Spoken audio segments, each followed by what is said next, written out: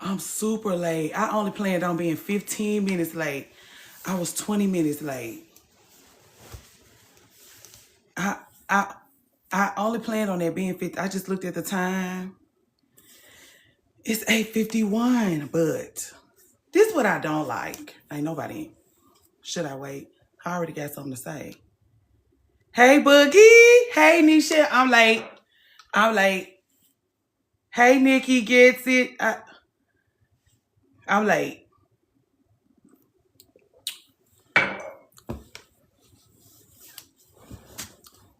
Hey, Boogie. Hey, Mia 1981. Hey, hot girl dog. I'm late. Was any of y'all late for work today? Is it just me that was late?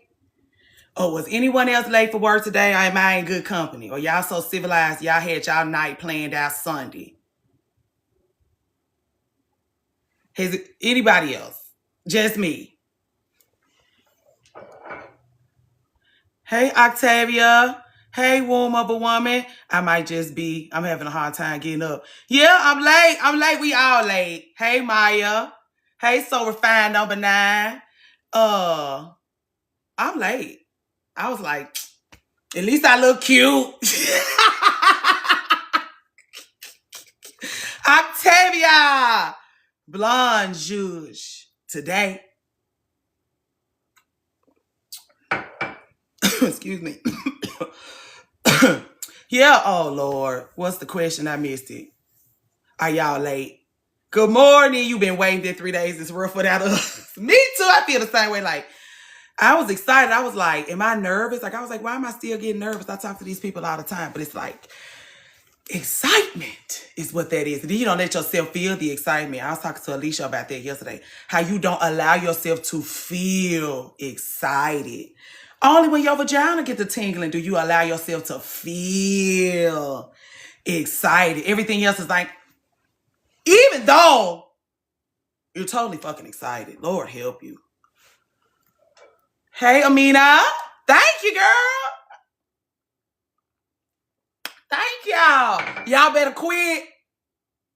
Yeah, I could probably only take 2 or 3 more compliments and my head gonna be up my ass. Please chill.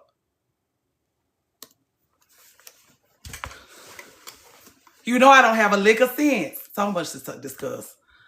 So much to discuss. I'm trying to let the people get in here because you know even though I understand the what I miss question, because we hear it so much, it do drive me up the wall, especially when we in the middle of something. Somebody come in like, hey y'all, what I miss? We like, God.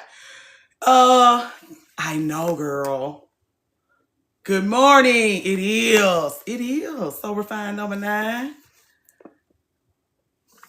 Before you start, let me tell you what happened to me. Please tell us. I ain't even put my purse down. Hot girl said, everybody, please. We need to talk. Thank you. How should we ask going forward? Please ask like that. Somebody will catch you up. I'm just saying, imagine my new apartment has fleas. Foster. Hold on right quick.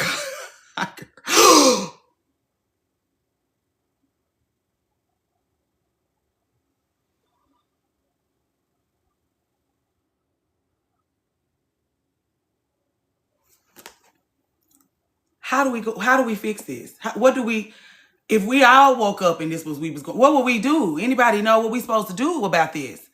Not them getting our girl lumped up. I'm saying, what do we do about this?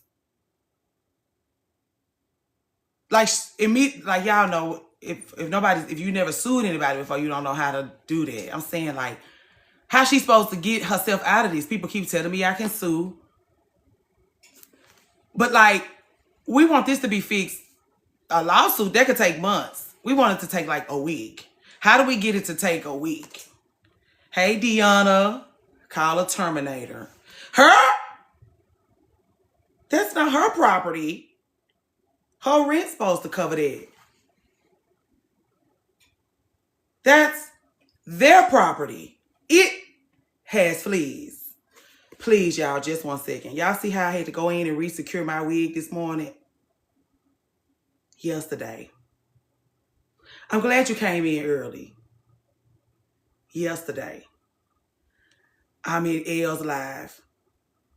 Lauren can vouch for me. Alicia can vouch for me. Getting my wig. I was windmilling.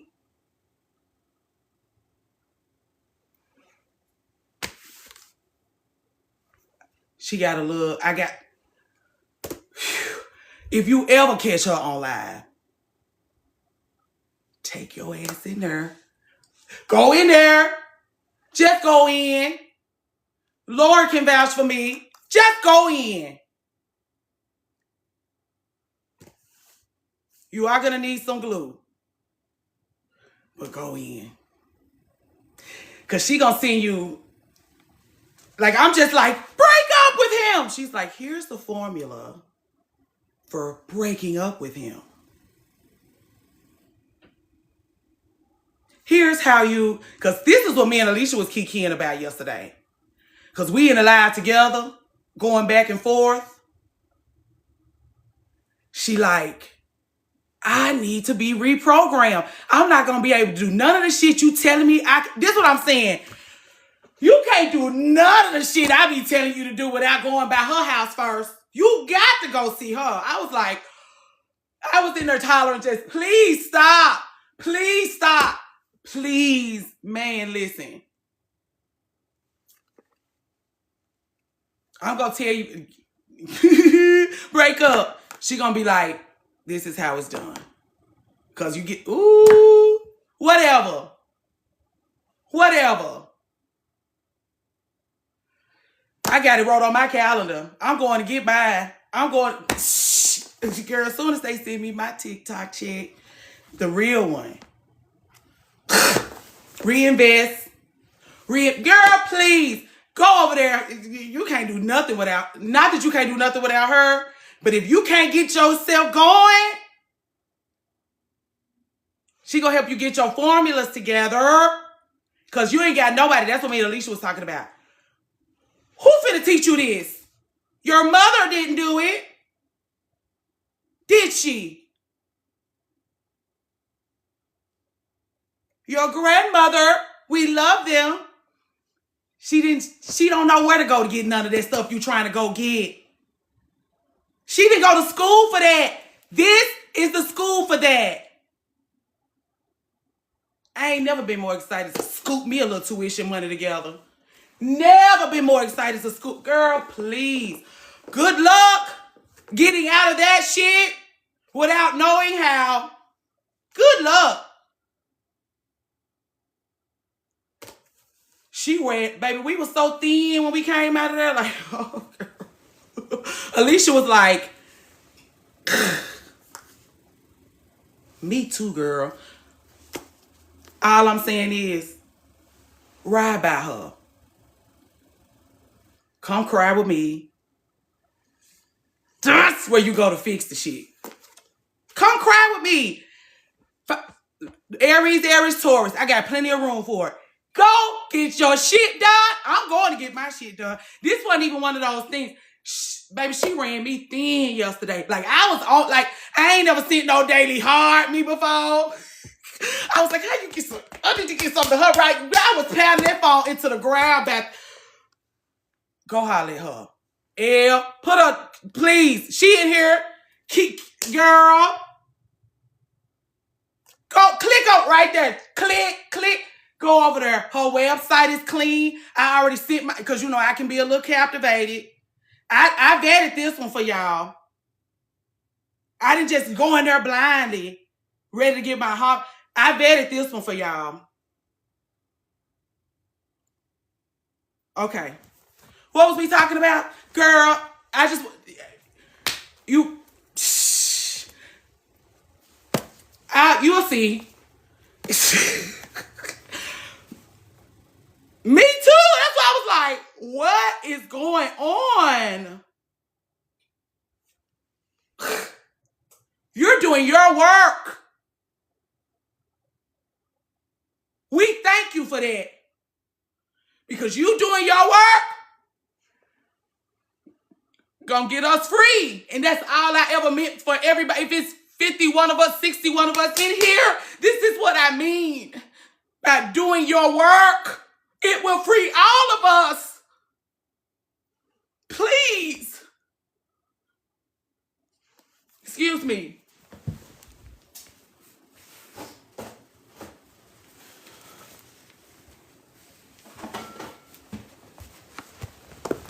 I better put that Kleenex right here. I wasn't even trying to do all of that. I wasn't even trying to do all of that.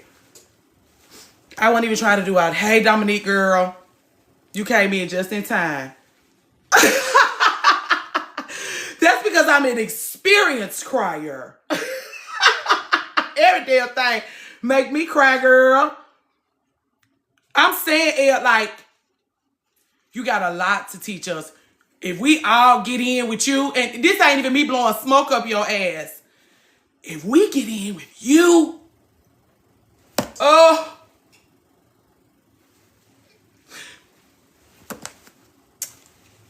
and y'all, I can be aggressive and abrasive, and I have turned people off from that. She's so gentle. That's what gets me. She really could be a total bitch about it. She's so gentle. Even with her pricing, because it could cost way more. That's why I was like, oh, she's seeing about us. Now, do you have to put your money up? Because who better to invest in? You invest in property, people, man, what else?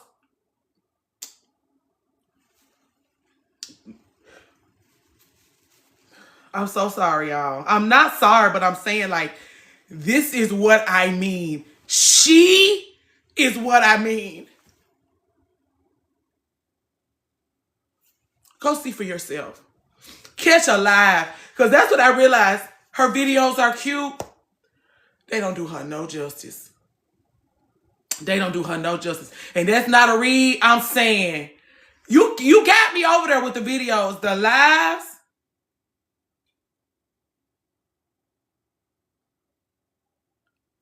Great. Great. Don't say nothing if I just sit there and cry the whole time. Don't say nothing. Just eat your food.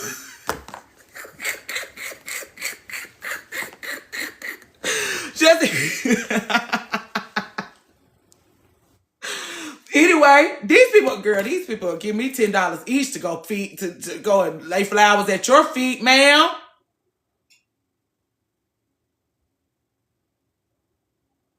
Hey, Mel, girl, we in here. Our periods are over, and the dust has settled, and we are in our gratitude. Anyway, I just wanted y'all to see an example. I keep trying to show y'all examples of stuff to pine after. The you, she get like that. You really fucking want to be there. Like, oh, your higher self. Everybody's always talking about your higher self. She's like, I can introduce you to her. I got her phone number. I have her email address. She's favored by me. She's gonna listen to me because we was just having this conversation about you don't listen to the people you know. You love to let a stranger drop a gem on you because now everything feels so serendipitous.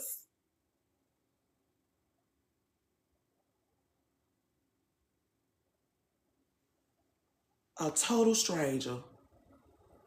That unraveling, and she got the patience, and she gonna nitpick that thing with you and pull that knot out. And nitpick that thing with you and pull that knot out. And by the time you done, now it's up to you to decide what you gonna make into this, a beautiful gown or another big knot.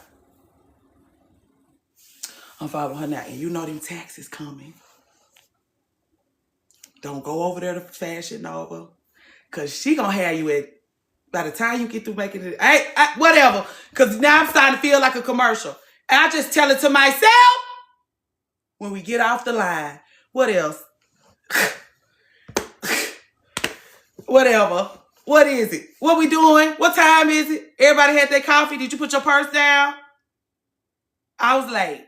The personality hire gonna always be late. I do thank you for your work, ma'am, if you're still in here. I absolutely adore you. I don't know what I'm gonna do about that. Please help. Maybe I know what to do with myself after. She said, you don't have a roadmap for nothing. Get one from me. Stop. That's where your maps are. Y'all be coming here asking for maps. I said, I won't go do no. I ain't trying to listen. I said, this is not a commercial. This is not a commercial.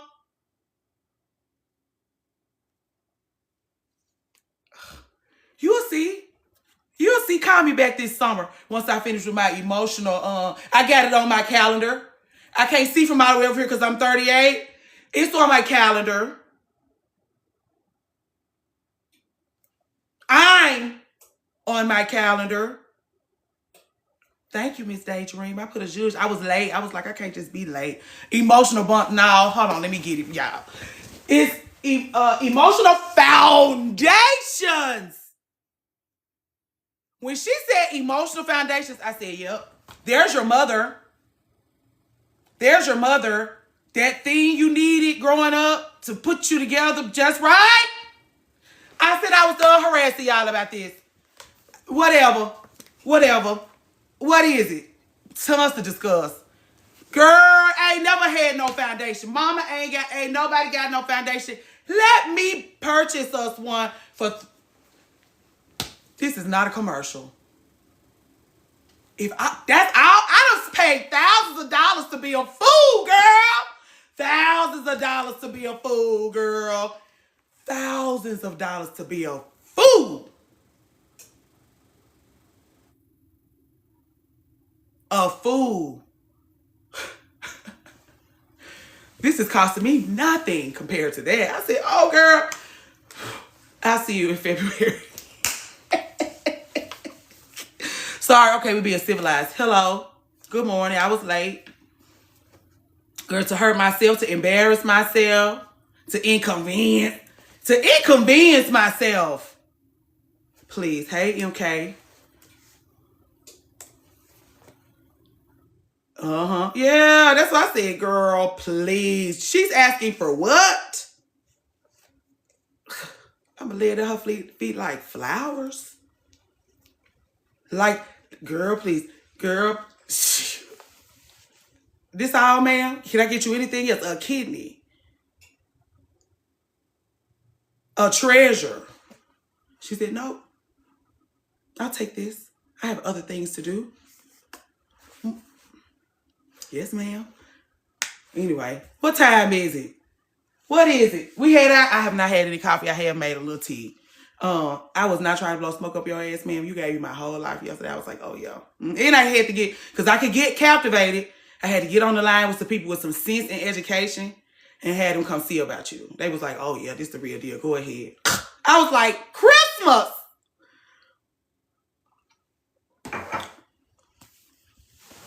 You put it on YouTube? Great. It's on YouTube. Y'all know how we feel about that YouTube. Everybody keeps telling me I need to go on YouTube. I'm easing over there. She's on YouTube. Yesterday's live, she said, the one that had to go snap. If this wig come loose today, it's because I still haven't recovered from yesterday. So if you just see it sliding back over the course of our meeting here today, you can let me know. It's on YouTube. Beware! Because she ain't nothing like me. And that's a good thing. Nothing like me, though. She gonna snatch your wig back in a whole nother way. I'm gonna cuss your head off your shoulders, and she gonna hold a mirror up. You're gonna be like, wait! How did I get in it? Balance. That's why I said, let's go at yin and yang at a fabulous dinner table. Let's put on something beautiful and go yin and yang somewhere together. That's all I ever want to do. We can have champagne or kombucha. I'm flexible. The Cinderella Detox was singing your praises on live last night. I never see her on live. She's so elusive to me. She's like a fairy. Like she come around and she brings the good news, but not in person. You know? And she be like very early. She was in my DMs like,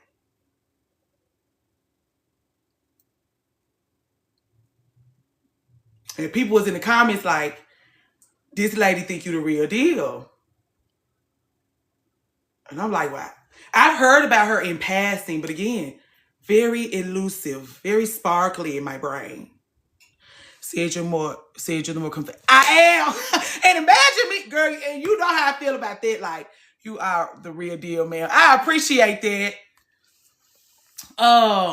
But hearing people bring me back gems from her, I think is because, you know, I be like, oh, I like that word of mouth thing. Like when you like, because what you saying is, because it used to be like that when I did hair. This lady made me feel better about myself. She made me feel better about myself. She made me feel better about my experience. I know that I have that. I do that because I did hair for so long. That's what I'm saying. I did all those things. They told me, don't talk to them girls. You know, they always be like, don't provide them with a safe place. Like, don't let them come to the beauty shop and dump on you. And it was like, I can't help it. I can see it in her face. I can see it in her spirit that she's going through something and she needs somebody to talk to about it. I'm not your friend. I'm not your family. You trust me. I'm bleaching you out, putting chemicals in your hair, changing your look. You writing me into your budget. You trust me. And so it was just hard for me to like shut folks out like that. And I knew I could handle it. Like, I talk loud. My dad used to say, oh, you just talk as loud as you can, don't you? And it's like, my whole life I've been carrying, like, everybody's rage. I can handle it. Like, I take care of, y'all like, ooh, we missed you. Ooh, we missed you. I'm taking some time off. I know what to do. I was in the beauty industry for almost 20 years, 18 years. I know what to do. So I can come back and keep the house down with y'all in a very authentic and loving way. I'm not going to allow myself to get sick of y'all. And you know, if times get tough, you can see me on Patreon. And if you're a Patreon, you can get in the DMs and we can go back and forth. Wednesdays is my internet day. I'm building a system since we talking.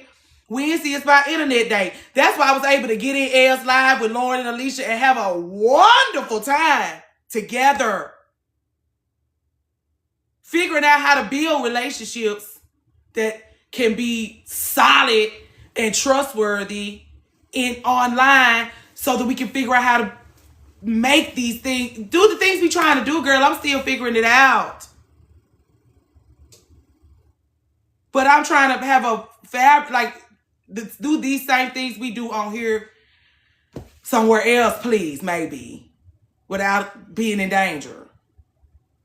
Anyway, I said I had to say that Wednesdays is my internet day where we just keep the house down on the internet.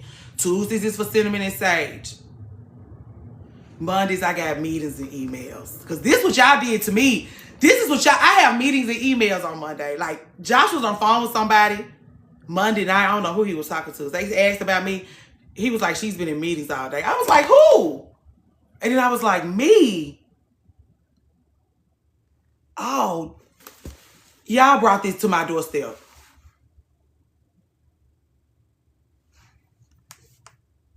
I'm trying to figure out what to do with that. I had to cancel the in-person event I had, girl, because it just got it was just too overwhelming. I didn't know what was going on. It was too many people. People was flying in and everything. I was like, oh no, what have I done?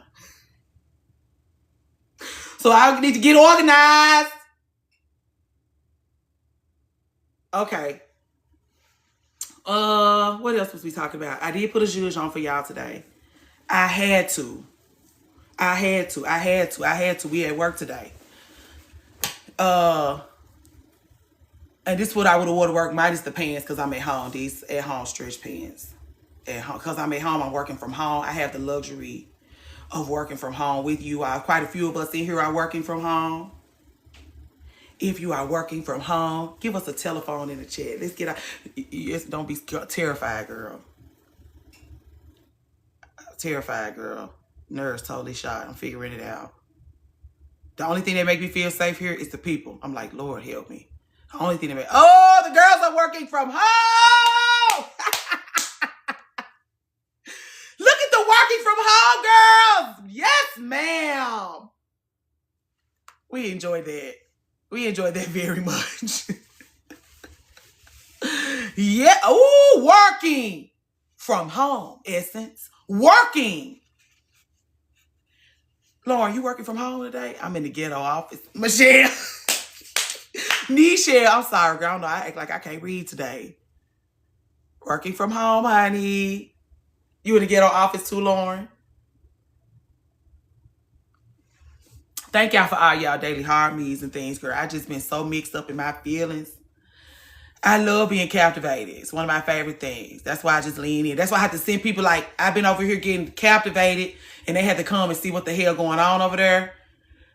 Because if you look a certain way and you talk a certain way, you might be able to lead me off of a cliff. So I have to have people that's like, go over there and check and see what's going on.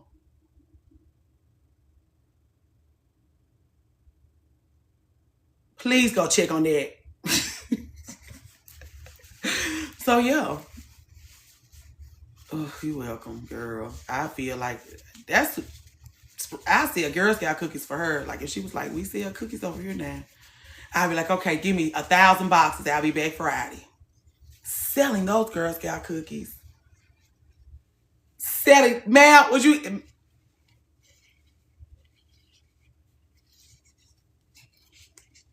Selling them. They could be $12 a box. Girl, selling those Girl Scout cookies. Okay, let me get myself together. I love you real bad, Mel. You already know. I don't even have to get into it. You already know. I ain't even gonna start with y'all. I did read the preface of I meant to go get it from upstairs.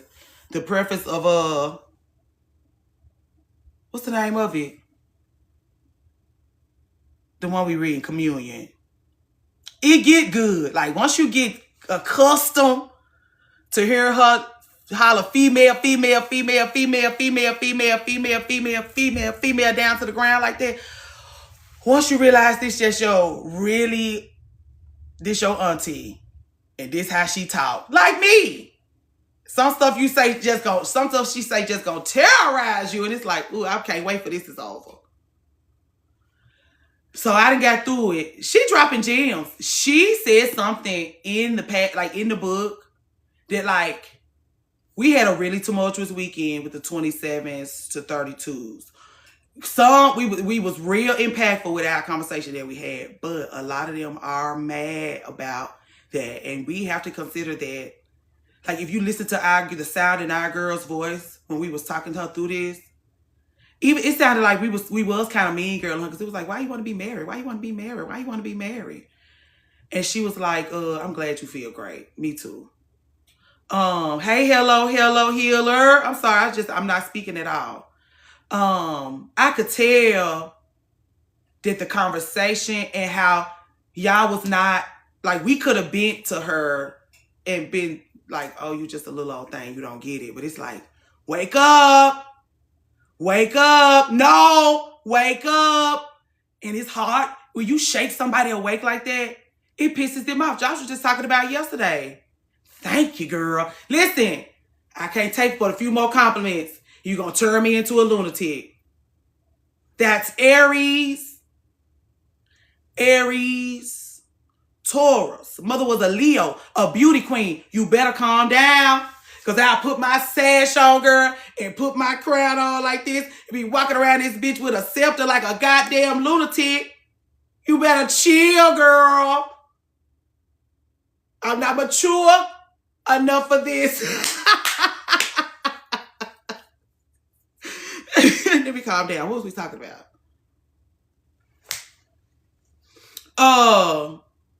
It is. I know. My friend Ricky that being here, he made this hair now. In LA. He made this hair. They gonna always make sure I look good. They're not gonna, they don't even have to come check on me no more. They're like, oh, girl, you're not embarrassing us. We're good. You're not embarrassing us, are you? Never. What was we talking about? Something important, right?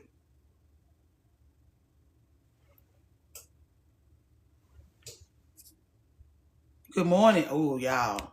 Blowing smoke clean up, mate. Our girl. We had shook her awake. She has a little attitude because she's been shaken awake. We gonna wake you the fuck up. No, get up. No, get up. No, no, no, no. And she like, well, you gotta get up. Might as well get up now. Get your shit together.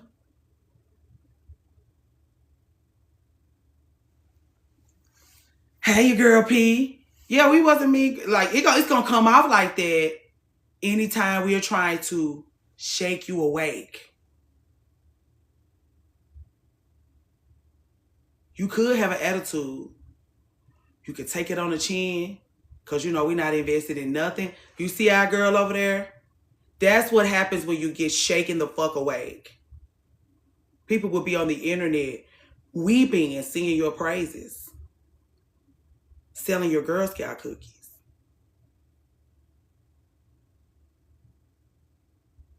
That's what happens. You want to stay asleep because, you know, a certain group of people needs for you to be asleep so they can get their shit done.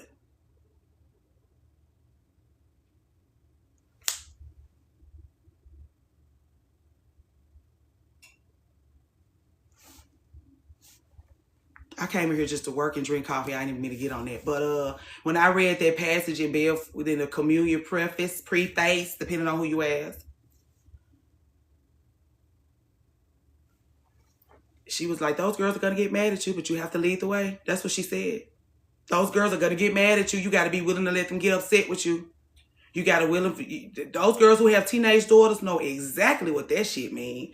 You got to be willing to let that girl be mad at you sometimes because, geez Louise, if you a slave to her being mad at you, y'all ain't going to get no work done. You can't be worried about that girl being mad at you, girl. You ain't going to never get no real mama done in no real way. You're not going to be able to tell her, you need to get your breath together. You need to go in there and pull it up. You need to, blah, blah, blah. I can't get mad because I know you care.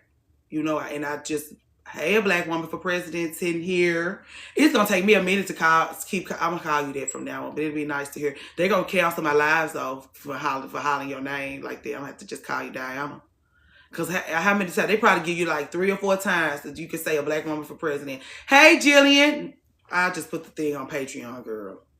Because you remember how that's what I'm saying. People was like, what do you mean we can't ask what we missed? No, it's just you come in the middle of the things. And so, like, it's tons to catch you up on. After, you know, just watch, you know, I'll put it on Patreon and YouTube. We'll put it on other things. No, we won't put it on like Patreon only, sorry. Maybe. I was singing somebody, anytime I sing somebody praises, I'll be wanting to leave it wide open on YouTube. I'll ask Patreon tonight if they give me permission to put it, and if they'll let me know if they fine with it. If not, this out for them. They'll sell enough Girl Scout cookies. It'll be fine. That is like an MLM, like a one woman improves her quality of life. She inspires you to improve your quality of life.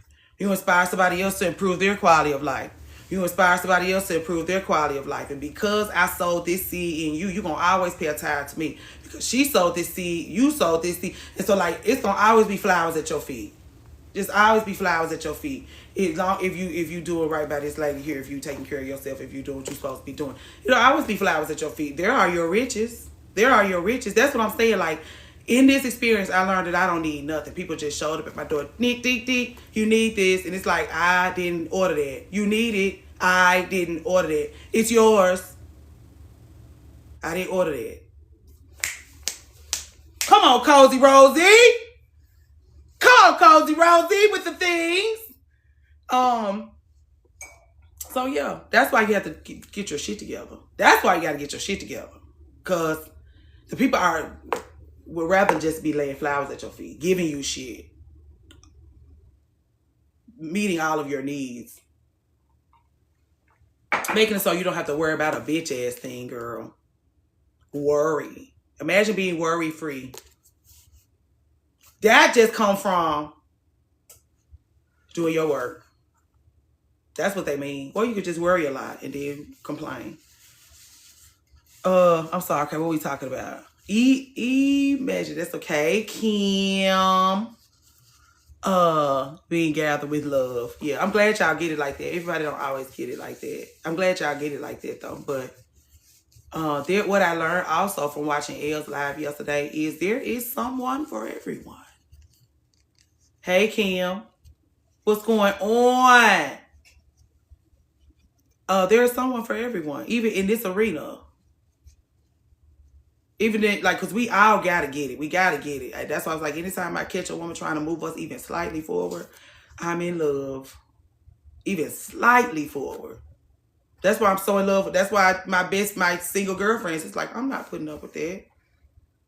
Even the Josh thing, they be like, I'm not gonna tell nobody every time. That's why I know, like, I'm not gonna tell nobody every time. Because I'll be on the line, oh, Josh, I'm going to Fresh Market. They'll be like, bitch, I'm never fucking doing that.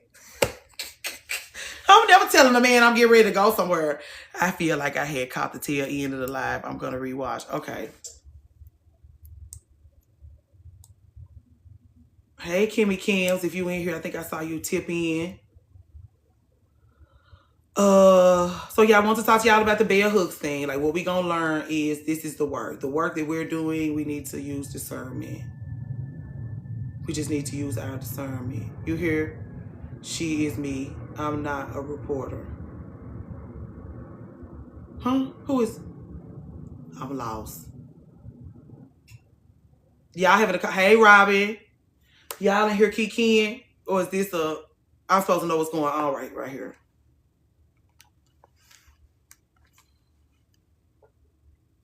You hate when you wasn't here at 8:30 a.m.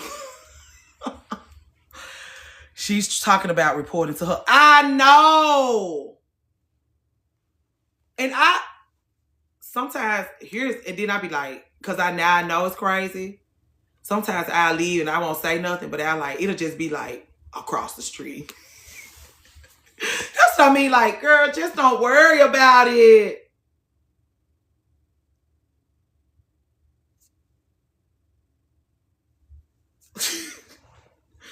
Yeah, I don't know. So let me go to Patreon, because the Patreon people said they had some stuff they want to go over today with the Good Morning TikTok. Also, I thought about get roped in with the TikTok shop. I totally changed my mind. Because that's the thing. Sometimes you just go on and see if the people can talk you out of it. If the people make a good point, let them talk you out of it. If the people make a good point, let them talk you out of it. Yeah, just go in TJ Maxx. We'll just go in TJ Maxx. We'll just sit up here and we'll figure out some stuff. It'll be a while before we can get to Lake Crusade. It will. But we'll find our own way to Lake Crusade. We'll find our own way to Lake Crusade. We're not going to get on TikTok back. Okay? Because the girls were like, oh, they're going to terrorize you about that. Home goods. We'll just ride by Home Goods, girl. We'll just ride by. I know Diana said, you said TJ Maxx? And Diana's up the street. She said, did you say TJ Maxx? Good morning, Coach T. Say less. Now, a lot of people do want to get in here and talk about money. You should not be talking to me about money, ever. Ever. Good morning, Kelly Blocker. We're a market also. But yeah, Kelly Blocker came in just in time because that's somebody you want to talk to about money. So I'll set y'all up something on Patreon with her. And so she can talk to you about money and investing and being smart and just taking risks. And if y'all want to do that, who want to go to the estate sale? Definitely me. Definitely me. Definitely me. Oh, you eating the beans? Lauren, just go ahead and start, girl, because we want to be elderly and beautiful. We want to have good skin. We don't want to be out cat raggedy when it's time for us to go through the change. Go ahead and deal with the beans now. Help you. I would love to see the fab things you find at Home Goods. Noted. Because we like Home Goods. We like Home. Girl, loud. Like, me too. I made butterbean soup last night. We're going to be old and beautiful together. Old and not just old together, but beautiful also. So yeah, I'll figure out a way for somebody to talk to y'all about money. I'm not responsible enough with it to be talking to y'all about no kind of money, girl. I appreciate y'all. Girl, please. Every time they offer me a credit card in the place, I'll be like, y'all don't want to give me that. Y'all, you see how this shit I got? You want to give me that? I'll go back and get triple. Girl, you better let me take this shit and go on. They be like, you right. Me too.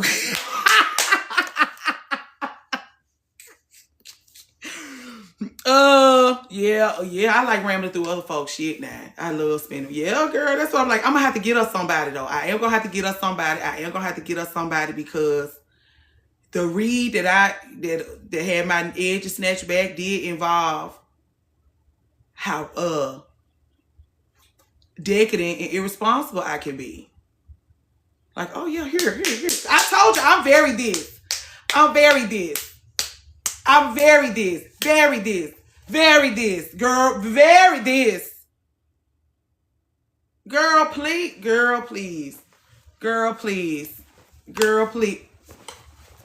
Yeah, I need help. I need help. I gotta find us somebody.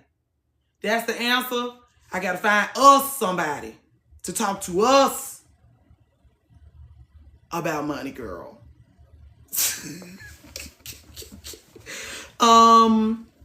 Self-care. Of course, you know I would need you to be more specific about self-care.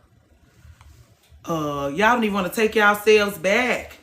Why you want to do a facial? Why you want to get a pedicure and you won't even stand up to your damn mama? Who cares if your hair is clean? You don't even stand up to your mama. Who cares if you have Frenchies or duck-shaped nails? If you won't even stand up to your mama, who gives a fuck? That's why I be like, y'all be getting those BBLs and y'all really need to get y'all hearts right. I ain't even trying to do that, but I'm like, who gives a fuck about your BBL and your tiny waist and your beautiful titties if we hate being around you? We can't even enjoy it. Because we ready for you to go.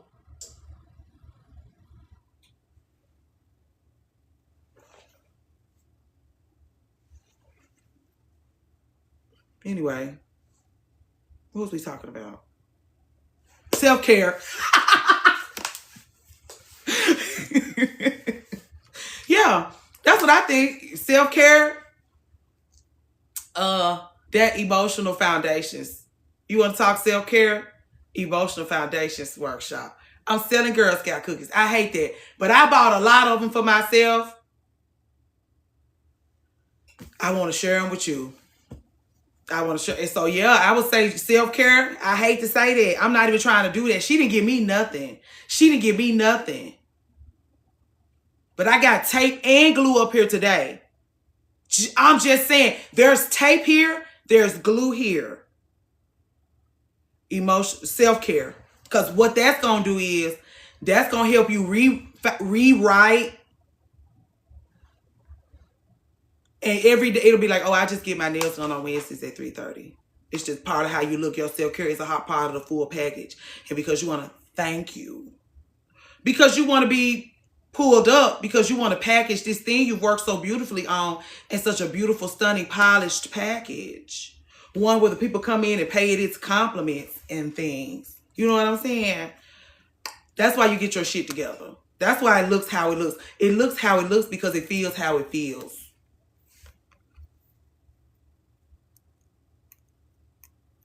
So again, self-care, emotional foundations. You can't, because I used to do, and if you really want to get into it, I thank you, Coach T. I used to do such beautiful women's hair. They were so gorgeous. And men treated them like they were gorgeous, and other women treated them like they were gorgeous. And they had a hard time with that. So they clung to me. Because I didn't do them like that. Girl, you the most beautiful. You're one of the most beautiful things we will ever see in real life. You got to be careful with that. These are the things that I'm telling her. And women don't come to her like that. No, girl. Our eyes, we can't take it. You so beautiful, we want to cry. You got to be careful. These are the things I'm telling them. People gonna mishandle you, mishandle you, and be looking forward to being able to mishandle you because they can't believe, they don't know what to do with you. I always tell beautiful women this, they don't know what to do with you. Stop expecting that you're going to be handled like this. Excuse me, like this. Because they think of you like this, but they handle you like this. And because you know this and this, you don't know what's going on. You know you should be likable. You know? You know those people should be laying flowers at your feet because you're a stunning piece.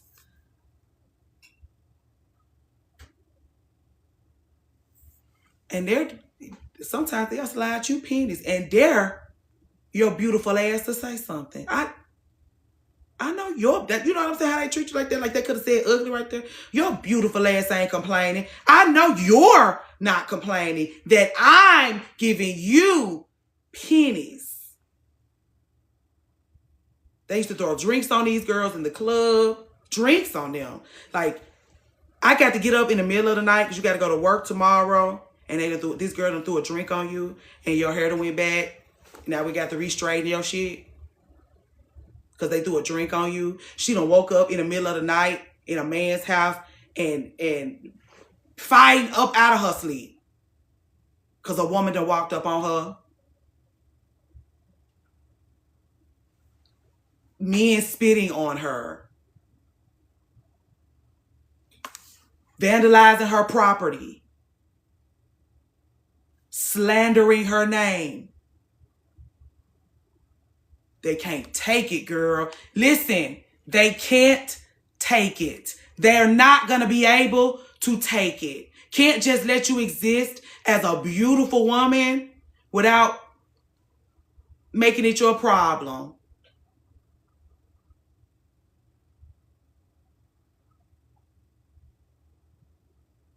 Stop expecting for people to be gentle with you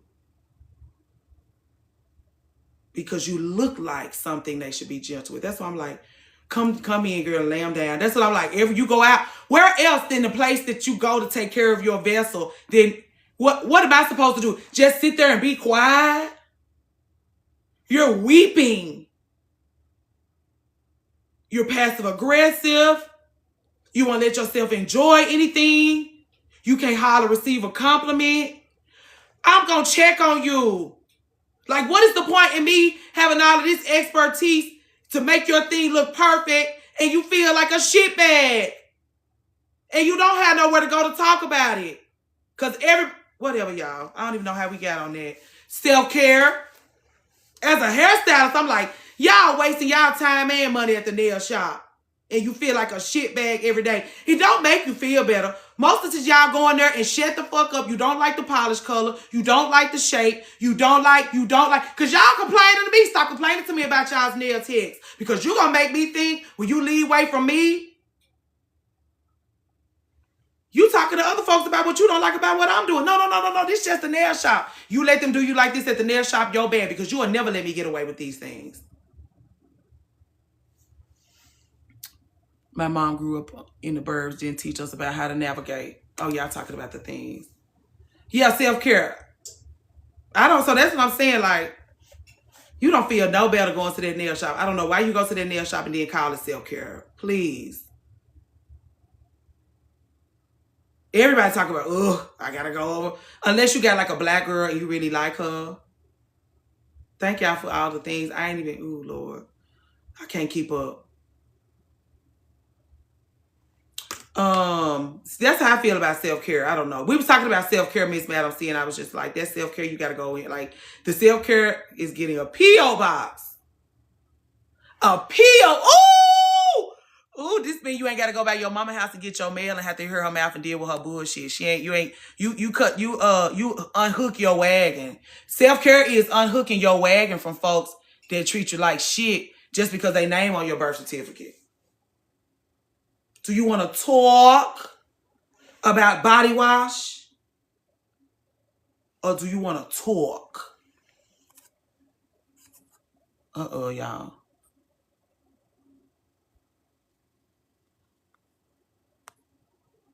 My thing won't go. I'm not seeing y'all's current messages. Hold on. And they going. Okay, here we go. nail salons are not the same. It's quiet and no one talks anymore. Wow. I ain't been in so long. I think I've been 3 times since Sir was born. I think I was probably on the phone or asleep the whole time because, sir, self-care is pursuing your own desires, not that man, not them kids. And yeah. Yeah. Self-care. If you really want to get into the self-care things, what you want to say about body wash and lotions? That's what you have Chantel for. That's what you have Chantel for. Body wash and lotion. Perfect. Chantel, make sure y'all do y'all homework. Incorporating a massage. Now, I do agree about a massage now. I do agree about a massage because once you realize there's a kink in there, you ought to get it out. Once somebody been getting on your nerves real bad, you probably need to... Chantel at work. Yeah, I do agree about the massage thing. You got any more self-care tips? Miss Madam C, thank you. Since it was your recommendation or you had something specifically about self-care, maybe these ladies can answer. Flow spas are my new thing. We got one downtown. I have been thinking about going. And this is what I want to ask. One of our loved ones is coming into town at the end of the month. I want to have a fabulous girls' day with her. Do you think we should go to the Flow Spa? Do you think she's like... I think she's like 15 years older. I'm 38. I think she's like 15 years older than me. You think she would enjoy that? Thank you, Alicia. 15 years? Just Flow Spas made me have to... Oh! Now, what if it make her have to go to the bathroom? She out of town. We at the spa. Like, do they have a good bathroom? Do they have a beautiful bath? Like, is it going to be like a beautiful bathroom? She going to feel shame if she have to go in there and do the same thing you did? Other self-care is sometimes for your mental health. Yeah, that's what I'm saying. You got to get your mind right. Because I used to be like, if the world is truly your oyster, like if you're a beautiful and young woman, like why not just date the people that treat you the best instead of just like being with him because he like you right now and he make whatever you got going on look better. Like you can do that for yourself. Just date who you like and who like you and that treat you good. You're going to eventually bump into somebody that treat you good, girl. But you're going to have to just keep going instead of just stopping at him because he look good, he got a nice car, and he buy you stuff. That's why I be like, when we used to break it down for like why these girls used to deal with these guys, that's why I was like, you need to get your mind right or something. Because he look good, he smell good, the dick is good. That's enough to hold 60% of us. Look good, smell good, good dick. You can act like you so mesmerized by the fragrances that you can't hardly think or see. Correct, HM child, anyway. So then, if he got a nice car and a bankroll, you in there. And these are the most dangerous men I have ever encountered. They have asked me to do some of the most inappropriate shit to myself or to others, these guys. That's why when our aunties be like, their spells, I'd be like, them niggas can't cast no spells upon us. They like, okay, maybe you're under a spell too. I'd be like, damn, hold on, how I get in it?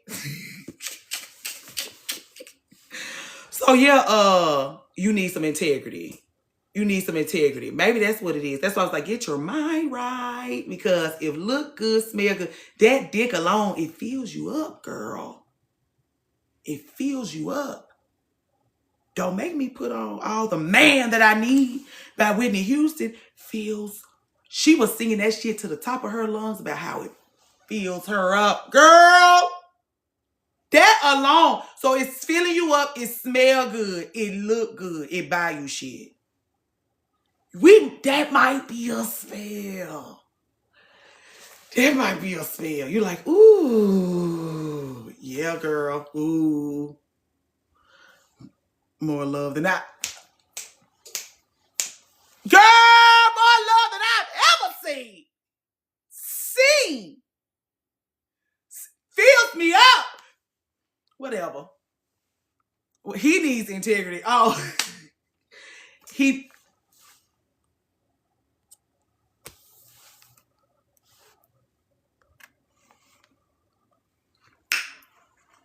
Anyway, get your mind right, girl, because you can't see that as a prize. You can't see that as something. Hello. You can't see that as something that's going to be like forever. That's supposed to be like an experience. You know those rides at the fair? They look dangerous. You know, they look dangerous. It's calling out to you in some kind of way. Some kind of way. You're captivated by it. You want to ride it. It look dangerous. You just want to. You're not supposed to be fixing breakfast for the ride. You're not supposed to be taking the ride to your mama's house because it's heavy and cumbersome, and you're gonna need one of those trailers that they be using to carry stuff. It's heavy. Leave it at the fair. Ride it. What's the fair come to town once a year? Go around there for your birthday and ride it. Maybe he'll still buy you something. Maybe he'll still smell good. Maybe he'll still look good. But just go around there. Don't make it breakfast and introduce it to your mama though. Self-care. Self-care. Let it fill you up once a year. Like, ooh, girl, I had to get out of there. Because I'll get caught up. That's what I'm saying. Now it's fun. Now it's fun. Because you went over there, because you know you'll get caught up. You went over there. How fast can I get the fuck away from over here? With all my nerves intact. Without making breakfast and taking him around my mama's house. How fast?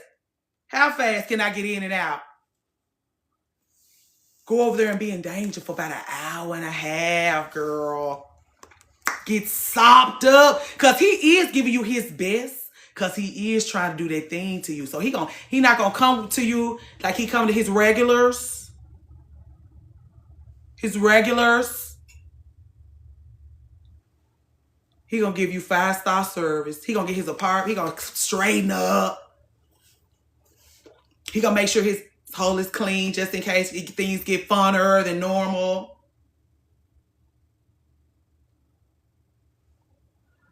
And you went around there and you said, happy birthday to me. You could just, and then be singing that line that Toni Braxton sings in 7 whole days. What have you done to me? That's when you say that line. Because you could be one of those girls, one of those 7 whole days. You're not one of those 7 whole days girls. You're singing way, way, way in the background. What have you done to me? Because on those 7 days, when he's not hearing from these girls, he's filling you up. Giving you more love than you've ever seen. And you came out of there real quick. Girl, I was out of there. My pen is in my purse. Yes! And we can go home. Fix yourself breakfast after that. Let him shake up an ugly ass protein shake because he ain't got nothing in his kitchen but protein powder. And he was up. You at home. Steak and eggs, avocado, a little tomato, a little sourdough toast for your good health. Some hot tea. And take a beautiful shower and rest like a beautiful woman is supposed to do. Rest. Dream about that. That'll give you 6 months of dreaming and imagining and doing other things with all the things. They give you you need some ammunition for your self-care. Go over there and get some. Run out of there. Use it for the next 6 months. Since he want to put a spell on you so bad. Thank you. I needed that. All those wonderful things you've done to me. My imagination can run wild. I'll be back when I start running out of imagination. Am I talking too much? Am I talking too much? Am I being too crass for early in the morning? Y'all let me know. Y'all ladies in here. Yeah. Yeah. Instead of trying to make them your boyfriends because you'll be 7 whole days. You could be one of those girls where you could just be in the back where she's like, what have you done to me? You just laying there just wet and throbbing, just wet. Everything is wet. You putting your clothes on, he's sticking to you, but you're getting home. Because if you get in that shower, he's coming in there to get you. Get out. Get out. She left, see on the phone, she left so fast. Yeah, she left so fast. Sweet, sticky, thick, pretty.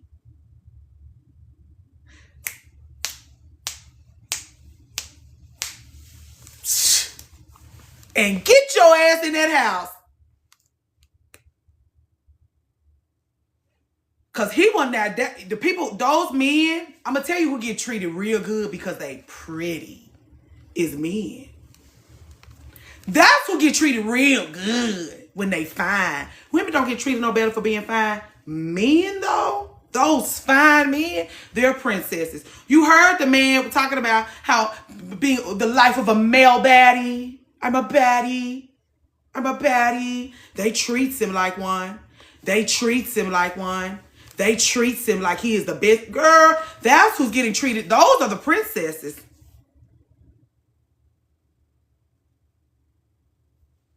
Yeah, my mother was a beauty queen. I ain't never seen a beautiful woman be treated. Again, hairstylist for 18 years. I ain't never seen a beautiful woman get treated better than anybody else. They on my line crying about it. That's what I'm saying. Let me just go ahead and tell y'all this right here. The reason why we can do this the way we do it, I made my living doing this. Kept a roof over my head. Put my brother through college. It was not because I did great work. Did I do great work? Yes. But great work come a dime a dozen. And I know. Thank you, girl. I know great work come a dime a dozen like doing hair. Because I was among my peers all day, every day. Like, oh, girl, I ain't worried about it. If you fall out with me, you can go over there. That's why I used to tell them the truth. It's so many talented hairstylists in this place. Next door, across the street. Get up and go right now. You know what I'm saying? I ain't on. You don't belong to me. That said, full book. Full book. That's why they're like, oh, don't get too close to them. Don't go over there. Don't let them dump on you. Don't let them dump on you, okay? We'll just make sure they have a place to go so that they don't bother you with this. I'm equipped. I know women more than I know anything else. Women and food. I understand what I'm doing here. I understand what I'm looking at. And I understand when, listen, I've done my work. I've done my homework on you. I know how to be with you, talk to you, commune with you, understand you. You know that. That's why you over here. That's why you send people over here. You feel seen. Everybody's in the comments. I feel seen. Me too. You feel seen because I know what the fuck I'm looking at, ma'am. I know what I'm looking at. So, and because I am very aware of myself, like I told y'all earlier, because I can be captivated, because I love, like, you get to talking too loud and talking too passionately and sounding so smart and introducing me to things that I think I might want to know, I am going to get wrapped up. I know that I can get mixed up like that. I got people that's going to go ahead of me and check it out to make sure that I'm not making a fool out of myself. Because again, I done been invited to dinner and didn't realize I was at a prepaid legal services MLM meeting. Because I like the way you talk, girl. If you want to invite me to lunch, I'm going. I like the way you talk, girl. I might invite you to lunch and still get broke. And so some people have to, with a little bit less of that rose-colored glasses thing, they have to just be like, this is safe. You'll be okay. This is fine. But I said all that to say that I do fall short, but you in good hands. And if I can't, that's what I'm saying. Y'all want to talk about money. I can't talk to y'all about money. But now that because I can't talk to y'all about money, I got to find somebody to talk to us about money. That's what I mean. Like, it's the work. I'm over here just saying, did you want to get to work? Did you want to get to work? Did you want to get to work? You don't have to get to work. There's still somewhere for you to go to complain about boys, if that's what you want to do. But we only give you a certain, once your punch card run out, you either have to change your name, become somebody totally different so you can get a new punch card, or no more talking about boys. You're going to have to come over here and complain about something else. But it's work to do. It's work to do. And now we have, what's starting to happen is that examples of what I mean by what you will become if you get your work done, starting to show up on our porch. Starting to be like Because all I can do is tell you to get to work. All I can do is talk you through it.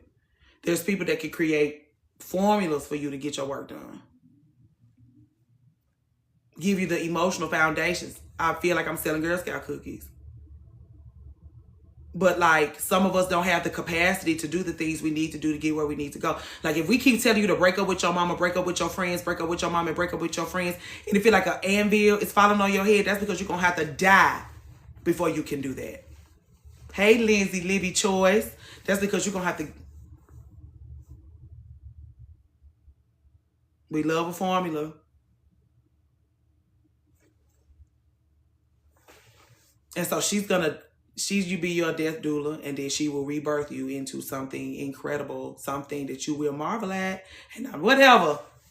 You'll see, because I'm going over there. We wearing our black. Well, I don't know if we're still wearing our black, but I'm a woman of my word. I'm wearing my black. I'm grieving the things with y'all. It's a bonding ritual for me. I said I was wearing black. We wearing black. Let me get my coffee and muffin. And I started making breakfast and then sat down and just started talking to you. How long we been over here? Almost a little over an hour. Something else I want to talk to y'all about, and that was you been in your black. Good for you. Kim had on green yesterday. She said, I'm not doing this crying for 2 weeks. I done got over it, Dad. Okay? Shit.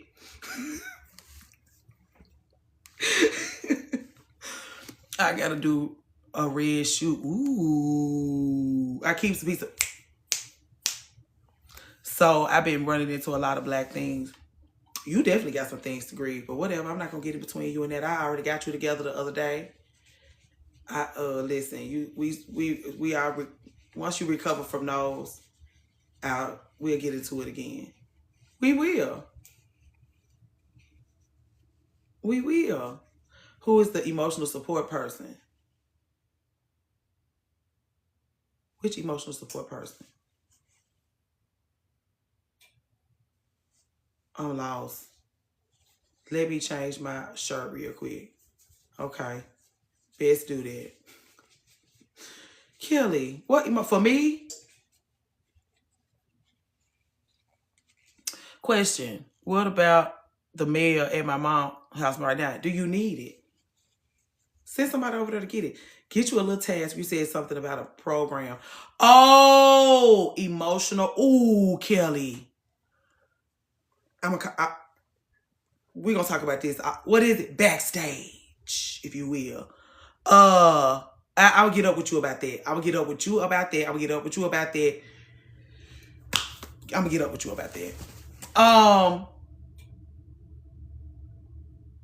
What?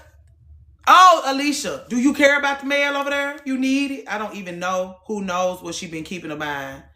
Well, hey, Shalia. I'm just saying that the solidarity is working. It's not performative, but transformation. Okay, now I'm in my all black. Oh, you done changed shirts?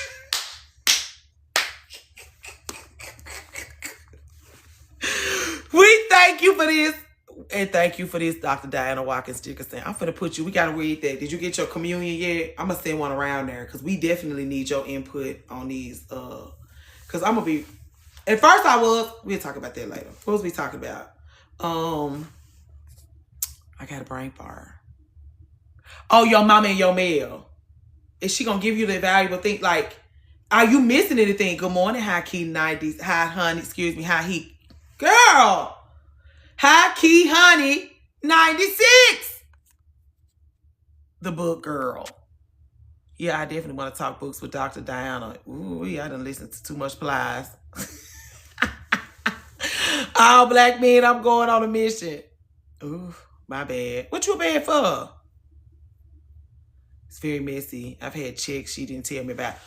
Are you expecting some checks? You need to look out over, if you're going to be strategic, Alicia, do your research. Make sure you ain't looking for nothing. Make sure you ain't got no money coming in. And if you got some money coming in and you don't know it's coming in, it probably ain't much. Like, oh, they going to see the Screen Actors Guild going to see you 98 cents because you did that movie once and they played it on Amazon for a couple of weeks. You been busy? I'm going to do it about breakfast. I got to eat some. Black beans, go time. What? I've been working on some projects for work and getting ready for travel. Let me go to Amazon. Oh, y'all, I'm not going to Orlando. Can I say that? Am I allowed? I wanted to talk to y'all about that too. Since y'all want to have children so bad. You got a community that, do you have a community that can support that? Because if you ain't got nobody, even if you think like you got your mama, because that's what I'm saying, I'm like, oh, I'll be fine if I ain't got nobody else. I got my mama and she died when my baby was in the NICU. All you have is yourself. Like, do you have just a plethora of people that you truly trust? And do you know, you don't trust people until you have children. Mothers, if you know what I mean by that, please put roses in the chat. Please just put roses in the chat if you know what I mean by you don't even know if you trust folks real until you have a baby.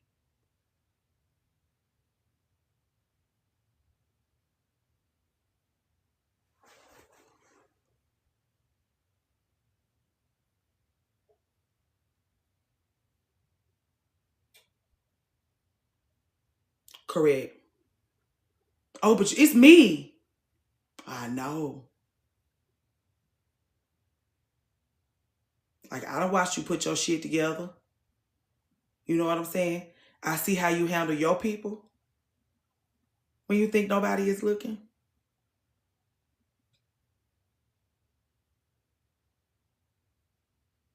You think I'm going to leave this person that I am fully responsible for the care, safety, and livelihood. I'm more responsible for them than I am myself. I got to be real careful about this.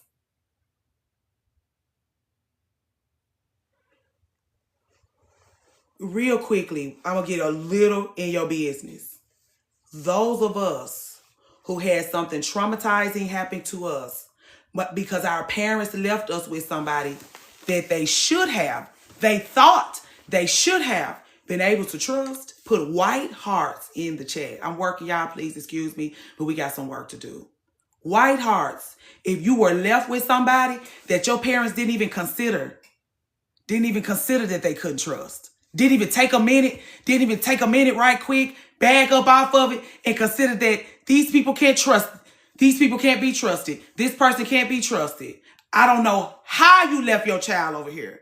I don't know why you left your child over here. Because these people, you didn't look into them the way you should have looked into them before you left your child with them.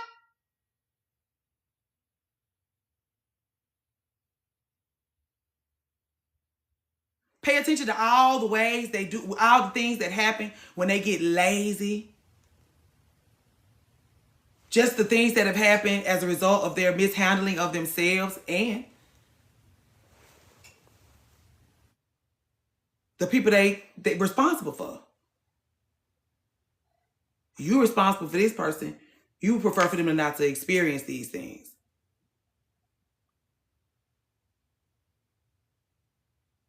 I'm staying home.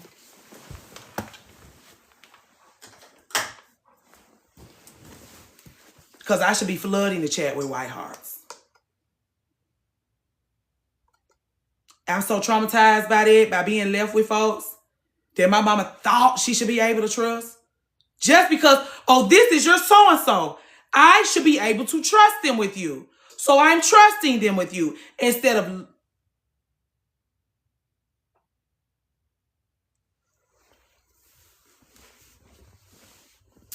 I'll be at home. Josh going. That's his friend wedding. He gonna do his little thing. Come back. But Peaches was gonna keep him, but Peaches got a business trip. That's the only person that can keep him. She got an impromptu business trip. It got canceled. I'm not calling nobody else. He got his own room at Peaches' house. He got his own everything at Peaches' house. He got a whole backyard, a front yard. She live in the country. She got 2 dogs. He like dogs more than he like people.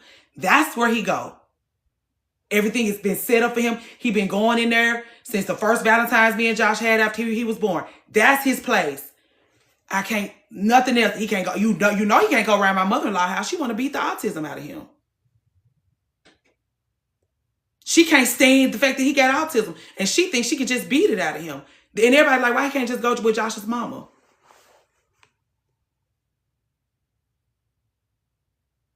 Then she'll have to get beat up. I'm gonna be stressed out. That's what I'm saying. I'm gonna be a nightmare. If we ever travel together and I'm a nightmare, it's because I'm stressed out. I hate traveling. I like what's on the other side of traveling already. I can't be worried about what's going on with my baby. And then this, for days, he got to sleep through the night. Do you know how much shit happened to people through the goddamn night? Being somewhere where their parents aren't sure if they're... I'm not fucking doing that. I'm not doing that. I'm not doing that. I'm not doing that. I'll be here with y'all. I'm not doing that. And I have to profusely apologize to my loved ones on Patreon that I was supposed to be getting together with. But I can promise you, the way y'all know how I feel about my life switch, you understand. Ain't nobody mad. You understand I would never put my baby in. I would. And not that that's exactly, but I can't even set him up like that. I can't even let nothing, no. I can't even, no. I need to listen to myself. And this girl says, no, it don't matter what I think should be able to happen based on what I can see. Not what should be happening based on what I can see. How I feel.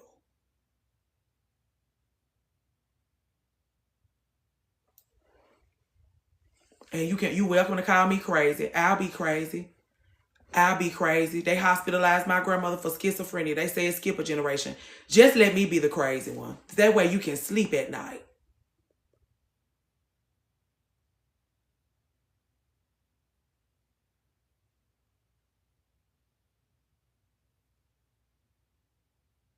We don't play about no light switch. We don't play. Playing will be slide him anywhere and getting on an airplane in the name of a good time. That's playing about light switch.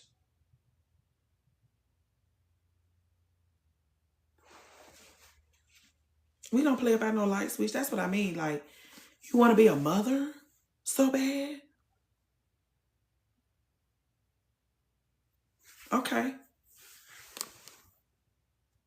Yeah, girl, come on. These your light switches. Your name on this house is like everybody. These your light switches. These my nerves.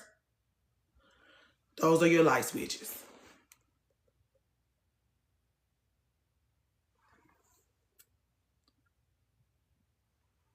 That's why I was like, your mama can do whatever she want to do to him, but she gonna get her ass beat. Like, you can't play them kind of games with you can't play them kind of games. That's what I'm saying. You can't play them kind of games, ma'am. Like, and you think this how you supposed to handle children, and we think this not how you supposed to handle children. It's gonna be women beating your door down because you don't put hands to him all over in the name of autism. Like, you just so ignorant. You don't even let nobody tell you nothing. It was like, he was like, Mom, he has autism. And she won't even wrap her mind around it enough for her to be able to cheer on him. No, Leon, say it is a lot. I mean, it is, yeah. It may be refreshing for me, too, because I don't have to carry it around. I carry everything. I'm very observant. Me walking around, that's why it's like, that's why the old people like to come sit by me, because I comment on everything. Lord Jesus, like, that was weird. Like, somebody come over and talk to us, and they being all passive aggressive, and I'd be like, was that weird? That was weird, right? Do I feel weird? Do you feel weird? They'd be like, that was weird. I didn't think that was weird. What's wrong with her? She don't like you. She don't like me. What happened? Hey, Detroit Red Pop. Yeah, like, because I had to ask you, because I'll be like, ding, ding, ding. You good? You know what I'm saying? I need to release some aggression pinned up. Yeah, I don't do that. I don't do that. I don't do that. I don't leave it in because it just ruins my life. It has just made such a mess of my experience, me leaving it in. It makes such a mess of my life and my relationships, me leaving it in. And so I have to be around people that can see and feel and hear me. So because I leave it in to take care of you, like, oh, you can't take this. So I really need to, it can turn into Crohn's disease. I have a daughter, so we can be on the same, so we be on the same time, y'all. Love that for you. Excuse me, girl. I forgot what I was talking about. Oh, leaving it in. Being aggressive. I'm very outspoken. That's why people think I'm an Aquarius, because I'm so outspoken. I don't leave it in. If I'm going to be mad, I'm going to make everybody mad. Did you hear what I said? Aries, Taurus. If I get mad, we'll all be burning things down. Just make sure, that's what I'm saying. Me seeing about myself. Self-care is keeping that rage in place. Because if she gets out of hand, Lord, help us all. Us all. Because when I wake up, what happened? Oh, you just burned everything down. I'm trying to find my phone charger. Feeling unheard is my biggest trigger. A lot of people. Or unseen. Which brings me to my next point. It's 90 people in here. I want to tell y'all something. So, because I have been so captivated by hey Jasmine, what we doing here on TikTok, it is time consuming. I have one friend, like the friend that I made. I have more than one friend, but like this is my friend that I made in my adulthood. Like the first friend that I made as a grown person that was like, it's something about the friends you make in adulthood. They're just much different from the friends you made in your childhood. Like this woman chose my friend for me versus a little girl in the 7th grade. We appreciate her for making our friends for us, but her standards are much lower than hers, right? She real quiet. She real standoffish. She real reserved. She not a people person. We get along great. But because of that, we're like best friends. Like Nia is my best friend, but she's like my childhood friend. This is my best friend. Like Nia's more like I don't know what to call her, because we just locked in. We've been together since we were children, and we've grown up together as women. Sometimes you grow up, you grow apart, you move on. We've grown up together into our womanhood. We look forward to, I hate that sister word because I have so many ladies that I love. They have so much friction. Even hers, like she's got a sister, and it's not the same between her sister and herself than it is with me. We're different from her and her sister. That's why I be like, I don't want to be like your sister. I want to be something else. Like we have a covenant or something. Like it's written in our DNA. Like some words come across her and into me, and I complete the sentence kind of thing. I don't know what to call that. And so, but she is within, like, this is my, like, this me picked her. I told you about how we just immediately connected, and we've been tight ever since. And it wasn't like, I didn't have to vet her. I didn't have to check her out. None of that. We just been together ever since. The problem with that is we started at work. And so we was at work. You know, those work friendships you make are special because y'all just spend you'll spend all day, every day together. You spend all day, every day together.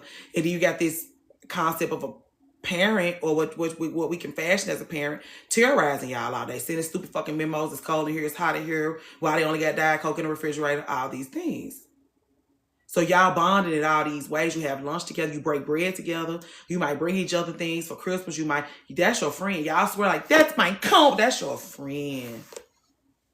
Y'all together every day, every day, every day. Y'all going through something. Y'all dealing with this food every day together. That's your friend. You cannot call her your friend because you have her boundaries, or you really don't like her like that. Lord help you.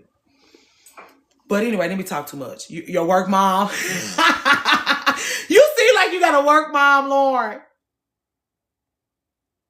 My apple pie. That is my apple pie. That is my apple pie. That is my apple pie. She'll ride me to the Piggly Wiggly and Olive Branch right before they close for a honey bun cake and some ice cream. She'll ride me to that Dixie Queen. She'll come into town pregnant. I'm pregnant. I open the door. I don't see nothing but pizza. I just burst into tears. I didn't even know she was coming. Pizza. I didn't know who was behind those pizzas.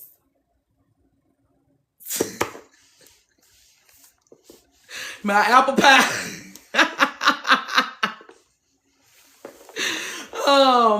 What was I saying? What was he talking about? Oh, so because we talk every day, all day. You know those people that you talk to where you don't have to say good morning, good night, good afternoon, nothing. Because y'all in constant dialogue. This was us. Even when we stopped working together, we was in constant dialogue. During the birth of Sir, I'm texting her, girl, I don't know, I stomach her. I don't know what they said. They said I'm not in labor. I don't know, I'll let you know. I'll let you know. Girl, they finna come get me. I'm finna go downstairs. It was like 7:30. At 8:30, I was back on that line. He's here. She was like, I'll see you after work. Going to get the girl. Get her. It was like that. Like, she clicked and by the time she got out of her meeting, she might not even finish her meeting. He here, girl. I'm headed downstairs. He's here. Every part of my life. Every part of my life. The morning I woke up for my wedding. Good morning. I don't know how, I see you later on. You're on this bridge. You're going to come, blah, blah, blah. Okay, I'm on my way. I need you to fix my eyelash. Okay. At my wedding reception with me. With Josh, when I found out Josh didn't want to buy his own furniture for his own baby, I cried to her, like, what kind of man me? I told you when we first met, he wanted to have a baby. What, he think having a baby don't mean buying fucking furniture? But people have spoiled us so bad. People bought us everything we fucking need. People have always gave Bobby a shit. We had everything we need. So Josh had got spoiled, don't want to buy no furniture. And I'm disappointed because I'm looking forward to going to buy furniture together. I'm crying to her, girl, why you don't want to buy furniture for her baby? Been through everything with me. Everything. All day. Everything. All day. Every day. My mama died. We was just talking about one thing over here. I'm like, girl, my mama dead. She like, what? All day. Every day. This is the closest thing. This is what I mean by like, just very much alongside each other. She's in Carville and I'm where I am. And we very much pushed up against each other all day, every day. You in the middle of a conversation with her, you get a packages from her. You get flowers. You didn't know you was getting flowers that day. Cinnamon Sage comes along and starts to distract me. So I'm not on that line like I usually am. Sometimes being gentle with somebody you love is just providing them with consistency.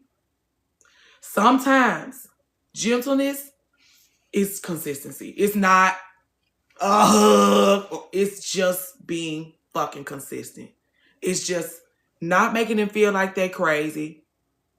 Not making them feel abandoned. Like every other relationship that they feel, once they get to that point, because that's her issue. I never want to need nobody. I never want to feel like I need nobody. But now that you're not on the line with me as much, I feel some type of way. And I won't allow myself to feel no kind of way because I don't know if I should be that important to you. I know you got a husband and a child and a business. You've made me feel like I am this important to you. At this time, I'm not feeling like I'm that important to you. So what I do to protect myself from you is snatch that wall up. Now my folks sitting over there. And I can always tell when my people put a wall up on me. So I'm like, I'm going to have to deal with that. And I've been getting these, I have like folks helping me just to build myself out so that I can be a good steward over what we're doing here. And I'm having to build systems. And the first system was like the system of me, like of my life, my experiences, how I'm budgeting myself out. My joy, my time, my momming, my wifing, my relationshiping, my building. Because you do have to lend a lot of yourself to something that you're building, especially if you give a fuck about it. I could play y'all to the left, but building what we're building here and the work that's going into it is emotional foundations. I want my foundation to be correct. I care about what's going on here. My issue is a priority of mine has a wall up. And she feeling worse because she won't even allow herself to feel like she's entitled to these feelings. So she feeling like a shitbag because how dare you expect this out of anybody? You ain't never been able to expect this from anybody ever in your fucking life. She doing this to herself all day. My loved one, battered and bruised based on shit she's telling herself because of how I'm showing up.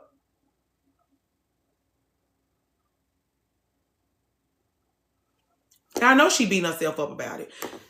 And she got her wall up. She got her wall up. She's beating herself up and I'm busy. I'm checking in once a week. Once a week is so odd for us. Once a week is so odd for us because I gave you the text message thread history.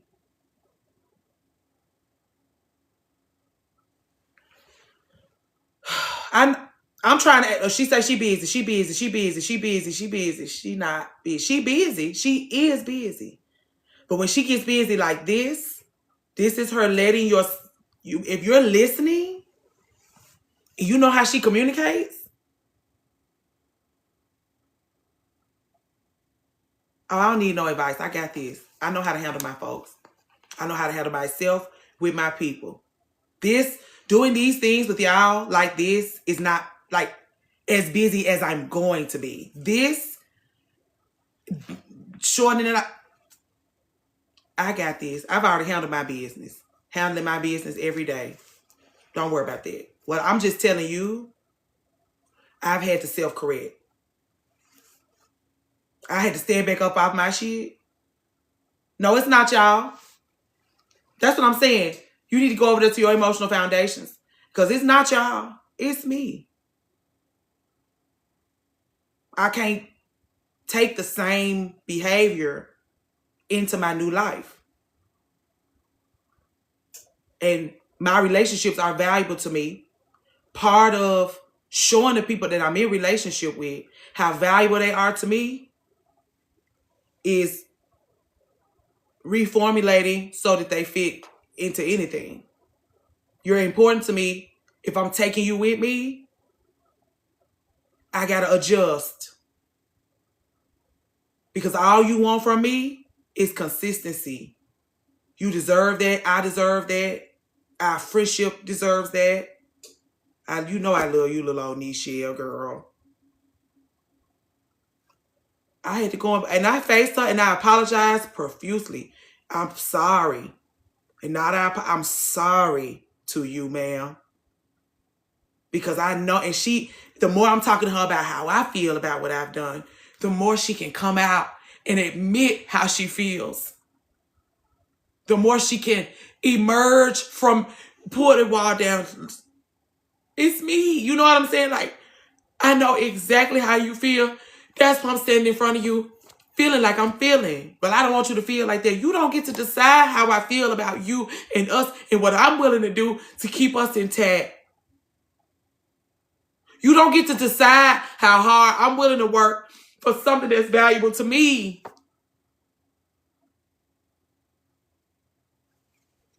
And so I'm saying, y'all already know I know how to handle myself in these cases. My friendships, I keep telling y'all, my friendships are extremely important to me. So when y'all come in here complaining about those girls, just stop being a friend, because you really need to be lending your heart in a very intentional way. And you can't do that if you resent her or you don't like the decisions that she makes or you don't appreciate her for how she shows up. I adore this lady. I don't want her to be walking around beating herself up because she opened up to one friend and the girl just went on and totally forgot about her because she got a new life and left her in the dust. Even if it is me reaching out once a week, it's not the same. She don't want to go to lunch once a month and text once a week. She don't want to do that. She needs something deeper. She needs to be able to connect. And as a wife and mother, she needs an outlet. Once a week is not enough. And I don't have the vulnerability to be able to tell you that. You know I don't. You know I don't.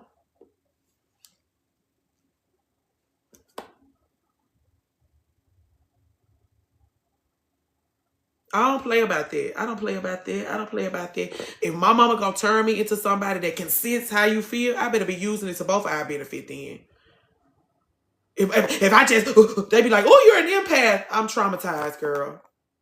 I'm traumatized. I had to be able to read my mama emotions. I could tell by the way she closed the car door what the evening was gonna be like. And she wasn't abusive. She was just beautiful and traumatized all day, every day. People was just driving her crazy. My daddy, her co-workers. She want a husband, so men, her friends, the people she think might be her friends. So I will use that to you. I could tell. That's why I was like, I could tell. Even in her response is like, well, you want to go to lunch? I really want to spend some time with you. I'm busy. You are. She busy keeping that wall high. She busy taking care of herself. Self-care, if you will.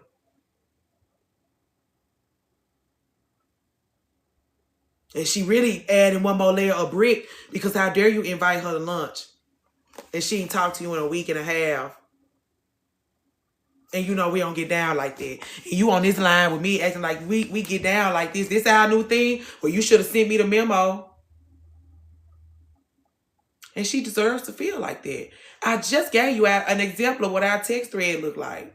I went from that to once a week and it was just that little color purple. She was like, bitch, get off my phone. You know we don't even play like this. What the fuck going on over there? And then because you know how people in our age range, people that's younger than us, you may not understand, but like we 38. People either get the TikTok thing or they're like, you over there, you a TikToker. And I never know how people gonna respond. So I just don't say nothing. I'm just like, girl, we got the Patreon. We doing the things. We busy. And so I had to like lay it out for her. Like, girl, this is a lot. But I'm gonna be able to stand back up off of it in a minute and really be able to, you know. And I don't know. I can't. It's nothing I ain't never seen before. I can't really give you no whole lot of information on it because I don't know what it is. It ain't nothing yet enough to stand back up off. We doing something great though. I don't know. I'll let you know. If we peep in on it or what, whatever. This her right here. That's what I'm saying. I do. But what? I got to go back there. But the reason why I brought that up is because I am confrontational about things that are important to me. Everything else can go. Everybody else can go. I will fight like stray cats in the street about her. I will fight like stray cats in the street about the lady who, hey E, who built this apothecary for me. I will fight like stray cats in the street for Sir Self.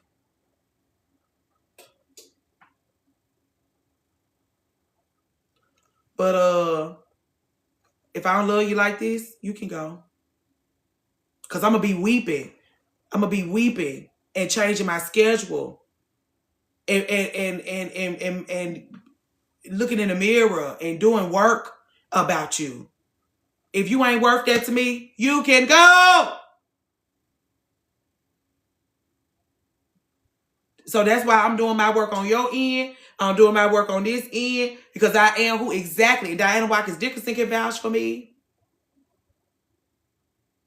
I'm exactly who the fuck I say I am. Exactly who I say I am. Down to the flaws.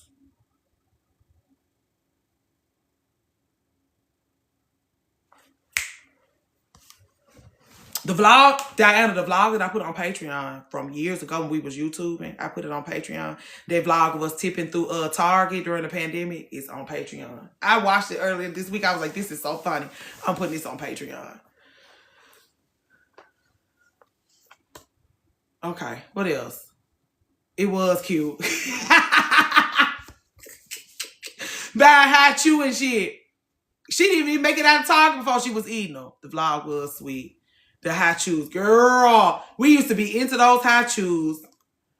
Tropical. Lord help us. And Lord help our teeth. Okay, so that's what I want to talk to y'all about, just confrontation. I want to talk to y'all about confrontation. I love how you. Because I will get involved with you. I will get on your line. But if I'm on your line, I want to keep you close to me. If I never get on your line, you can go. What else? Home decor and daily luxury, she said. What? Okay, ask me that again. I just got called confrontational about an avoided person. I don't. Okay, so if you want to get into it, Coach T, people always call me sensitive. People always have called me sensitive. Because, like, one of the characteristics of me being sensitive is it seems like I'm always complaining. Like, even the motherhood thing, it's women that be like, you just over there complaining. You need to just take these things on the chin and shut up. It's like, okay, but I don't like it. I can't tell nobody I don't like it. The people don't need to know I don't like it. Some people out there is not going to like it. So the people that don't like it can feel like they don't feel so, they don't want to hear that. They don't want to hear that. But I have I have these experiences, especially in friendship, because I do, like, if I tell you about something, it's because I want to stay close to you. I love women. I love being with women. I love my relationships with women. I'll confront you about something, and because I'm willing to be wrong, you know I'm willing to be wrong. That's why I'm stepping to you about this. Because I'm willing to be wrong, oh, no, that's not what happened. You misunderstood. And I'm willing to be like, oh, did I misunderstand this? You be like, oh, yeah, you missed it. But you just wanted to be passive aggressive and get away with it. You can always get away with it by saying, I misunderstood. And I don't like that. I don't like giving people enough space and time to get me in my head and make me think something is wrong with me. My willingness to be wrong, give people treatment. Yeah, I just think it's something wrong with you and come on out. It's enough people. And again, me moving around a lot. I know how many people are walking this earth. I know how many people are walking this earth. I don't have no business being stuck on you, getting in my, I don't have no business getting mixed up in this. Especially another TED Talk taught me about ruminating. And I ruminate down to the ground. I have to be careful about what I'm ruminating about. Like, I need to be ruminating about, like, am I going to use Grand Marnier or rum in place of vanilla extract? That is what I want to be ruminating on. Not, did I miss this? Was you being weird with me? Was you being weird with me? Was you being weird with me? Was I being weird with you? Was you being weird with me? Was I being weird with you? We was being weird. I'm out.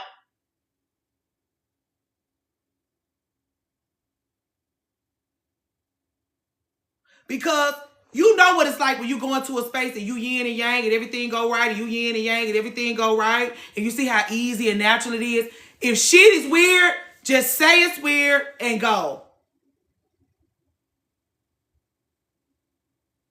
Cheers to the girls' weekend.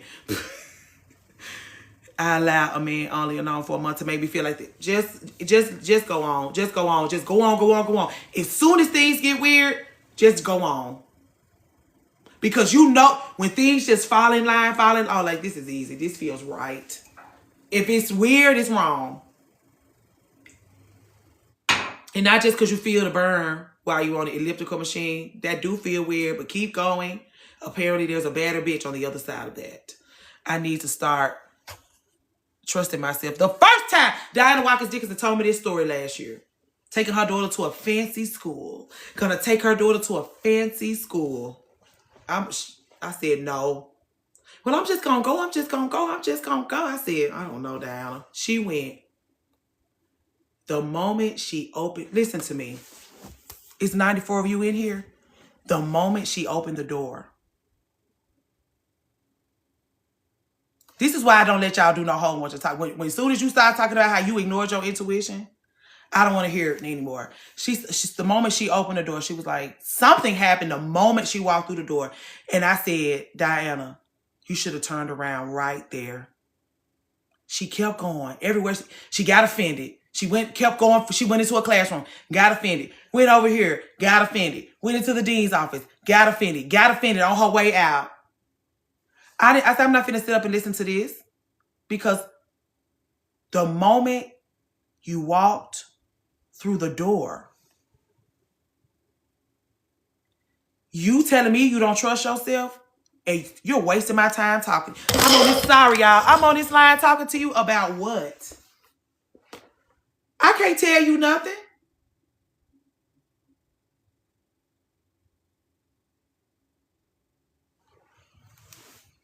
Anyway, as soon as you walk through that door, be listening. That's what I'm saying. I catch the first thing I do when I pull up on the scene, I'm checking the vibes. Because this precious cargo in here. This ain't just any old body I'm bringing over. This is me here. Wait a minute.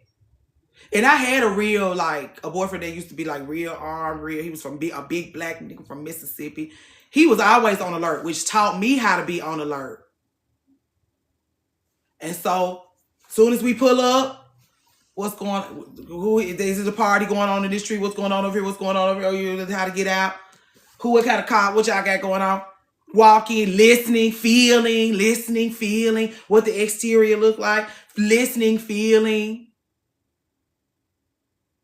Senses are high because I'm at work. I'm taking care of this lady. She's my responsibility. And it's like, you could call it paranoid, but if you had a newborn baby with you, you would be doing the same thing, wouldn't you? You know your people wasn't this careful with you, don't you? So why not? You ain't doing shit else. Walking around aimlessly, looking for a man that you can walk next to and turn your brain off. Lord help you.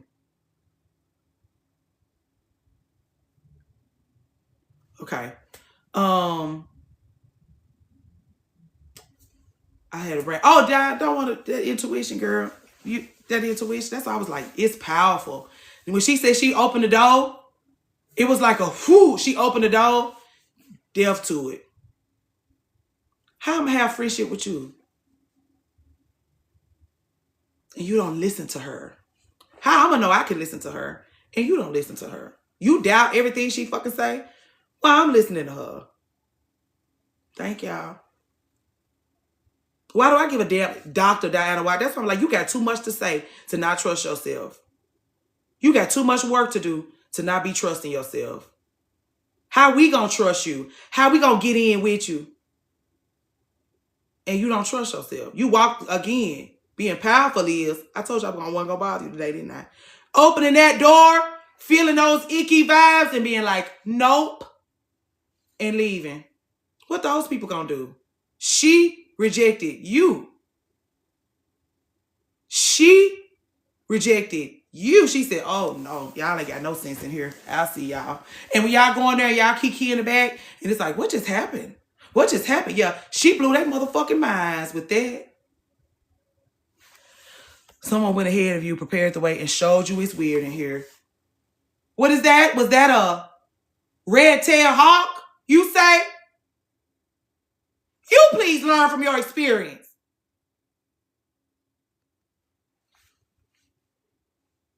You were right. I had a good cry. Shut up. Bitch should have did that. Now all of a sudden I'm right. Now that you get overwhelmed with emotions, you can't take it no more. I was right. I had an encounter with my father where he treated me like a child at 39, not an adult. Commercial break. I forgot about the commercial breaks, y'all. It eats you up.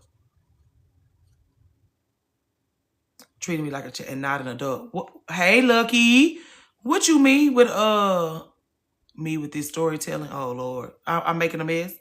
What eats you up, Nina? Hey, Tasha. I didn't even see you come in. Hey, AG. I don't know if I spoke to you, Detroit Red Pop. Shalia. I'll talk to you later. Hey, Osha Divine. You back? Sharing your friends with us. I realized it's probably, I'm trying to get myself together. No, you're fine. I'm just clutching my pearls. Girl, been outside, been down through there, do my work every day. It's refreshing now. It's like, oh, you will feel better after this. Just call your friend, you know, tell her you dropped the ball, apologize profusely. And telling you don't even mean it. You don't know what you're doing, you know? Telling you trying to figure it out. You want to take her with you. I don't want to leave you back there.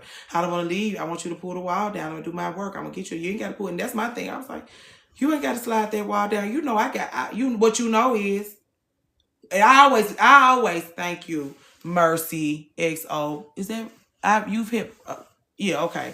That wall will come down. I'm not worried about you or me. We've been not friends this long. We've not been friends this long. I went no contact with my mom yesterday. You feel like a shitbag or you feel free? That wall gonna come down, girl. And your birthday's next month. I'm gonna blow so much smoke up your ass, ma'am. We'll be okay.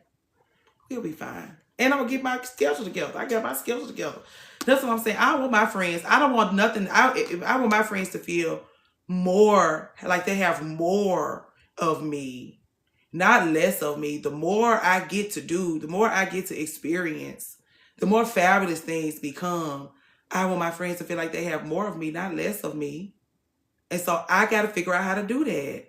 I got to get my emotional foundations together so I can even know how to create a formula for my life where I can fit all of the fabulous things I want. Because it is running out of room. I don't have the right formula to be able to, to have the capacity. I don't want to be talking science, because people do be smart. They be saying physics words. You might be a little smarter on the other side of it. Okay. I gotta figure out what I'm gonna eat. Okay, how he treats you. You care too much about what he think. You care too much. I know it's like, he raised you, he your daddy. He raised you, he your daddy. He raised you, he your daddy. But like,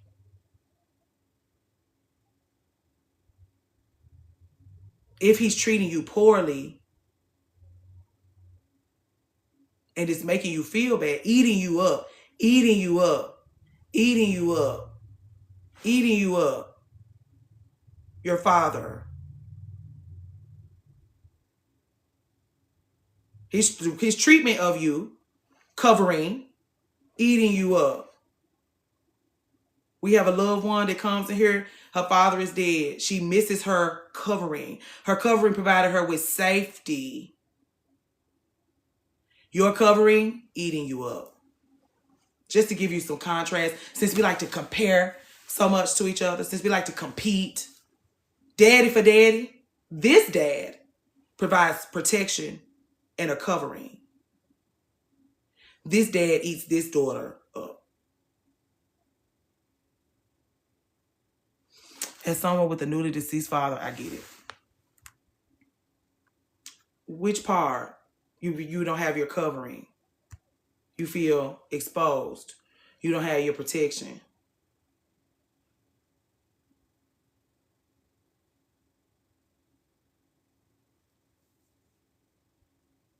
Commercial break. Let's push 100K. Check gift gallery. I used to feel lucky because my dad passed when I was 6. I never had to hate him. Ooh, Lauren, that's a great way to think about it. I hate to do that. But you never have to find out if he was a shitbag. The worst thing you ever do, that you might be going through that, Nina. That might be what you're going through, Nina, is that you may be coming to the point in your life where you learn that your father is a shitbag. You are going to come up to a point in your life where you're either going to learn that your father is a shitbag or a wonderful gentleman that knows how to treat a lady. You're going to find out if he's one or two things. They're never mixed up in there. You might be grieving that. The grief of that might be what's making you feel ate up. Not necessarily your father eating you up.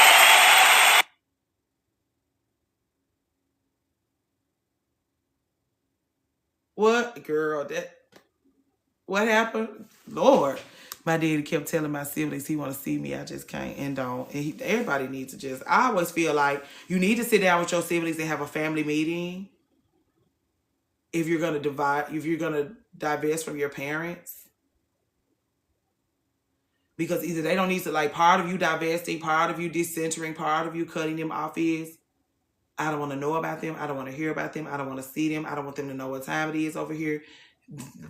And when you have siblings, they don't care that you done cut them off because they can use your siblings to stay connected to you, especially if you stay with your siblings. So I either feel like get rid of everybody, or if you gonna have to have, and here's the thing, if you're decentering your parents, I'll be shitty shocked if you have siblings you can trust like that. But okay, We'll just assume that you have siblings you can trust like that. And let's test it out. Tell them don't say shit to me about them. Don't say, I don't care if they're in the hospital. I don't care. I don't care. I don't care. Make your boundaries plain. Tell them to leave you the fuck alone about them. Because if they know you've descended your parents and they're still talking to you about them, you know, that's not cute. That's why my brother be calling me to talk to me about my daddy and how creepy he over there being. I'm like, I already told you your children are not safe with him. Why you on this line talking to me about him? I don't know. I already told you your children are not safe with him. Anything else you would have to say to me, I don't know why you saying it to me, because I already told you from my lips as somebody who your children are actually safe with.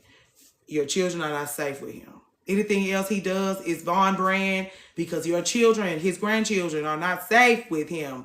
3 daughters. Do you want to talk? Or do you want to talk about body wash and lipstick? Don't call me and talk to me about no punk ass bitch. Don't call me and talk to me about no punk ass bitch.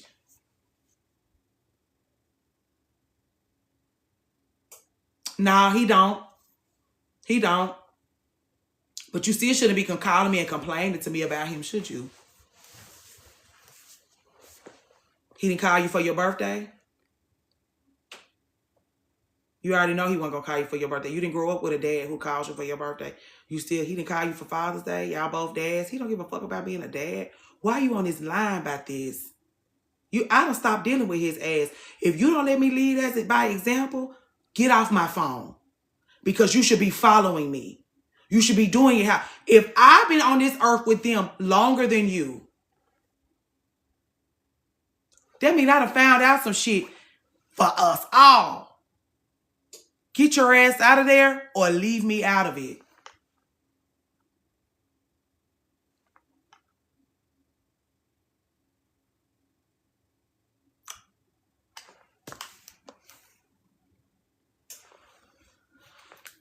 Anyway, my sister calling me about my mom lack of support.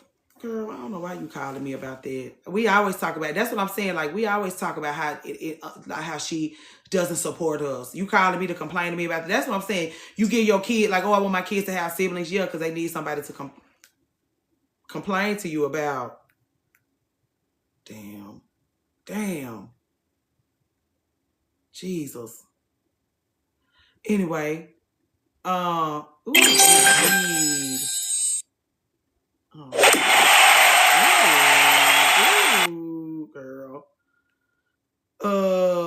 Yeah, anyway, talking feels violent.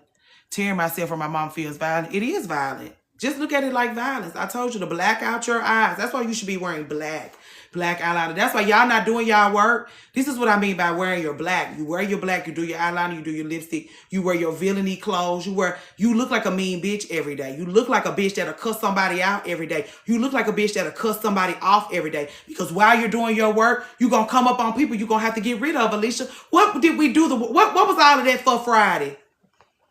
Why am I sitting here in mine? I know what work you're doing. I'm grieving these bitches because you cutting their heads off their goddamn shoulders every day. I got my black on because we laying these bitches to rest. If we're not, what are we doing? I didn't tell you to wear black for me. I told you to wear black for you. I said specifically, we're wearing black for you. Y'all got to be okay with cussing folks out if you ain't go on about your day. You got to be willing to cut your mama off and go on about your day. And if you can't cut your mama off, you can't cut nobody else off because you're going to have to be tough on her. You're going to have to be tough on her. You're going to have to be tough on her. You're going to have to be tough on her. You're going to have to be tougher on your mother than anyone has ever been on her because you are her girl child. Hey, Janice, and you're leaving her in the dust. You taking your hands off on her because you realize you can't take her into the future with you.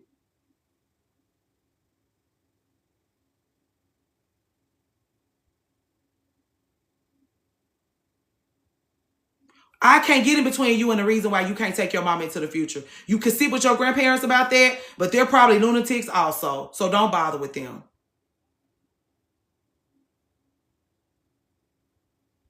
Reckon with yourself about it. At least one of y'all, somebody got some sense. Reckon with yourself about it. And you can try to fix and heal and fix and heal and fix and heal and change her. Good luck with that, because one of our loved ones said specifically yesterday, her mother drives her crazy. Let's talk about the mother driving you crazy really quickly, because I realize y'all don't know what that means when y'all mamas drive y'all crazy. Let's do this real quick. Your mother is your guide. That's what you was given. Your guide. Your guide. The person that's going to bring you along.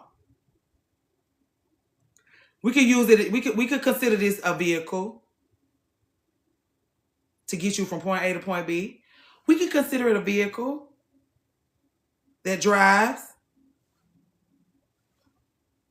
This vehicle happens to be driving you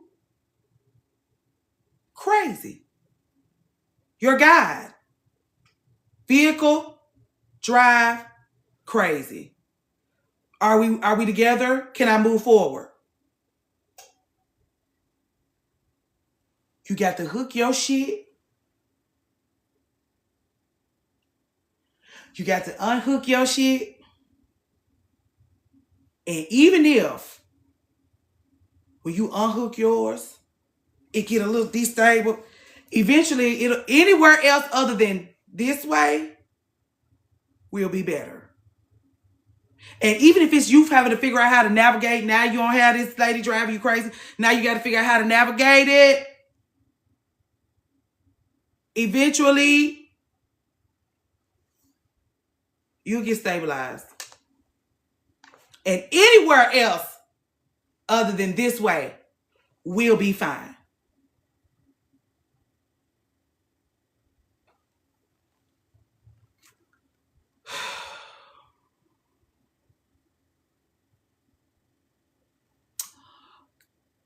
I know, because that's why I was like yesterday. I was like, yeah, that's the problem. That's the part. You can't be like, we passed that. We passed that. We're not those people anymore. We don't have to be those people anymore. Your mama paid for that. Your mama let her mama drive her crazy. Your mama paid for that. Your mama paid for that. She's constantly paying for that. She think you gonna pay for something. She's also, I'm not paying for that. You pay for it. I'm not doing that. I'm not gonna let you drive me fucking crazy, man. But if it means that I gotta get away from you, I just have to get away from you.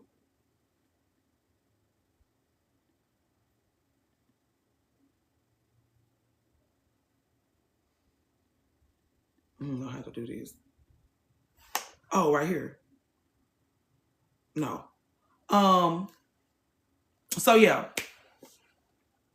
If you got one of those, get the fuck away from her. And it might be your lot in life. Because what if that's it? Like, I realized that, like, it was stuff going on. And I was like, oh, this is my lot in life. Like, this is my thing. Like, this is something that I'm having to work through personally myself. This is my lot. Like, I'm going to have to do this myself. Some of that shit just yours to do. And you are gonna have to find some roadmaps, because you don't have none. It ain't none in the family library. It ain't none in the family trust. You got to find your own roadmaps. The beautiful thing about womanhood is that there are always people on your path with roadmaps. Can you see and hear them? Like, are they too beautiful? Do you have those? And that's the thing. Once you get the fuck away from your mama, you got to figure out what you got on you. Family library full of Bibles. You preaching.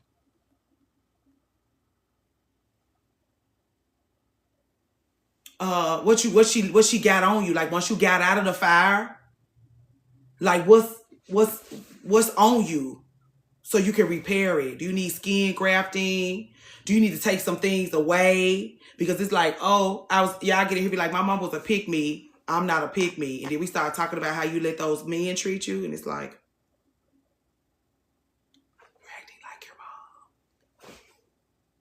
you know, those girls coming here don't want to be taught. You're being mean to me.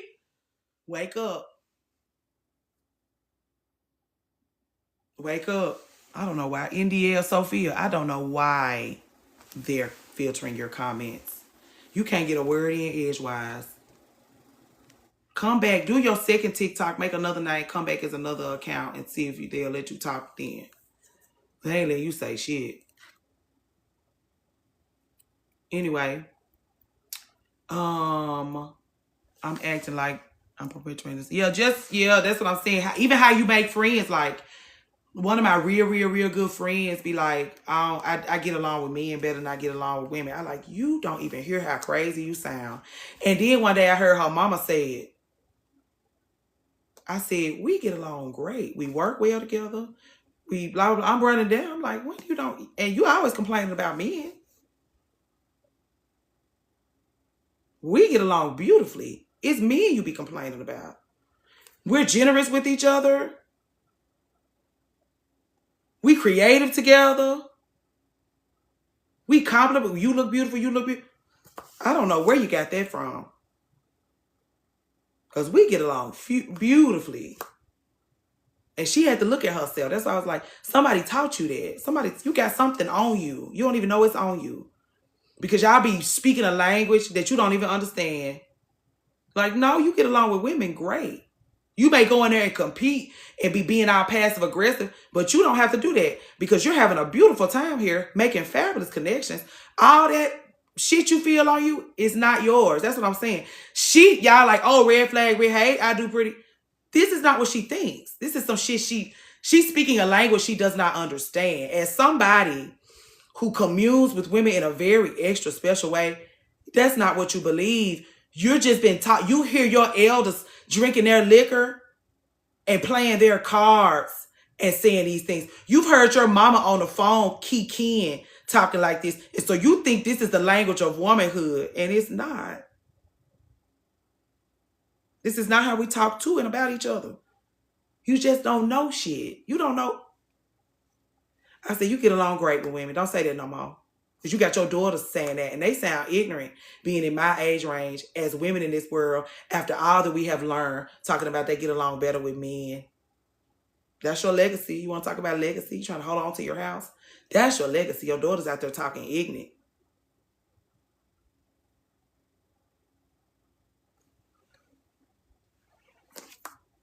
Clean it up. So again, make sure when you get your ass away from her that the guilt and shame that she bathes you in, she has been bathing you in for 20 and 30 years. Make sure you got it off of you. Make sure you strip that shit off when you run out of that burning building. Make sure you strip that shit off of you because you're going to need community. Thank you. You're going to need community. You're going to need community. And with you on her, she's not going to let you get nothing without her. Let's really get into it. Do you want to talk about lip gloss or body wash?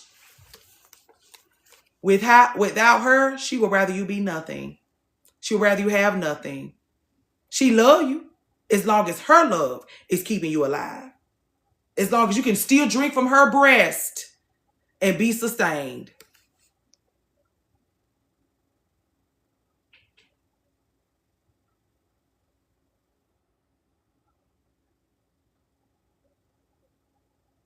She wants you to live well as long as it's her filling up the well with her wisdom and knowledge and money.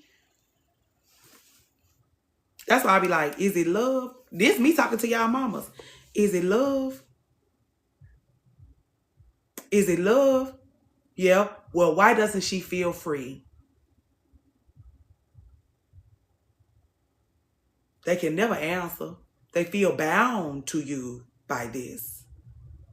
They feel bound to you because of this. Your love's supposed to make her feel free as a woman in this world, and she feel stuck with you. She not stuck with me. She feels stuck with you.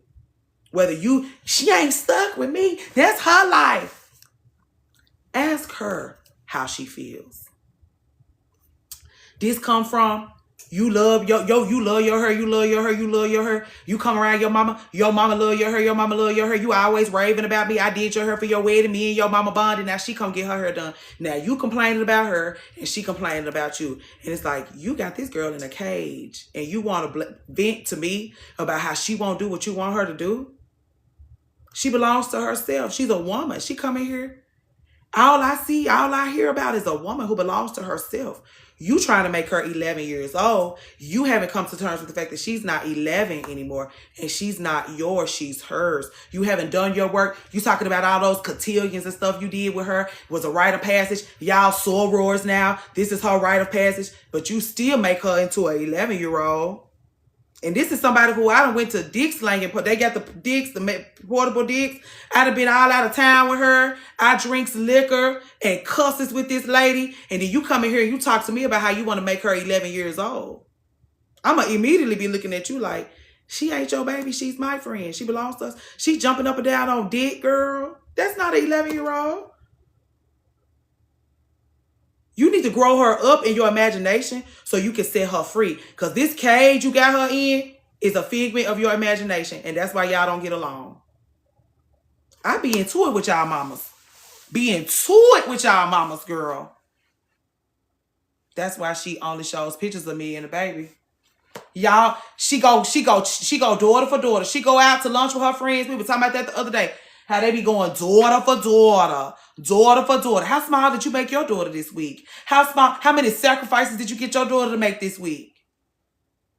How much did your daughter self-abandon? Thank you. To accommodate you this week. I bet your daughter didn't self-abandon for you the way my daughter self-abandoned for me this week. Did she? Daughter for daughter. Daughter for daughter. I brought my daughter a man. She married him. Daughter for daughter. I told my daughter to go back to school. She went. And I paid her way. But now I'm at lunch and my daughter is doctor. So-and-so, so-and-so, so-and-so, so-and-so. And yours just has her master's. Good for you. They go daughter for daughter. They sit in that beauty shop and they go daughter for daughter. Mine is a nurse. Mine is a doctor. Mine is on Broadway. They're going daughter for daughter. Mine has a husband and 5 children. And they want to show you all the beautiful, beautiful, smart, beautiful grandchildren they got. Which usually silences everybody. Because my daughter could have went to the moon. As soon as you bring your grandkids in here, you done shut it down. That's why they want you to get knocked up somewhere. Because they want somebody they can take to the party. They need some trophies. And those girls that's looking at mama square in the eyes, I ain't got no trophies for you. I got some degrees. I got some land. I got some pictures from the vacation I went on with my girlfriends this summer. I don't have no trophies for you. These are the trophies you can take to lunch with your girlfriends. That's all I got for you. You ain't got no boyfriend? Nothing, girl. I fucks him and goes home. Your mama know better.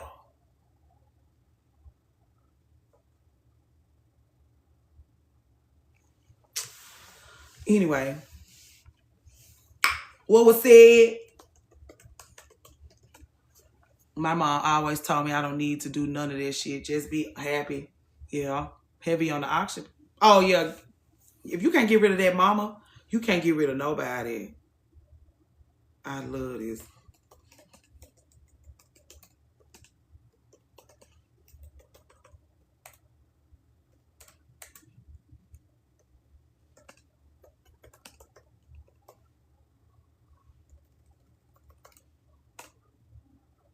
I can't, y'all. Okay. I can't click. I don't know why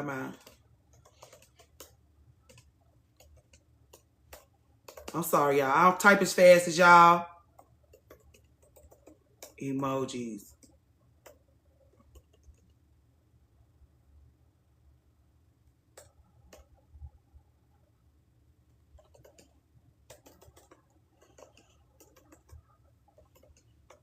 I'm so sorry, y'all. Maybe I should have paused the live.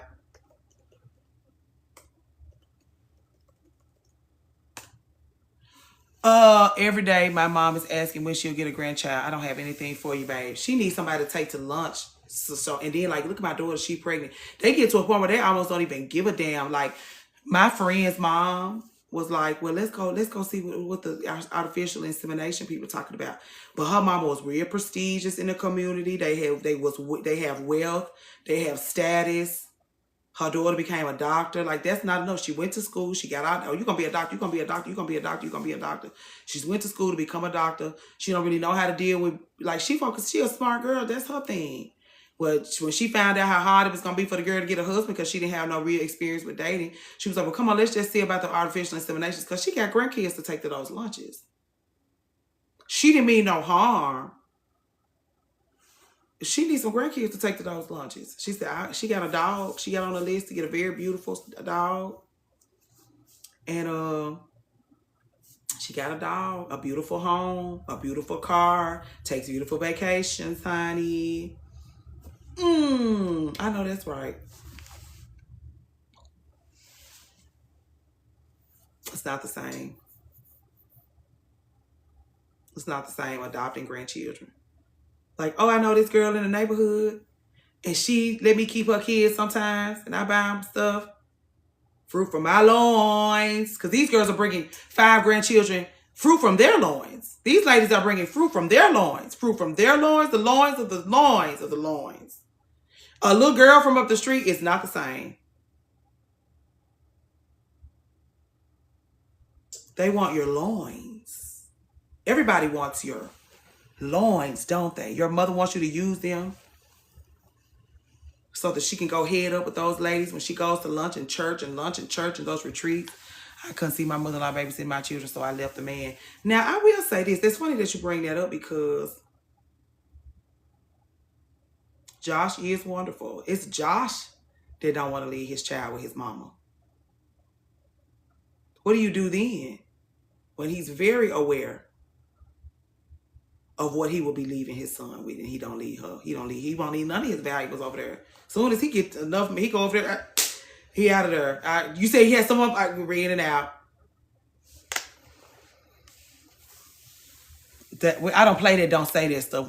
One guy I dated, as soon as I met his mama, I knew it was a wrap. Good for you, be a bloom, breed love. Like she controlled him.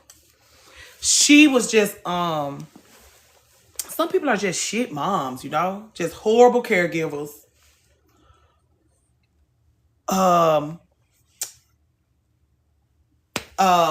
Abusive, not warm, no patience, don't listen, don't really have nothing to offer the child. She called and let me have it after breaking up with her son. She really is something wrong with her. Hold on, y'all. I realize I done got hungry.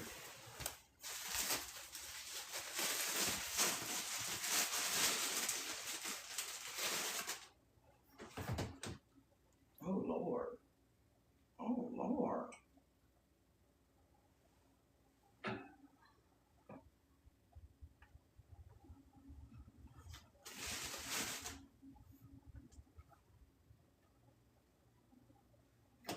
Okay, I'm gonna set my timer. Do I have a timer on here? Can somebody set a timer for me for like 5 minutes? I'm gonna see if I got one on here. I don't know how to work it if I do.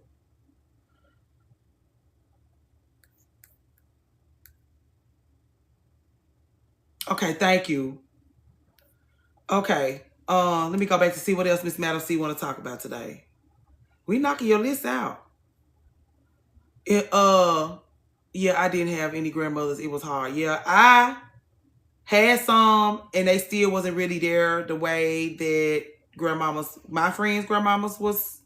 And so I was just like, I don't know. And so I just played the whole family thing to the left because the only examples of family I had was on TV, and I didn't experience none of that shit I saw on TV. And so I just was like, don't worry about it. Budget travel. Did we talk about home decor and daily luxuries? My grandmama, oh my God. Oh, he's gone now. I miss him. You miss him. I'm choking on my water. What happened?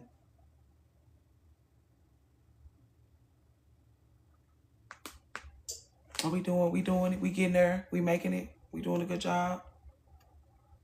Did I say how much battery I got? Lord Jesus, before I get cussed out.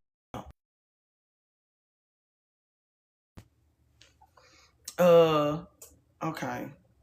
She said home decor and daily luxuries. Who do we have for that? Oh. What is it? Richie Rue is for this. She has Richie Roo for this. We don't have nobody for is the charger in the room with us.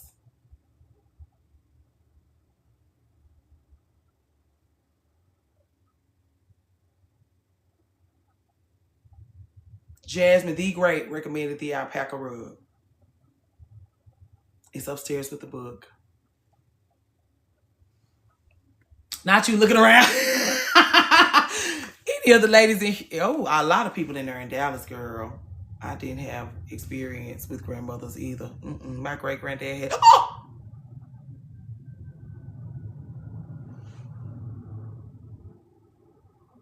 Lost his mind in that military.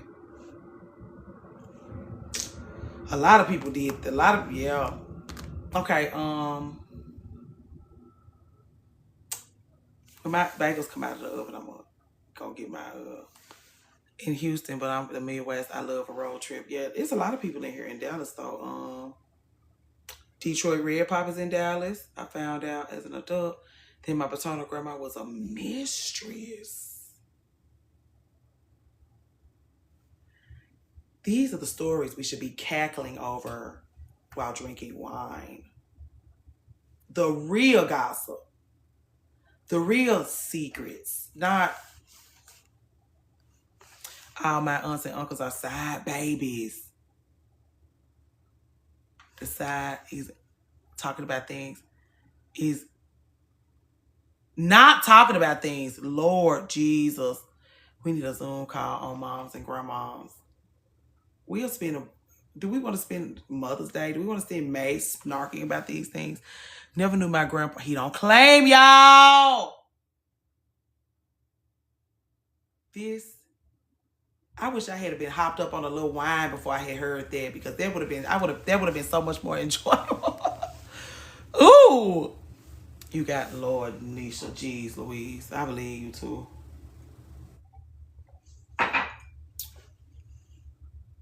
You got Ancestry.com. I like to spend Mother's Day on it, or the day before or after. We're going to spend the month. We have a mother and a grandmother to go over. We need a month for that. By the time we get to June, we need to be like, we need to have our pitchforks out, because we're going after them daddies next. Get your ass up. Working their ass. I did. Thank y'all. Oh, yeah, we'll be ready for Father's Day. Father's Day. We're coming for you. We're going to sharpen our tools. We're reading our books. We're eating our dense bean salads. Sharpening our tools. Getting our emotional foundations together. By Father's Day, we're on your ass, nigga. You better get armed, because an army of women is coming for you, bitch. I told you I throw a brick in my daddy window every time number one motherfucking ops. Number one ops. I sleep good at night knowing that nigga. What was that? It could be a squirrel crawling. I'll see y'all for Father's Day. I'll see y'all for Father's Day. Number one ops. Number one ops. It's not another man. It's not somebody who you owe money to. It's my crybaby ass. Can't afford to fix the glass no more. Already constantly borrowing money. Now you need your window fixed. They be like, choose peace. I be like, Aries, Taurus. This is me choosing peace. I'm not going to choose peace like a Pisces. I'm not going to choose peace like a Virgo. I'm not going to choose peace I'm not going to choose peace the way you choose peace. Did you hear me say that? Stop expecting me to choose peace like you. I choose peace by holding space for other angry women so I can really reach back and throw that goddamn brick. Okay, my 5 minutes up. Oh, okay.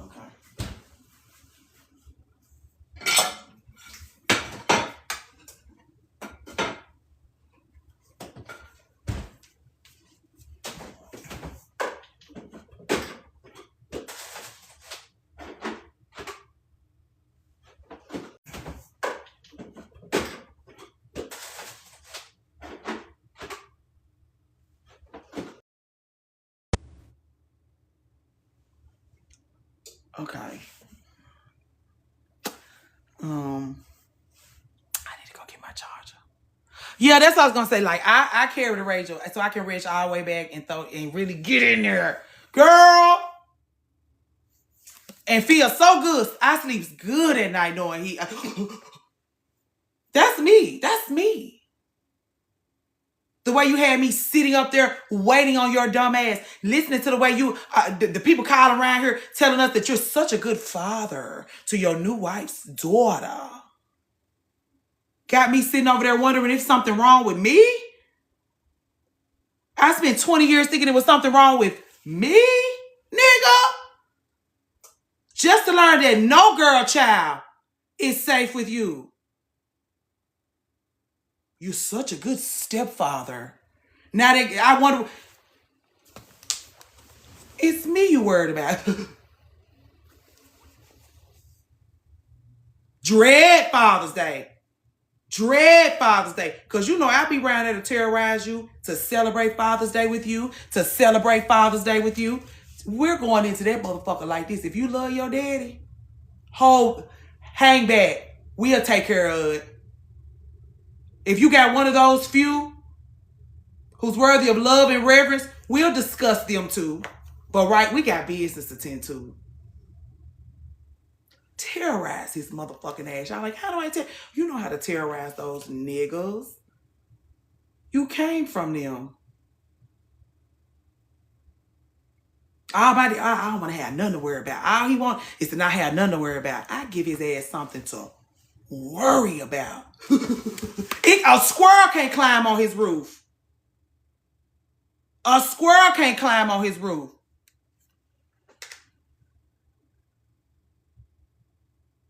The kids can't run across his yard. Yeah.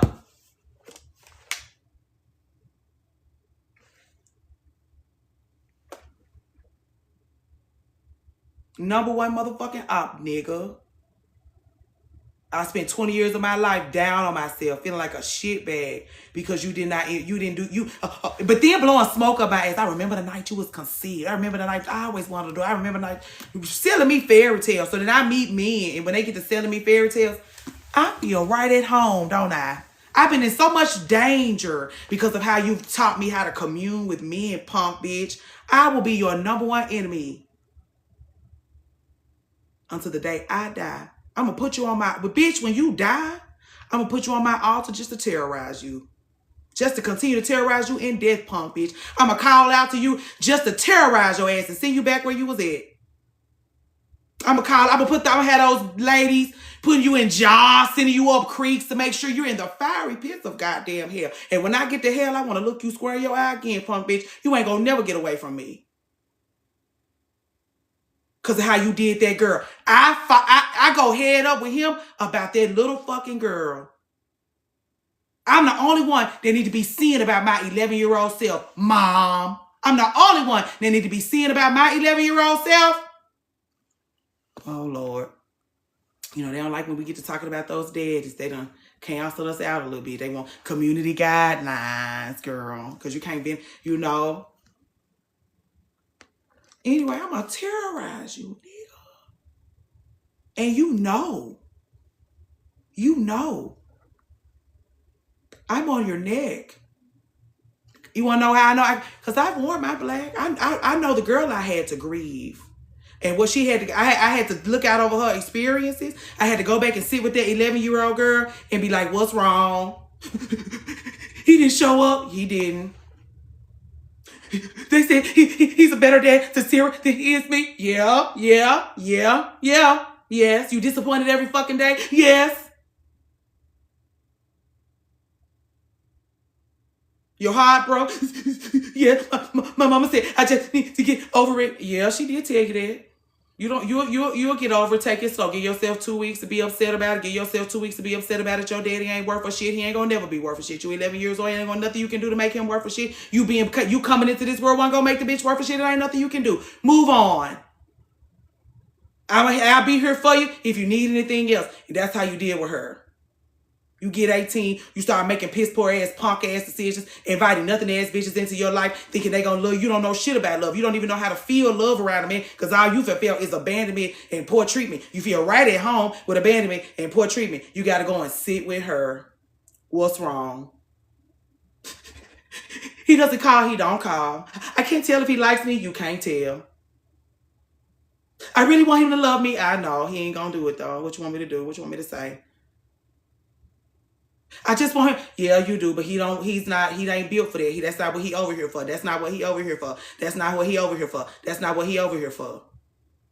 Well, I can make him into it. You can't be as beautiful. You being more beautiful, you can't, the dick ain't gonna do, you giving him your virginity, not gonna do it. You being more beautiful, not gonna do it. You buying him that $800 coat he like, not gonna do it. You buying him a PlayStation, not gonna do it. You can't do it.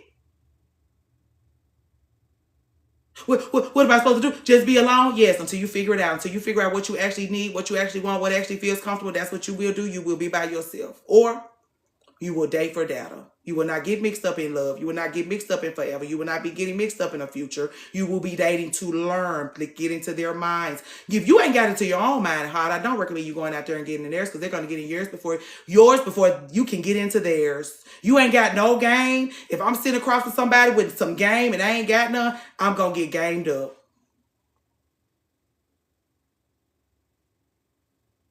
Go out there and get you a little piece of game before you start talking about you want to be in love, you want a future, you want a husband. Because what kind of husband you gonna choose and you ain't got no game? You got to have some finesse about you to be able to get what a man that's going to elevate your quality of life in the way you deserve. You got to have some finesse about you.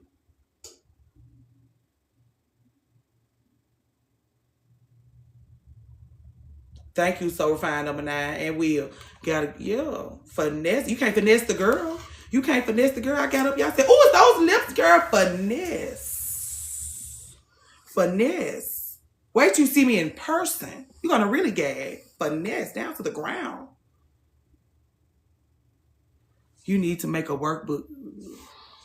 Y'all want me to do not? A workbook is work on my part. I want to be up here cackling and howling. Not workbook. God. Oh. But I appreciate you. I know you look it out. You want me to look out. You think it ways for me to be able to look out. I let the people know that's what you want. They'll let me know if that's the problem. If it's eyes in here is the problem. It's eyes in here. Don't give them no ideas. Because when I get to my meeting Monday, when we heard somebody was talking about a workbook, we do think that's a good idea. And now I have a fucking workbook. A pamphlet. Just got a finesse, recently divorced and started dating and came with a good... Turn your lives into classes. You sound like you want me to start charging folks for shit. It's enough of it. It's the stuff you should be paying for. It's a paywall up in front of it. This here, I can say hell no. Hell no to the workbook. Consuming substances featured in the live could harm your health. I can't drink tea now in the live, love. This AI stuff, girl. AI don't know what it's looking at. There's an AI supervisor in here. It's just a tea bag. HR, somebody reported me to HR. It's just a tea bag in here. HR. It's no alcohol.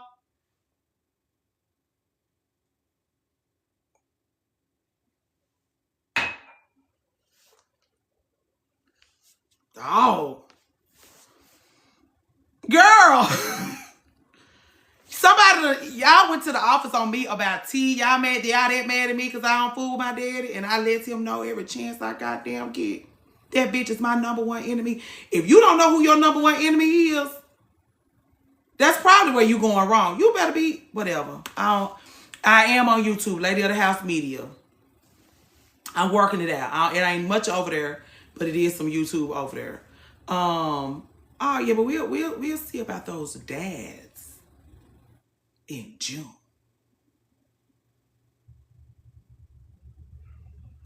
And you can let them know. You can write them a letter. You can send them a postcard.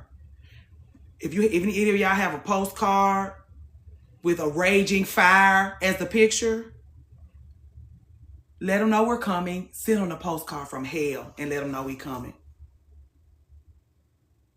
You best let them know. Because June 1st is going to be fire at their doorstep. Because we're going to get that work done too. So we can get where we need to go. You might actually be able to get with a decent man after this. Well, whatever. Who knows? We still supposed to be talking about home decor and daily luxuries.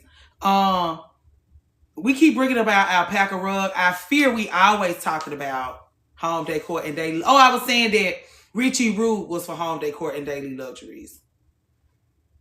I don't know much about budget travel, but I fear.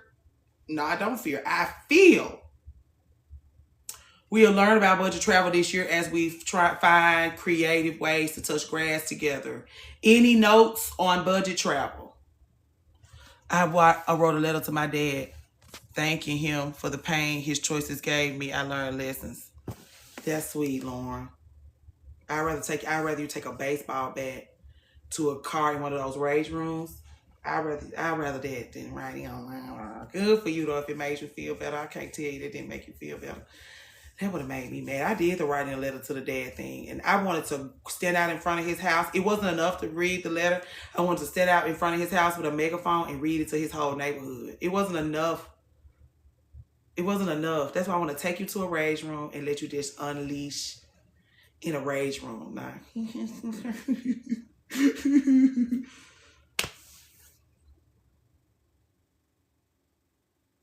You're not going to throw a brick through the rage room.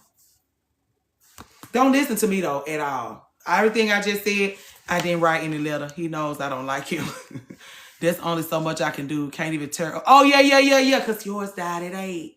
Right. I had a brain fart. It's a lot going on. Anybody? It's plenty of folks in here in Atlanta, girl. Plenty of people. I forgot, Lauren. My bad. I'm supposed to be fixing myself something to eat. Ain't nobody talking about budget travel, Miss Madam C. We'll figure out the budget travel thing also. Give us a minute. What else? Janice.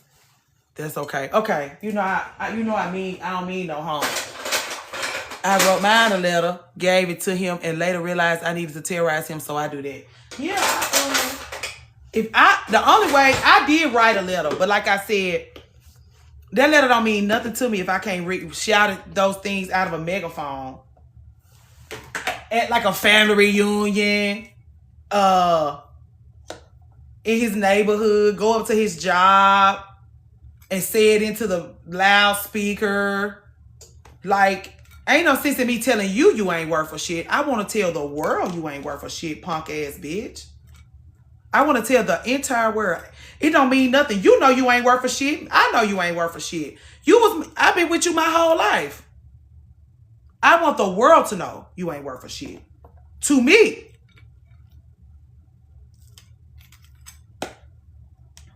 That's why you feel, yeah, you got to terrorize him. Like, why you don't, girl, that nigga, he ain't worth a damn, girl.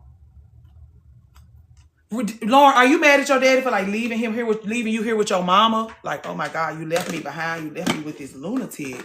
Is it like that? Or is it just like, I don't mean to get into the dad thing, which I just was curious about Lauren and her letter to her daddy she wrote. Hey, Nail Bell. Did it have anything to do with him leaving you here?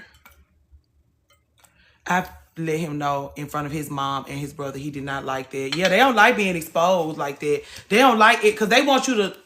Why is there such a low bar for men's behavior, especially with their children? I actually don't know because I was just telling something like the bar is low. The bar is low. Josh go to all Sir's doctor's appointments. They treat him like a king in there, girl. I'm like, you definitely going out. Like, we first got him out of the NICU, and I was stressed and mad all the time. So Josh is the one taking him to his appointments. They treated him like a king in there, girl. They treated him like a #1 dad.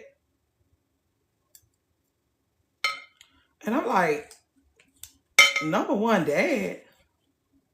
But his dad used to take him to all his doctor's appointments. So I think, I don't know, maybe it's a thing. Maybe that's just what they do. But baby, they was in there singing his praises. That girl paid their tithes and offering to him. They was just giving him his 10 so hard. Because women praise subpar behavior from, that's what I'm like, Hold my beer. Now he go to all the appointments. Hold my beer. Like, y'all giving him 10s for this? Then let me work his ass for real. So when y'all give him those 10s, he'll be worthy of them. Because right now, y'all blowing smoke up his ass. So now he go to all the appointments. He go to speech. He go to occupational. He go to the people call him. The whatchamajoo, what's the lady? The behavior, whatever. She called him. He set up all his. He get the shot records. He blah blah blah. The people when they want to talk important business, they call him. Since y'all would have blown smoke up his ass so much, fine. Hold on, I forgot my cucumber.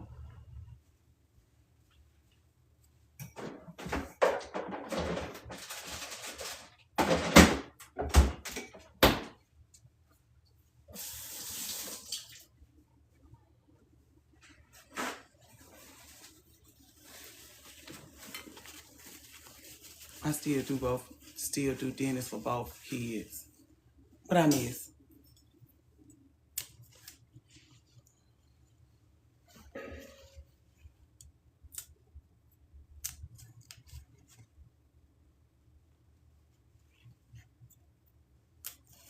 I probably should have put the cucumbers down first. Yeah. My son in school now. He gets services at school. My issue is, Coach T, is our schools are ill-equipped and they've already created an education, whatever plan for him, and they just totally play him to the left. They didn't look into him or anything like that to see what he was actually capable of. But because he's cute and black, cute, I put that in there. But because he is a black boy, they just... We built a prison cell for him, okay? Just put him in special needs, funnel him through the whatever. And when he turns 18, we'll see him outside of a gas station because the schools didn't give him everything he needed to be able to be a productive human. He will be stopped by a police officer. The police officer will ask him to do something he may not comprehend what the police officer is asking him to do.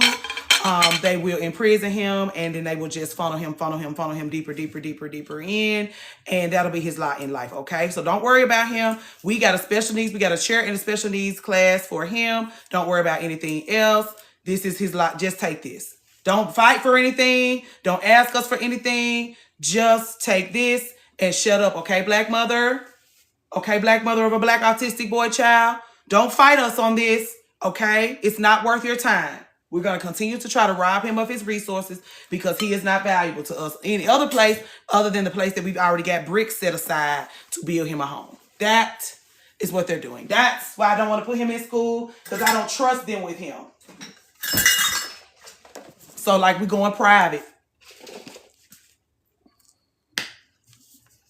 Educator in here. I ain't never heard her speak before. She said, oh, ma'am, you know what's going on. Yeah, I'm not going to let them do my child like that. That's what I'm saying. Y'all didn't look into him at all. Like, y'all got all this information on him.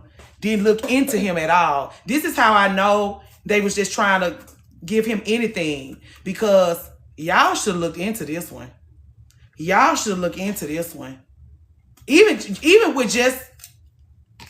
Y'all should have looked into this one. You could tell they didn't even look into him. Just looked at his face. Looked at black male. They said, oh, prison. Didn't look into no grandfather. Didn't look into their last name. Black boy, you say? Prison.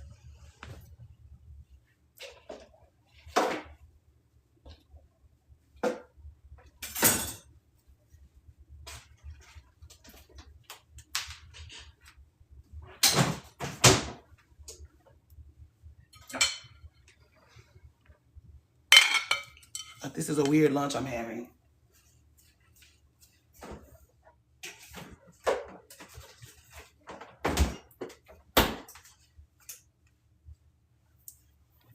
So yeah, that's why I don't trust them with him. That's why I'm scared to send him to regular old school. For him to hope that they're going to help him to improve. But no, schools lack of certified personnel and resources. And that was the thing, like, they letting go of everything they need. They letting go of everything they need to be able to provide him with the proper environment, running those teachers into the ground. That's what I'm saying. His developmental therapist currently. Can we do a group for moms with kids with special needs, girl? Sure. We need to. It's just a sore spot for me. Wish you success so you can get private. Me too. Ooh, Brenda's. Me too, girl. Me too. Me too. I'm taking that to the... yeah. Me too. Me too. Me too. But my issue is this.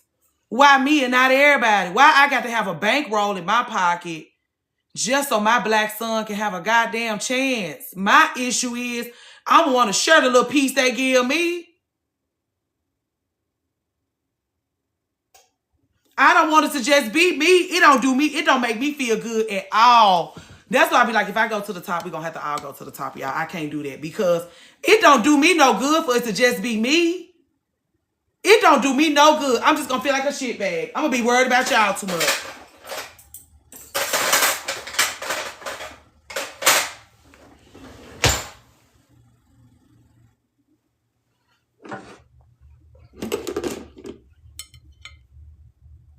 Anyway. He 3, we working it out. Me and his developmental therapist gonna be looking at schools all year this year. Because I am gonna have to write it into the budget. I am gonna have to write it into the budget because I do want high quality education for him. And that's the thing. Since you want to talk like everybody want to pine after marriage, I be asking y'all, please don't end up in those marriages with those guys that want to put their check up against yours, because you may need to take some time off to focus on the child in a very intimate way. And if he needs you to be at work, like if he can't provide for y'all without you going to work, that's just gonna be a problem. That could just be a problem. And you really just need to be able to see about your folks. I don't know. Let me not start talking to y'all about marriage because I still getting my shit figured out from talking to y'all about stuff. But sometimes you need the time and the resources to be able to take care of business for the child and being at work during the day because you got to be there because he needs your money to be able to take care of his family. I don't really enjoy that. You guys deserve so much more. Do you have a Discord? It might help to keep your different threads in one place. Threads? Tell me more about that. Thank you. Do I respond to DMs? Sometimes. You have to catch me at a good time on a good day because I'm really not supposed to be in those DMs for people only on Patreon. But if you catch me on if I'm not paying attention and I don't know if you're on Patreon or not, I have been roped in like that. Like I've been talking to folks and it wasn't until after we got through talking, I'm like, oh shit, you don't have Patreon. So I'm still getting used to it. So if you're a little select, we might be able to get you a piece without the Patreon, but the people wouldn't like that.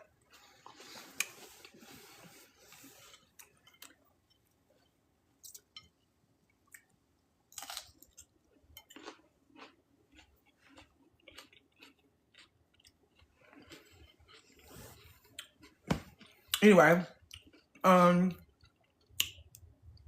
was we talking about? I'm so sorry I got all off track. Oh, the search self thing. Yeah, I don't know what I'm gonna do about school, girl. We spending this year figuring it out though.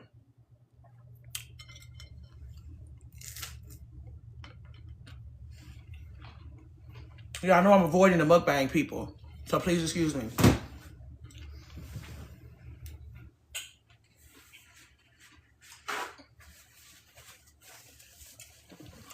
The different groups you mentioned might be able to be threaded more on Discord.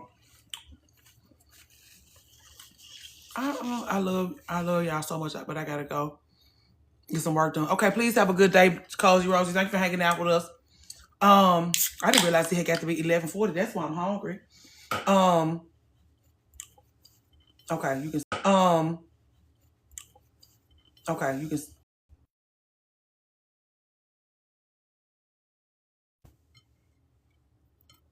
Okay.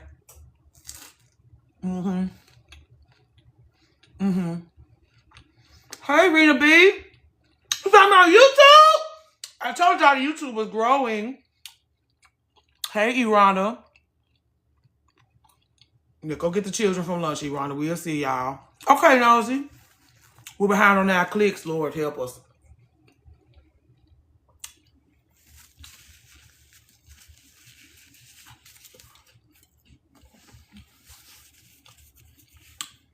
If it helps y'all, but if it give y'all some peace, you got me on YouTube now. I be in other folks' lives clicking till my fingers be sore too. I always scroll up to Dominique's live right after she done left. I'm like, what is it with me and not being able to bump into her?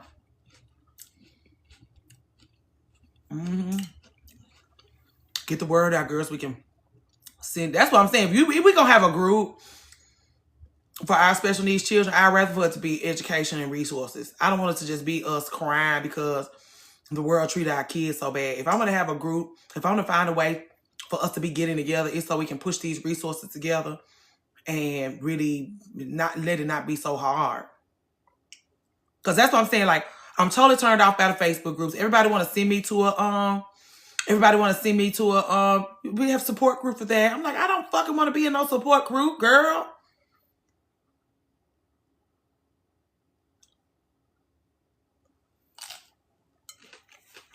Well, it's there. Keep it. So if we gonna get together about these kids and we already sad enough, let's use our rage and sadness to get to work. And since we all want them to have high top tier education, let's find ways to push our resources together, our sadness, our rage, our efforts together so that everybody can have the education that we would want them to have. That's it. Come over here and cry and then get the fuck to work.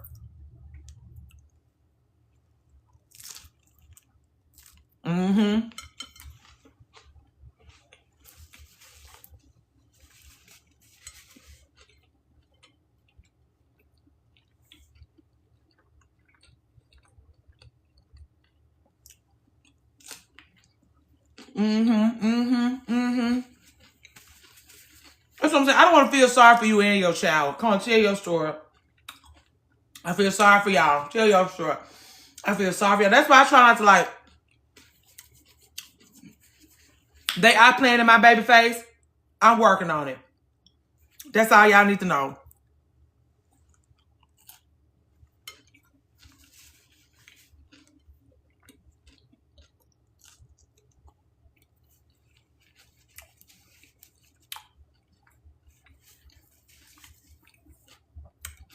Oh, I'm supposed to be doing the next thing on the list. My bad.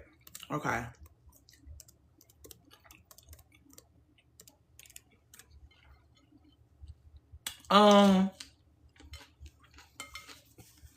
Personal goals. That's what the people said they want to talk about today. Y'all want to have a conversation about personal goals? Mostly because I want to talk about my woodworking class. Cute. Thank you, Dominique.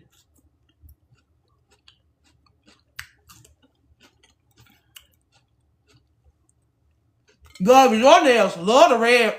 Happy belated Founders Day to our favorite Delta. To our favorite Delta. What can we give her in the roses? Please flood the chat with roses. Even if you're AKA, it's probably AKA, it is AKA Founders Day today.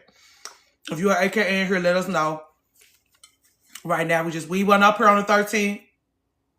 Give our girl flood the chat with roses because our favorite Delta is in here. Happy belated Founders Day to our favorite Delta. Y'all don't want to give out? Okay, I was like, what? Is there some AKAs in here? We want to acknowledge you because it is your actual Founders Day. Because my best friend just texted me to say, oh yeah. Okay, Educator Hobbs. Then we're gonna flood the chat for pink hearts to wish the AKAs a happy Founders Day. Pink hearts for happy Founders Day for the AKAs, everybody. Because we got our sisters in here, our educated sisters in here that understand how to build connections, that understand sisterhood, that understand those things. They're in here. They're leading us. They're guiding us. They're giving us the information. They're giving us their insight. They're living out their dreams with us. They're sharing with us. We thank y'all for y'all's contribution to the world, to each other, and to us. We thank y'all. We thank y'all for being here, kicking with us, gossiping us, talking shit with us, enriching us. We thank y'all. We thank y'all. Happy Founders Day, Father's Day. We love y'all. Can we tell you that? Can we tell you that? That we love y'all? Or we not allowed to tell y'all that? Y'all don't like nobody telling y'all they love y'all like that?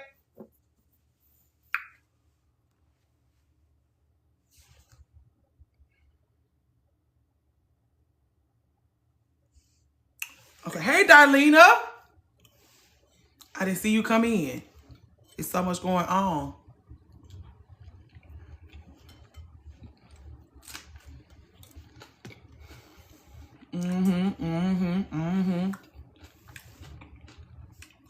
Camilla, you are AKA or a Delta? I can't tell. You know, when they get to that refined age, you can't tell until they start wearing their outfits. You can tell when they're young, like, oh, you a Delta. When they get grown like that, and they all got their glowing, they got their diamonds on, their skin glowing, their clothes on. Can't tell. I can't.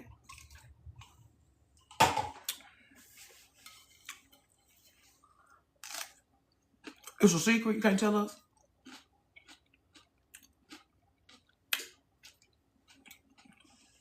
I'm sorry, y'all. I'm starving half to death. I didn't realize how hungry I was.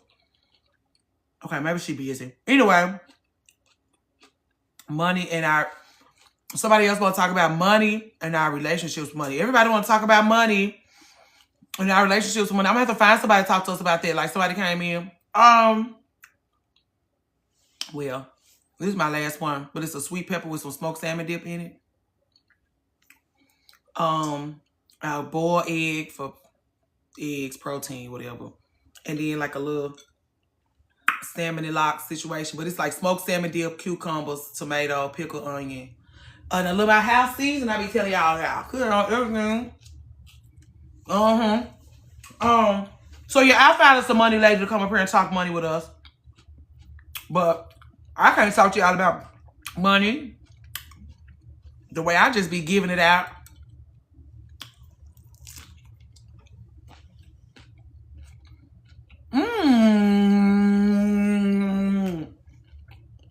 You know what? When people think, like when people find out I went viral on TikTok, they do assume it's a cooking video. They do think it's a food video. They do think, because I be off Instagram not as much anymore. In my stories, having a blast in the Whole Foods, the Fresh Market, the Sprouts, the Farmers Market. Like people come to my Instagram, like the people in my life, like it's not viral, it's not busy like that. But like my folks be like, that's what said, like, you need to make a TikTok. You need to get on TikTok. I was like, I got on TikTok. Well, you gonna go viral. I did go viral. But it ain't got nothing to do with this shit over here, though.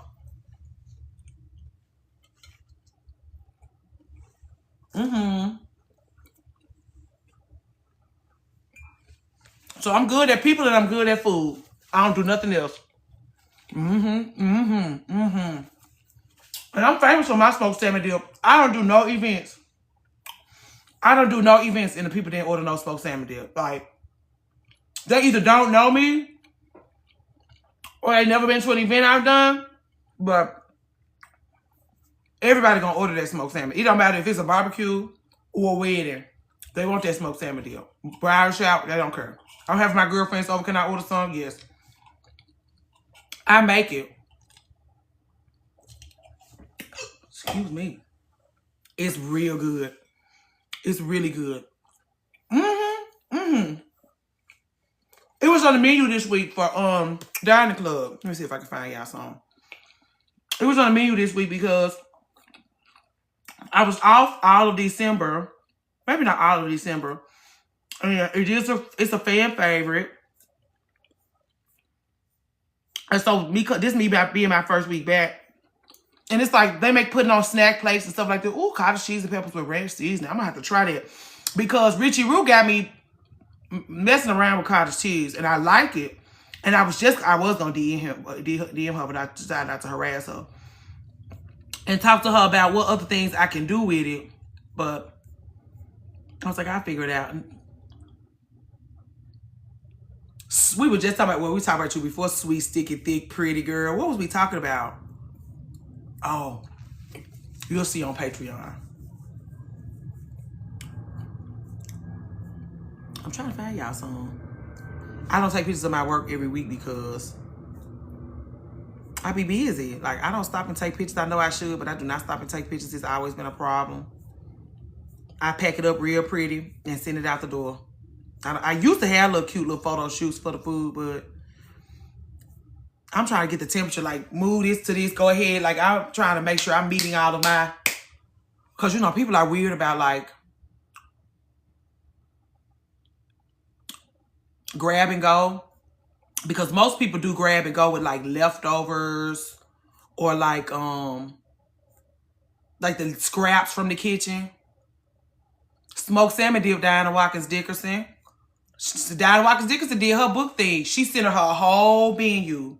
When I catered her book release, book signing, she designed her whole menu around smoked salmon dip. Because that's how much the people like it. And when the people walk in the door and they see the smoked salmon dip, that's like saying Carlissa was here. Like, oh, is she still here? She's gone.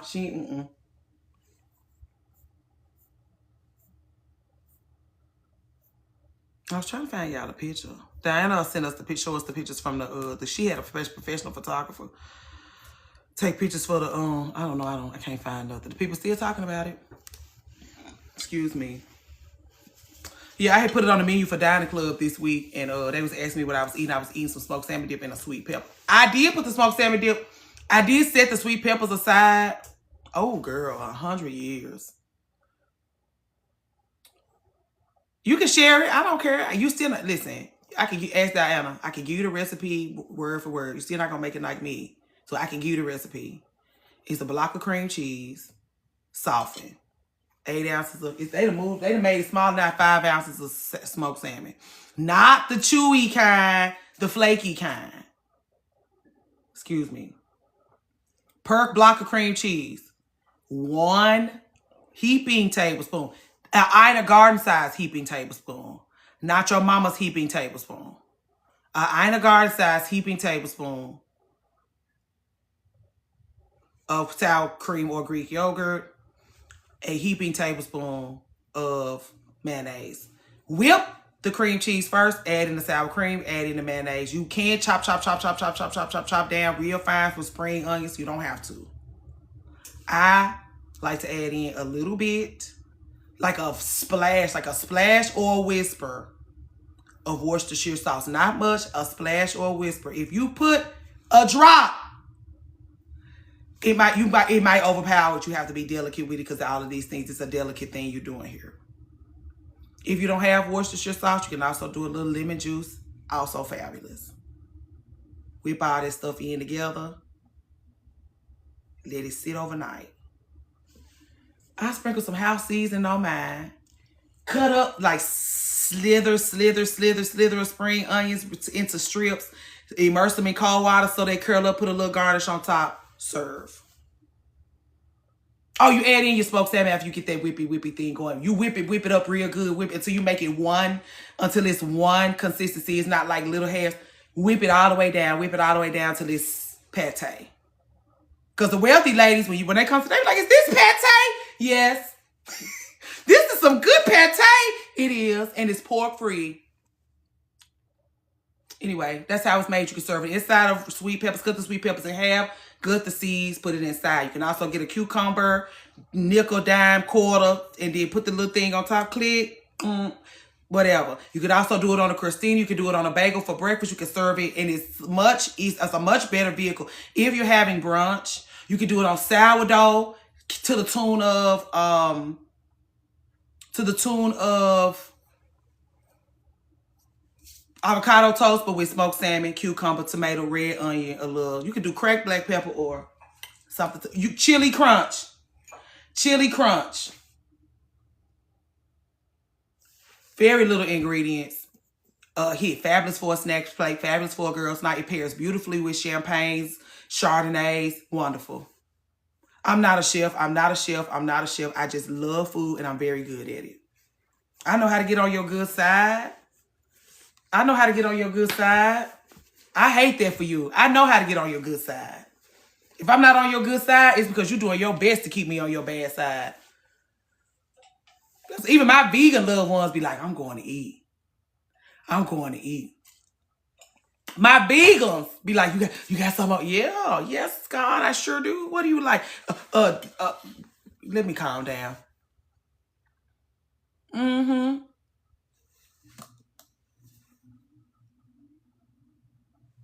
Oh, oven's still on. Oh, I got one more. The only thing I love from Kinders is this. Once I run out of this, I will have no more. I'm moving on. Because Kinders make you lazy in the kitchen. Kinders is so good, so good, so good. It make you lazy. This, when I run out of this,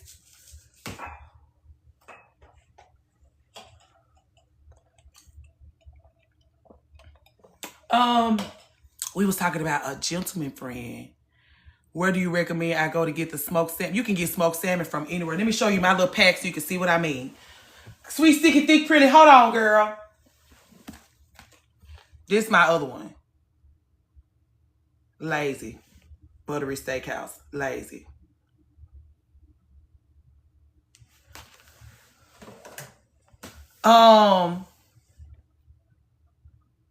It don't have to be hot. Because they have like the cracked black pepper one is really good. The sweet one is really good.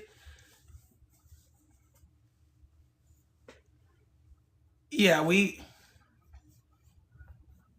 I know y'all love it. I know y'all love it, but I'm saying that stuff will make me lazy. That stuff will make me lazy. I source my spices. I can't be over there talking about Kinders. This is just cute for house season. I can finish stuff with this because it's pretty. It's flavorful. It got a little brown sugar in it. You can put it on any fucking thing. Fine. When I run out of this, I got to get back in the field. I'm not using that. Good for y'all, though. Great. I'm going to go to your house and eat the food. It's going to be great. But that shit'll make me lazy, girl. That shit'll make me totally fucking lazy. Even this, like, I'm so mad that they don't have this no more. Now I got to make my own house seasoning, which I should have been doing anyway. Just make sure my shit, yeah, when I come eat, it'll be all Kinders. Oh, so good. The shit better be good and it better not be over seasoned because y'all love Kinders so much. When I get over there to eat and stuff, it better not be over seasoned either.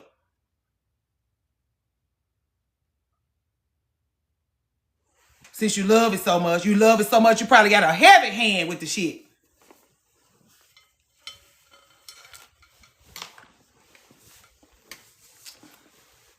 I like the sauces too, though. I do like the sauces. The sauces are wonderful. The sauces are great.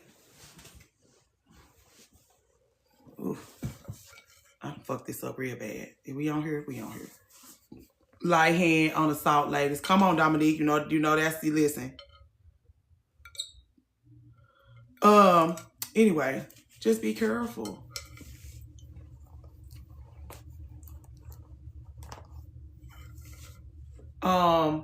Hide the bagel. Ankles be blown the fuck up. Oh, sweet, sticky, thick, pretty. We were talking about how we act when we get with a man who looks good, smells good, and be filling us up with that dick, and be buying us purses, how ignorant we get. And so we was laying it out about how we should be handling ourselves with them, right? How we should be acting with them. And the characteristics of our behavior gave sweet, sticky, thick, pretty. That's all we was talking about. Is our behavior. How we should be acting. And get the fuck out of there. Once you get through being sweet, sticky, thick, and pretty over there, you run out that bitch like your hair is on fire. That's what we was talking about. You know, we talks bad about you to you, not behind you, girl. We'll just call you. We'll wait till you get in here and be like, girl, we have a read for you. We glad you here. We have a read for you. We'll do you like, you know that. We'll send those birds flying around your head. Your ears will be ringing. I've never gotten all that from a man. Good P-word. Good dick and purses. With the sweet, sticky, thick, pretty like that. Hey, Sudan! Are you in here? I be speaking to y'all and y'all be in and out, my bad. You say you in Alabama?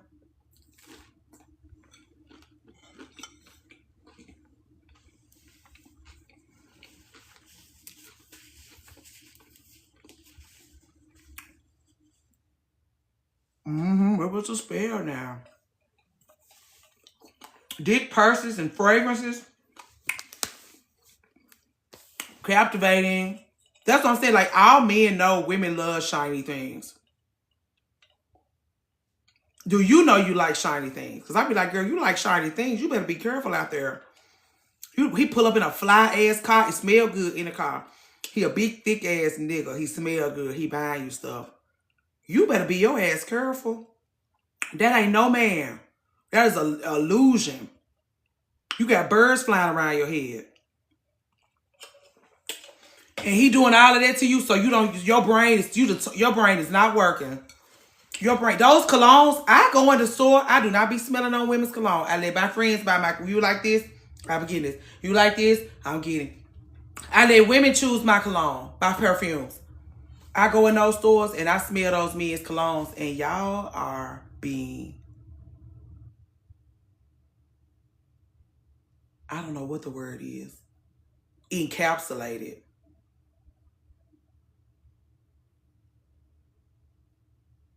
Y'all got to be careful with those colognes. I be going in there smelling those colognes. I said, this on a Josh can't wear none of this stuff. Y'all be like, she's a pick-me. Yes. Yes. Please pick me. Please, Lord, help me get over here and pick me right down now. Don't. I'm glad Josh wash his ass, put a little lotion on so he don't be ashy, a Vaseline around his lips so he not crusty, and he come out. If he start wearing that shit, y'all gonna, oh, she's such a pick-me. All she care about is that nigga. Keep that shit off of you. That's what I mean. Those colognes are dangerous. Going in those ulcers and smelling that shit, it's dangerous. He wear that shit and he being nice to you. He wear that shit and he be nice to you. And then he fucking you. He all on you. And you can smell it and he on you. And you can smell it and he on you. And you can smell it. And he filling you up. And you can smell it. And I'm like, we can't be mad at these ladies. We can't be mad at them because we couldn't even take this. We know we just have to stay away from this kind of stuff. We can't take this. The smells plus the pheromones equals danger. Please, somebody tag that. If it's a what you call it in here, if it's a switch in here, moderator, please put that up high in the sky.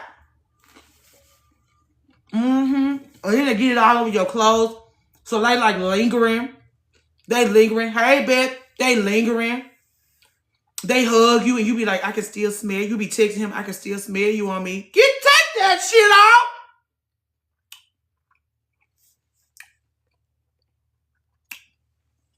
Girl, it's still on your clothes. Get it off. And let's burn them clothes. Let's burn them clothes, girl.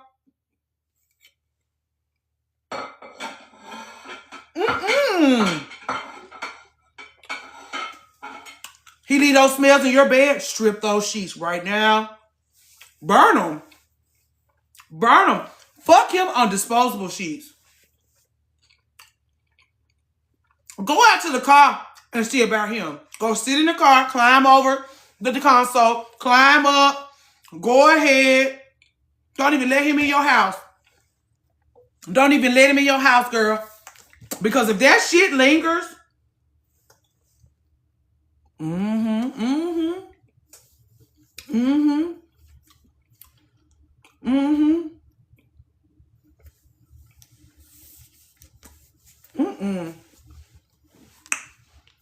Strip those sheets and immediately, you should be stripping those sheets and immediately put them in the wash machine anyway. If you got up off that thing and everything was sweet, sticky, and thick, you should be stripping those sheets anyway. Shampoo your hair, shampoo your body, shampoo your carpet, open the window, light a Black Magic incense. A Black Magic incense. I don't give a fuck, your grandmama, your dad up here. Light a Black Magic. Get that nigga up out your shit today because you'll be on his line later on. I can still smell you. Girl, get that nigga out of there. Get him out. Or you gonna be 7 whole days. 7 whole nights. You should be in the background. What have you done to me? My vagina's still throbbing. Everything is still so sticky and thick. I can still smell you on me. All of my clothes. You got a coat on. Please don't start with me. Please don't start with me. On me. All of my clothes. You got a coat on. Please don't start with me. Please don't start with me.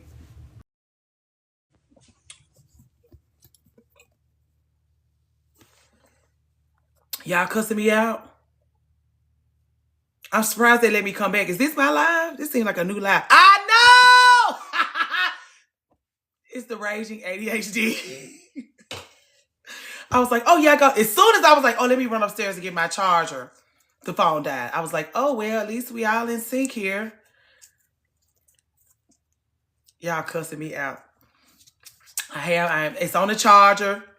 I know. That's okay. She'll be back eventually. Hey, Bronze Bella. We still talking. I know y'all are. Hey, Chef Raquel. I ain't said nothing to you, girl. I bet y'all are still keeping each other company. That's what I'm saying. Y'all don't need me. Y'all be going to lunch with each other. Y'all don't need me. Yes, it did. And I need some lip gloss and some gum, some lip chap or some gum. Where is my gum? What was we talking about before the phone? Before my phone, you know.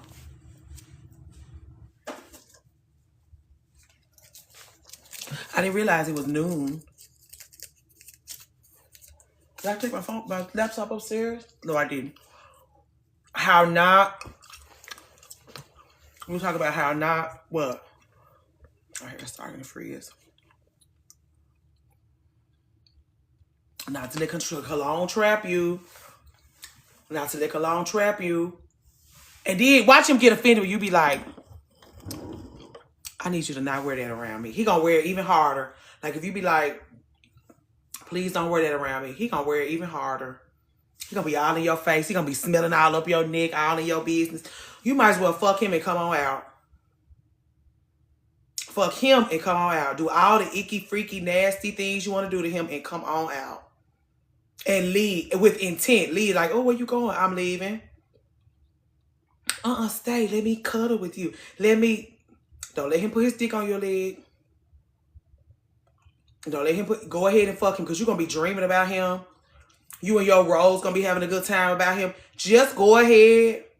Get up with him once every blue moon. Let it be a treat to you. Treat him like an ice cream sundae. Sweet, sticky, and thick. Treat him like an ice cream sundae. Let him be fine. Because again, the only option is you should be singing 7 whole days about him. Seeing he fills me up. He gives me more love than I ever seen. More love than you ever seen. More love. Let him fill you up. If you like that kind of thing, let him fill you up. Go home. And deal with that in private. Very private. Let him give you some things. Let him decorate your imagination. So you can really see about yourself when you have your private time. Candy Birds can help you in that area in a myriad of ways. I want to talk to y'all about, I know y'all done heard about Nene coming back over to the thing. People been asking me about it. Girl, warlocks.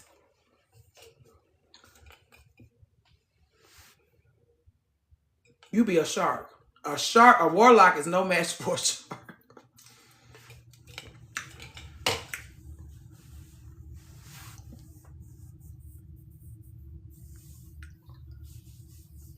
I just don't think Nene is the same anymore. That's why I really just came up here to tell y'all.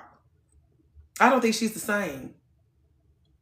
Watching her podcast, everybody thinks she should be in a public eye because she's so animated and she's exhausted. Like, even the little video that she put out to let everybody know she was coming back, she was performing.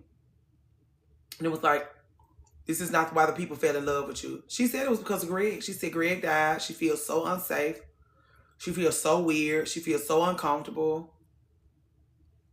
She feels so exposed. She don't feel like she has her covering, which I think, we won't get into it. But She let Greg leave here and take her light with him. He didn't have to do that.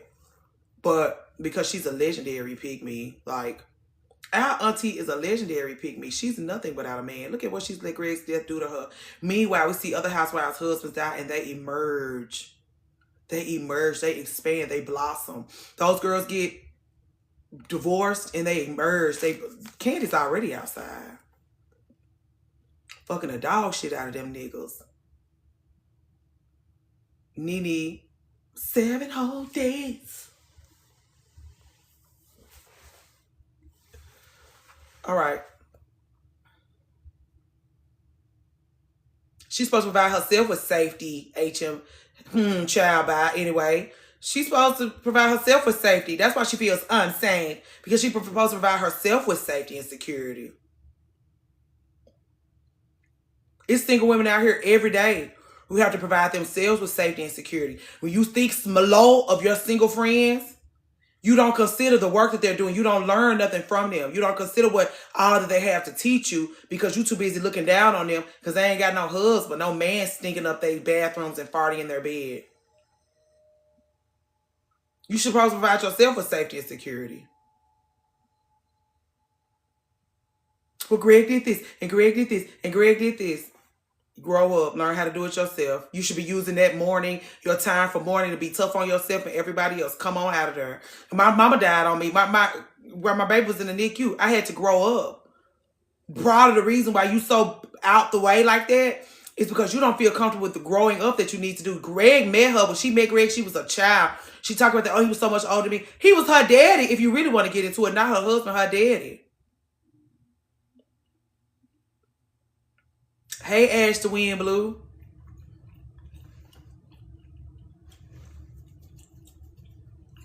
And so she acting like her daddy died. And then it's crazy because the first boyfriend she got, when she got out of that, it was like, oh, you've been pining after a certain type anyway for a while. Greg, you've been pining after a certain type anyway. And it's hard to believe that she didn't have no attraction to Peter Thomas when we saw the first man she brought home. Well, she said Peter Thomas so handsome, so handsome, so handsome, so handsome. But she got her Peter Thomas, what do they call those? Variant. When there is dupe, we like a dupe. A Peter Thomas dupe. As soon as Greg kicked the bucket. Doppelganger. We liked that one. Yeah. You know Peter Thomas name run rampant around here. Being in women business, you are Peter Thomas. Now we in here talking about Peter Thomas dupes. But anyway, even down to the scamming part, even down to the being dishonest and having issues with money and making it a woman's problem. Peter Thomas dupe. A variant sent me to the... So yeah, I don't think she should come back to TV. We'll never get our old Nene before the many faces, before the many, and we appreciate her because the women that she come from, like, she don't come from a long line of beautiful women, and I think she was afraid of aging in the public eye and what we was gonna think about her aging naturally. So she did the work. Can't be mad at her about that, but like, she has a totally different face that she has the last time we saw her on Bravo. We need to treat her like just a totally different housewife. We just don't know her. And if we treat her like something, because if we come in there expecting 2010 Nene Leakes, we're going to be disappointed. And she is prepared to, like, even when her podcast came out, everybody was so excited about her podcast because it's Nene's, hey, Peaches! We were just talking about you. Was we not just talking about Peaches and how she's the only person I can trust with light switch? We was just talking about how Peaches is the only one that I can trust with light switch. And why I'm staying home, because Peaches is the only one that I can trust with light switch. And now she in here in this live saying hey to us. Everybody, please flood the chat with roses for my friend Peaches, please. Flood the chat with roses for my friend Peaches.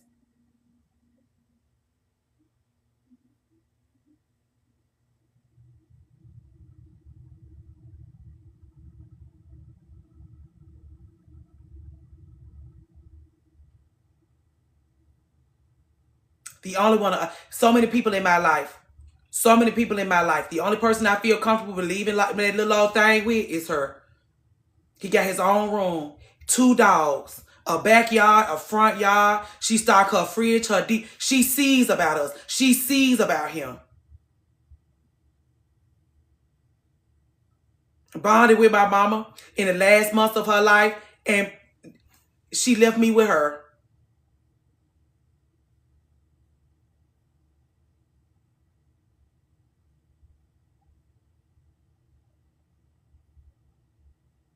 Anyway, thank y'all.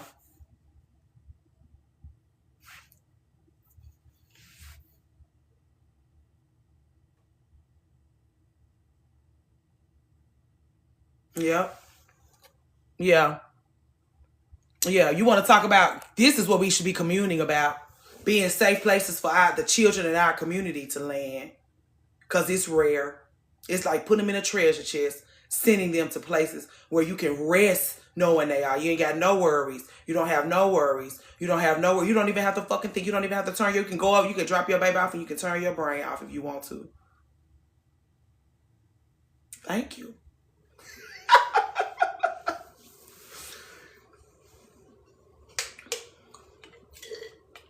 And even though I'm staying here, she gonna still get him Sunday so I can have a day to myself since I'll be a single mother for 3 days. Still gonna get him Sunday.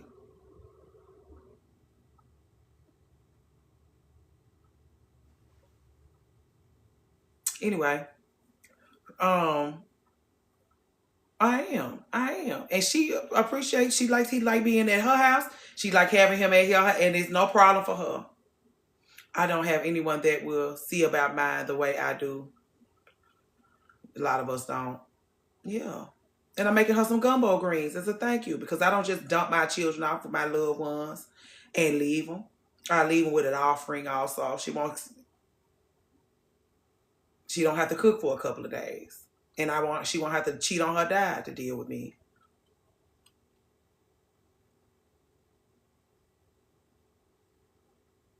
Win-win. Cindy Peaches a garden of roses. Anyway, and she got plenty of room, land in the front, acre in the front, acre in the back, guest house. He over there, he go over there to that country girl and live high on that hog.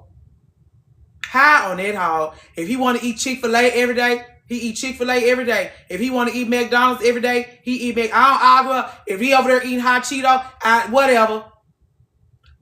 Because she gonna give him a life to live outside of his family, his mama and everything. He can be have his own life, have his own experiences. I don't like that. I like that. I don't want to do that. I want to do that.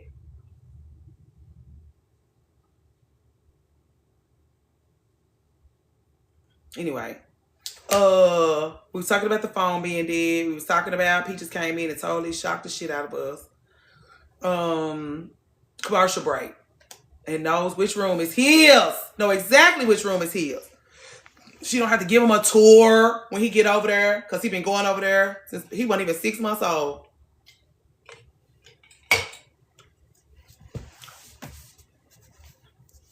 Him and the dogs, brothers. He can't help that. He like dogs more than he like people. Thank y'all. What we doing? Oh yeah, we doing now, yo. Thank y'all. So y'all be in here working, Lord. Y'all, some people come in here. I don't see your name pop up until you start liking the live. I can appreciate that. No, y'all don't really want to be in here talking. Was one more thing I wanted to talk to y'all about. Peaches all right with me. Peaches is all right with us. Peaches is all right with us.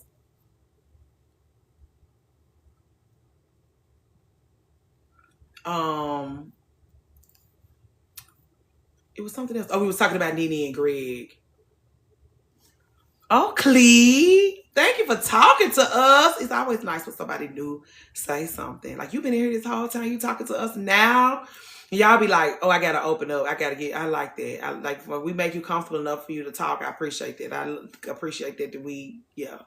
And there's people that come over to Patreon that don't talk in the live, which I really like. Like, you never hear about it. You're like, who are you?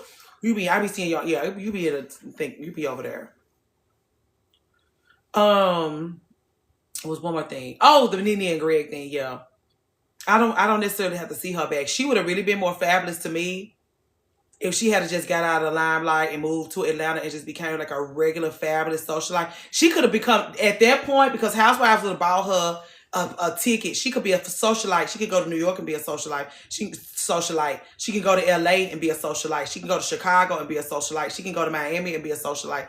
She can stay in Atlanta and be a socialite. She could be a legendary socialite in a city if she just let that TV shit go and just socialize and do charities and be beautiful and go to and fill up her calendar. Like, she really could make more money, make more of herself if she did it like that, versus letting those people tell her she should be doing all of these low budget ass reality situations. She definitely could have created her own lane a while ago. Yeah, but then like watching her podcast, it was like, you doing this stuff. And that's why you have to be careful, because she doing everything she doing because everybody else thinks she should be doing it. Like, oh, the people love you, the people love you. Just hold tight, the people love you. And it's like, you don't have to be in front of us so aggressively just because we love you. Like, you can pull back. You can make us kind of lust after you a little bit. You can make us miss you. That way, when we see you in the nail shop, it's really special. That way, when we see you in the airport, it's really special. Versus us seeing you make a fool out of yourself on College Hill. She's not a conversationalist like that. But when she get in those confessionals, you would think she was a conversationalist. Podcast was a no. That's what made me get a Reddit. Because I was like, I need somebody to talk to about this. And the people was just like, y'all seeing this? And then like, she cared more about the visuals of the podcast than she does talking to people. I was like, listen to her talk. That's what I mean by our aunties. Like, you got to make sure you don't compare yourself to other women, because you thought that's how your people commune. Because if your mama get together with her girlfriends and they go husband for husband, daughter for daughter, job for job, judge for judge, car for car, you might just think that's how you're supposed to commune with women. Because watching in these podcasts, it was like, what? She say this, you say that. She say this, you say that. And it's like, y'all not having a conversation. Y'all just going so-and-so for so-and-so. And it's like, this is not enriching at all. Put her back in a confessional and let her just give one-liners and looks and leave us alone. And now, because her memes are so popular, she gonna sit in that professional and become a human meme. And we all know from seeing new housewives be birthed and how they lust after becoming memes, what this is finna look like. This is finna be humiliating. Sitting up here watching her become a human meme. You don't know what I mean, Camellia? She finna sit up here and perform for you. You will see. We'll drink champagne and snark about it when they come back. Oh, somebody else. Puff.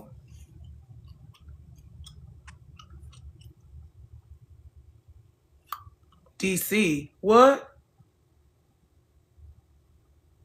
Did you make a tag Camellia in it? Hate it bad. Yeah, she'll be walking. A walking soundbite. I hope that not, because that's what she spoke against with Carlos. Have you read Not All Diamonds and Rose?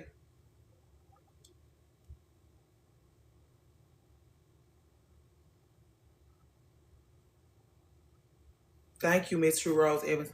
Not anything much with dip, unfortunately.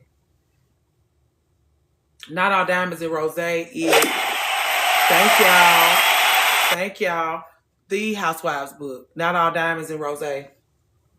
Hold on, let me get it.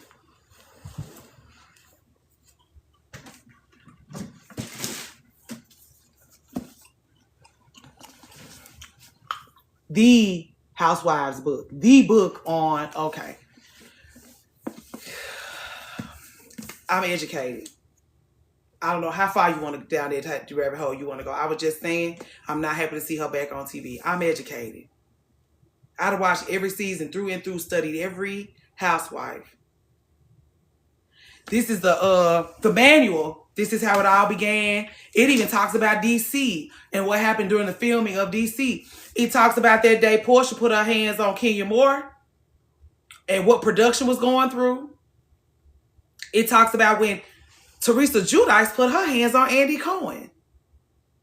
It shines a light. Everybody wrote this. You know, I like a book that's a collaborative effort. David Quinn put his name on it. But everybody in here, everybody's giving theirs. Jill Zarin, Ramona Singer, Kelly Ben-Simone, Heather Thompson, Dorinda Medley, Carol Wazzy Will, Carlos Raggedy ass motherfucking King. I bet I never see him in person. This is a community effort. Sheree, Kenya. I don't think Nene is in here because she was mad when they wrote this. Let me make sure. I don't think Nene is not in here. But you know that's because they could not call her because they was in the middle of the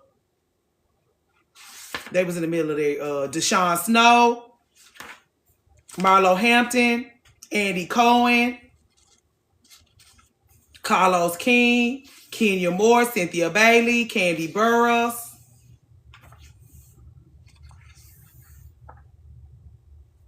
Everything is in here. Dina Manzo.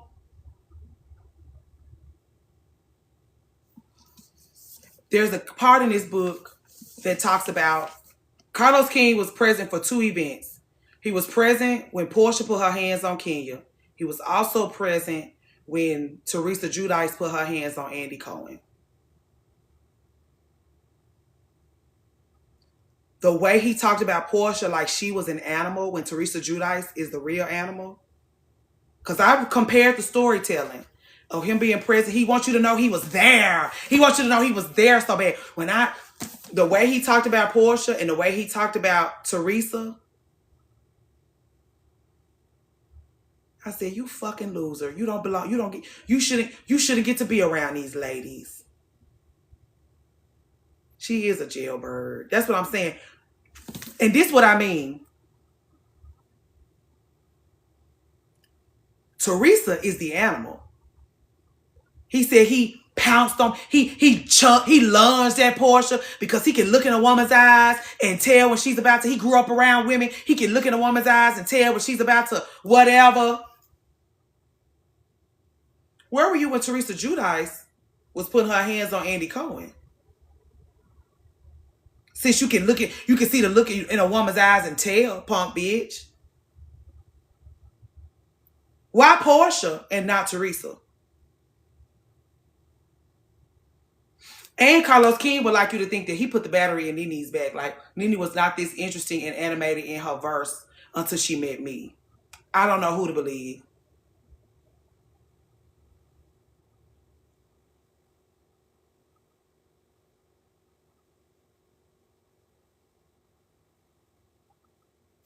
That's why I love her, but I don't trust them BQS. Especially when Kenya could have left a while ago. She could have. Anyway, that's why I don't see it for Carlos King because, you know, you can't say those words in this chat, Diana. Can't talk women, race, and class in here. Right. Anyway, a good book. A good book. A good book. But you're going to fall out with some folks that you thought you might like. I never saw it for you because I just know you just want to be friends with those girls. You just want to be friends. You just want to be friends. You just want to be friends with those girls so bad. You they number one fucking out punk, bitch. I don't see it for him. He right like Andy Cohen, baby Andy Cohen, using exploiting them for financial gain.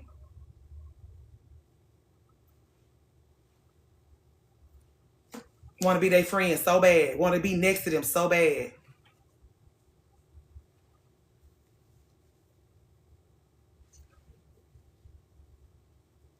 No, thank you. Anyway, well versed. 2, get some rewatches old seasons of Beverly Hills and argues with Ricky about it today. Still argues with Ricky about seasons of when Lisa Vanderpump was on Beverly Hills with Ricky just for sport. Argues about for sport. You don't want to get into it with me. I don't listen, and I don't see it for Andy Cohen. I think he's disgusting. I think he's a rat.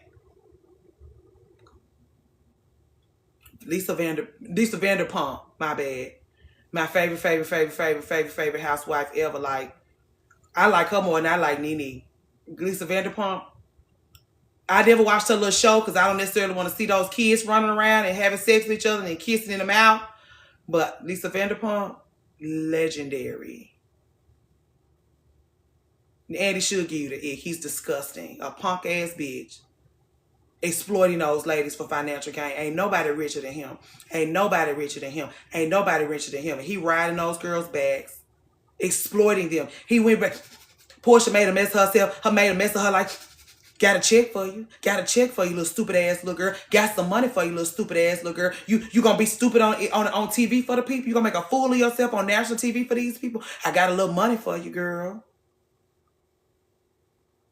We know how much you like money, girl. I'm gonna put you on this TV and having you competing with these ladies for beautiful things. Thank you. Hey, Ange. For house, car for car, bag for bag. I'm gonna pay you pennies compared to how much money you need for you to be able to compete.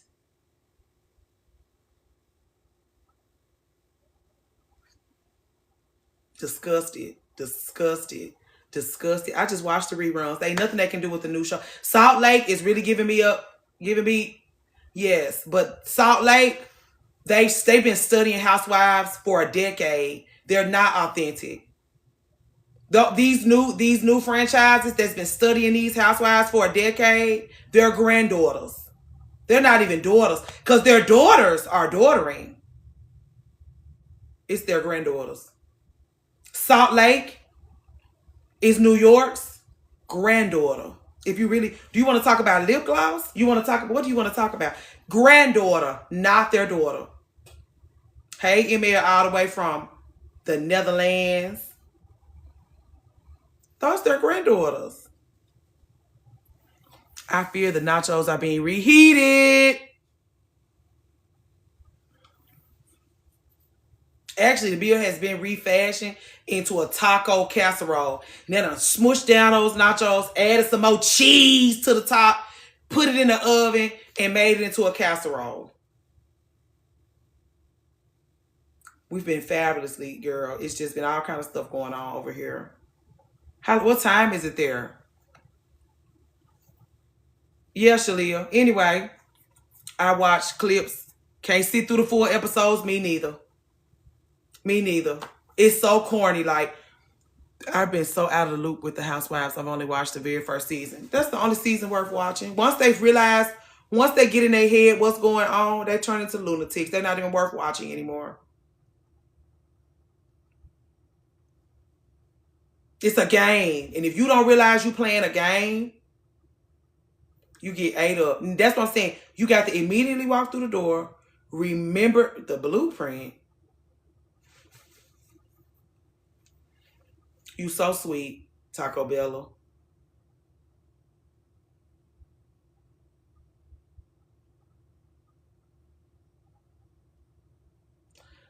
Haven't watched. Yeah, good for you. I don't even know. Good. That's how it's supposed to be. Deshaun Snow, girl, from the first season. The biggest fool we ever seen. I was in cringe. It was a cringe fest watching her get through that first season. And I love one in here calling her a blueprint. That's the beauty of it. That everybody gonna have their own interpretations of you. It'll be totally fine. Some people that ain't gonna be able to stand your ass. It's some people that's gonna make you cringe. It's some people that's gonna love you. That's gonna call you the blueprint. Because some people call Portia the blueprint. Portia showing us how it's done. What? Making a fool out of yourself? Looking dumb on TV? Cheers, Ken. What? We still here. We all still here. Maybe her lifestyle wasn't. It was the estate that I lived for.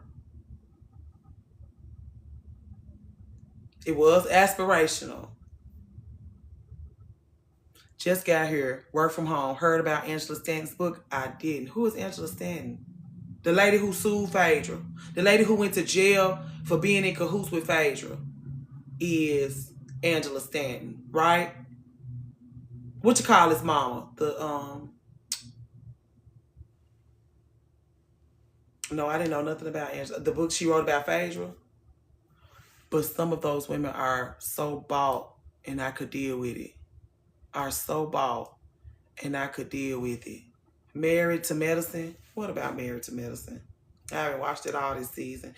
Everything just feels so fake. I haven't been able to watch it. I can't get through it because everything just feels so fake. Now that they got BravoCon and everybody got their shtick and everybody's got their, it just feels so fake. I don't really actually like any of it. I watch reruns and still get mad. I couldn't deal with it. I do kind of like the Ultimate Girls Trip. I like them merging housewives from different seasons. But even like True Housewives fans be going to BravoCon and they don't even like BravoCon. Yeah, fake. And it used to be so good. That's the problem. Like if you wasn't there in its infancy, then you don't understand what we crying about. You had to be there. The season as it was being like with the house theme between Sheree and Kenya. Legendary. I love Orange County. Vicki Gunvalson makes me feel like a normal human being. I love Vicki Gunvalson. Her crazy ass. It just makes me feel like I'm not like, this is just womanhood, girl. Ain't nothing wrong with you. I don't know nothing about Zeus, girl. Once the good black folks was like, they're embarrassing us, I never went over there. Once the good black folks was like, nope, I said, well, me either. I love, now Beverly Hills in New York. Here's the thing. And to our white sisters, please excuse me. Okay? Please excuse me, white sisters. I likes those New York. I likes that New York. I likes that Orange County. I likes that Beverly Hills. I likes that Salt Lake City. Because I like seeing those ladies terrorize each other. I can't stand watching the black franchises now. Because I realize what gets on my nerves about them is the fact that they're terrorizing each other. I do like to see them crazy ass wild. Vicki Gunvalson, she terrorized the people terrorized her back. Because we all got a Vicki Gunvalson in our lives. When she set up on that got a liar like that. A liar. We all got a Vicki Gunvalson in our lives that be getting away with so much lying. They put Vicki Gunvalson up on national TV and said, you gonna lie about your boyfriend having cancer? They looked her square in her eye about the lie she told just for a boyfriend. Her daughter hated her for that. Her friends hated her for that. They put her and her lie on display. It was the best day of my life. The way Bethany reads Ramona. The lady in line behind her at the coffee shop could never gather Ramona up the way Bethany gathers her up. The way Bethany was gathered up by Kara Radziwill about her bullshit. Gathered her the fuck up. The way Bethany threw Jill Zarin away for thinking that she gave her celebrity, like, bitch, they was always gonna like me. We was a dynamic duo. But if you really want to get into it, the same thing that happened to Quad and Mariah is the same thing that happened to Jill and Bethany. If you really want to talk. I don't know. How deep off into it are you? Do you want to talk to me about this? Or do you want to just talk about the latest episode and I shut the fuck up? We'll sit up and just lie that Vicki Gunvalson. Just be lying. And ain't nothing to lie about because you actually have some fabulous things to be talking about and doing.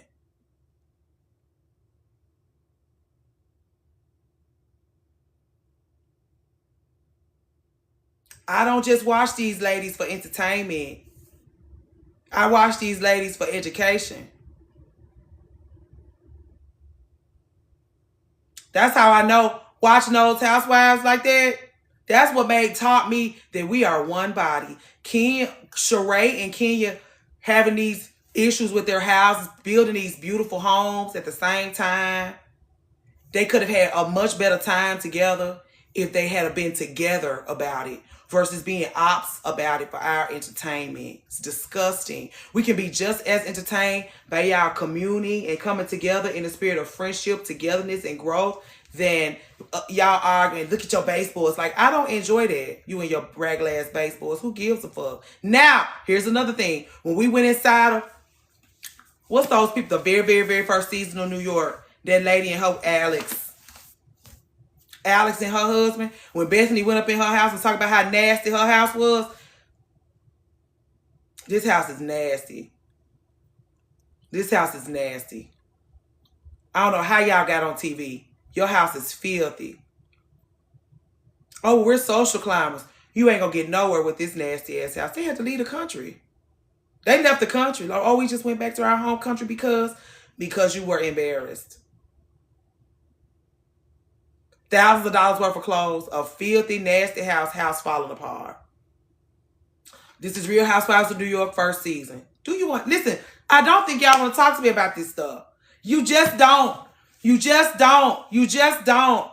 You just don't, girl.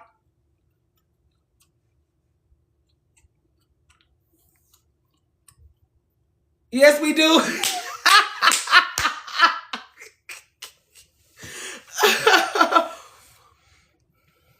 Money can't buy. Somebody knows what they're talking about. The legendary Countess Luann. The legendary Countess. Married a count, divorced him, got remarried, still would have you to call her a countess. Ain't no kind of countess. Being cat ragged ass, drunk, being pulled over on the side of the road, fucking strangers behind bushes and on vacation. Not no kind of countess. A train wreck. They need to be calling her the train wreck, not the countess. Because she said money can't buy you class. She's singing about herself. You have done your research. Tell us more. I don't know. I just really came up here to talk about how Nene don't need to come back to TV. If you really want to write a diagnosis for what Nene should be doing with herself, it would be being the most fabulous socialite in Atlanta. The most fabulous socialite. Nene Leakes with that big shiny name like that. Everybody loves her. She's the queen of Atlanta. To us, to people who don't live in Atlanta, for people who don't be at the hot wing places, for people, she could write her. No creativity. That's what I'm saying. You let Greg give you your star, so you have no creativity. You could write your own ticket. You could write your own ticket. Personality hire. Thank you, Janice. You showing all this love. Personality hire can get way more out of the box than a person who get hired because they know they do good at their job. Any personality hires in here? If you're a personality hire, put a cup of coffee in the chat if you're a personality hire. I'm a personality hire. Y'all be like, oh, I just love your vibe. Personality hire. Personality hire. I only got this job because of my personality. I don't know how to use TikTok. I don't know how to use Patreon. I don't know how I have to use the thing. I don't know. Y'all be sending me stuff. I don't know how to look at it. Personality hire. Don't know what the fuck I'm doing. Take personality hire.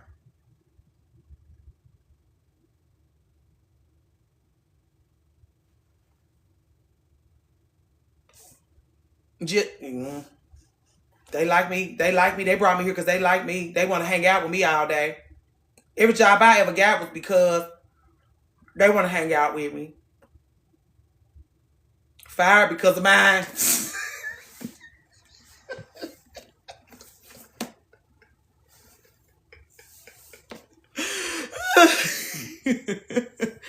You couldn't keep them people was getting on your nerves.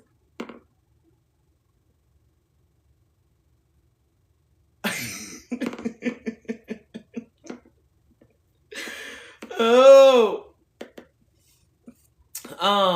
So yeah, we could get into the Bravo things, girl. We could get into the Bravo things. That is, I got a master's degree. I got a doctorate degree in Housewives for sure. That's what I'm saying. I rewatch old seasons for sport. I've had arguments about I've thrown the ball back and forth with my other heavily girl. We read this book together. We argued and cussed about this book together. I go back and watch New York. I've watched again every season. So I watched Atlanta. First I watched to study Portia. Then I watched to study Kenya. Then I watched to study Nene. I studied to watch Nene first. That's what I realized when I came out on the other side, and I realized I was only immersed in Nene's experience. I went back through there and did Candy. And then I went back through there and did Lisa Wu. But her time, like, I went back through there, everybody. Same with New York. Watched Bethany as a Bethany hater. Then watched her again as a Bethany lover. Tried to watch as a Carol Radziwill hater and couldn't because I like her too much. Could never watch Lisa Vanderpump as nothing but a Lisa Vanderpump stan. How can you watch Beverly Hills as a Lisa Vanderpump hater? She's the queen of Bravo. Nene might be the queen of Atlanta. That Vanderpump, she pimped Andy Cohen. Let's talk. I'm not even going to ask your permission. Every housewife should have followed. What Lisa Vanderpump saw in Andy Cohen was every other woman's responsibility to see in Andy Cohen. Candy can see it, but Candy is generous. Candy is just generous. But Candy could have got out of the Bravo deal the same thing that Lisa Vanderpump got. But Candy is more gentle. Lisa Vanderpump is a business tycoon. She pimped that Andy Cohen out. She said, bitch, if I'm going to give you proximity to me, you're going to give me everything. And don't hold back. Don't hold back. He's her bitch. And that's the dynamic that all these ladies are supposed to have with him. Portia, Phaedra, Bethany. But see, they don't have the patience and the business acumen. Tall dog.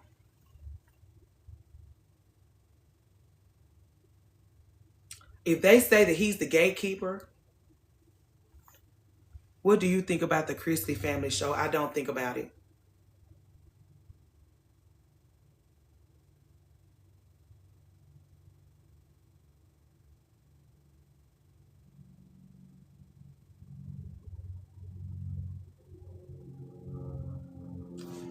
I only have the bandwidth for one layer of fuck shit.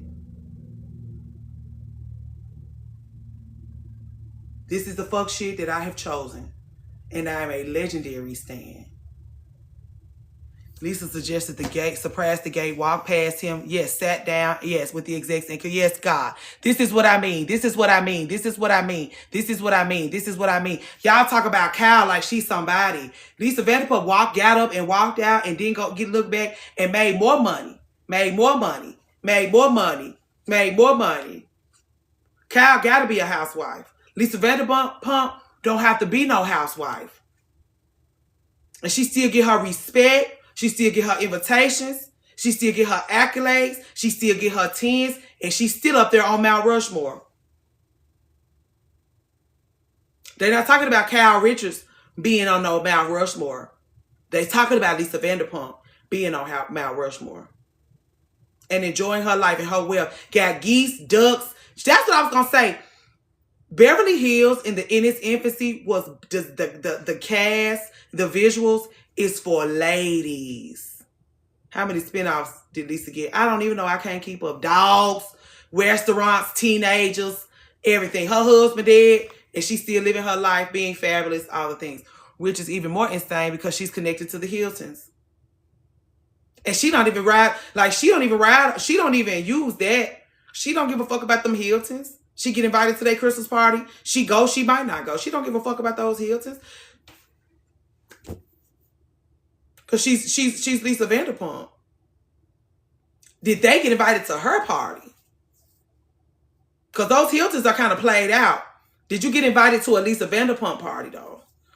Isn't Jennifer Tilly on there too? Yeah, they did. They needed to do something. They had to give us something. That's what I'm saying. Beverly Hills always gonna get like Lisa Vanderpump set a tone for Beverly Hills. She did. I was always glad when it was time to go over Lisa's house. I don't give a fuck. Even to this day, I don't give a fuck about nobody else's house.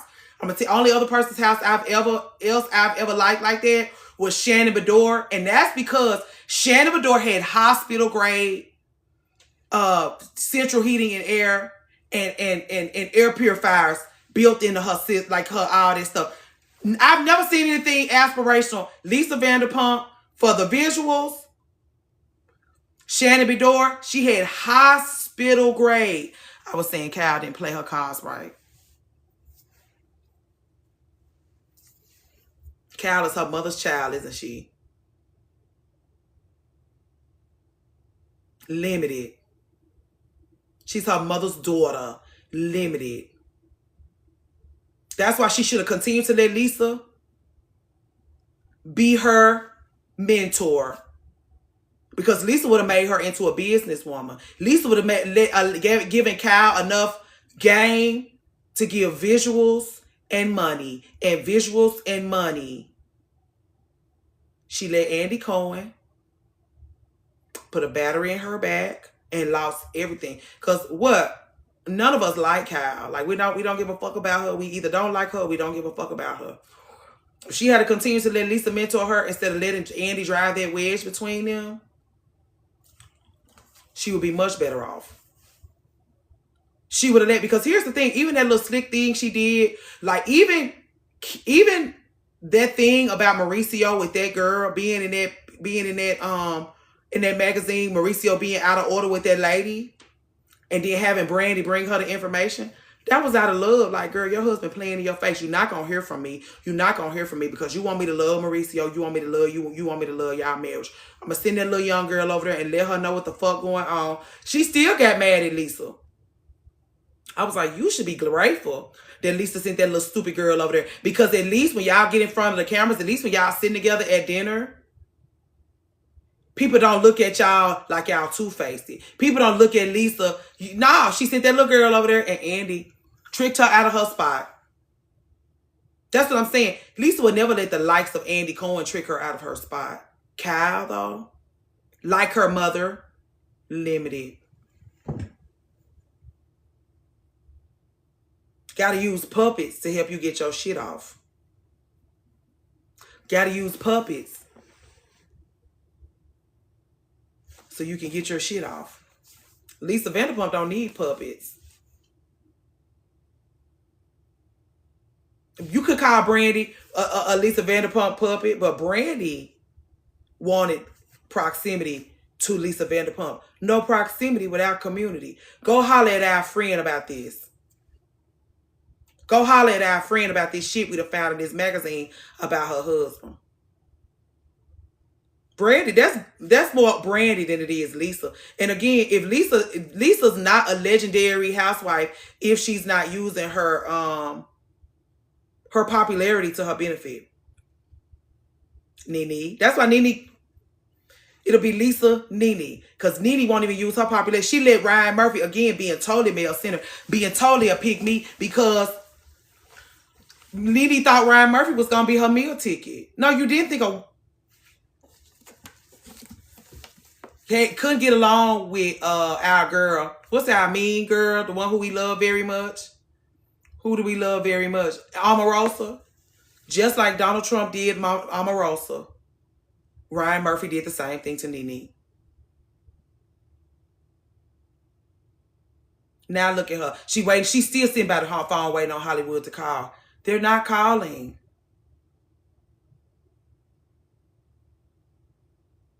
He giveth, he taketh away. Lisa Vanderpump, like our sister Camellia said, she walked through the gate and passed Andy Cohen. Nene should have walked through the gate and passed Ryan Murphy. She let Ryan Murphy write her meal ticket. The problem with that is that even like what's our girl, Jessica Lange from American Horror Story, he falls out with legends and icons because he's so goddamn ignorant. You're not, and we love Jessica Lange. We love Nene Leakes. But Jessica Lange is a legendary movie star. Ryan Murphy gonna fall out with those legendary movie stars because he wants to be the diva. And if Nene Leakes and Ryan Murphy gotta go head up about who's gonna be the diva, Ryan Murphy gonna show Nene Leakes who's the diva here. Now, Nene sitting by the phone. She's still, if you watch her podcast, she's still waiting on Hollywood to call. That's why she do them little punk ass BET movies. She hoping Hollywood gonna see her on BET and call her back. Hollywood's never calling her back. That's because she put her meal ticket in the hands of a man. Lisa Vanderpump would never. How did we get on this? Ricky gonna be hollering when he found out I've been up here talking to y'all about Housewives.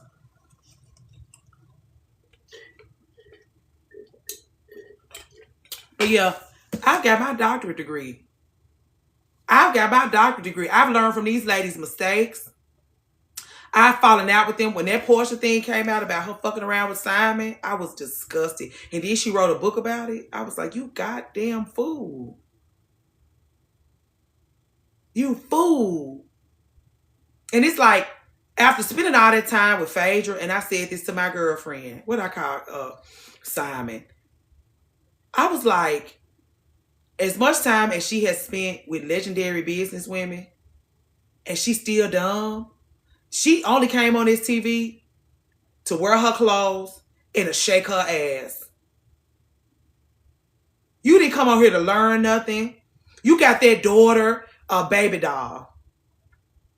A baby doll. Just like your mama didn't mother you, you not finna mother Pilar.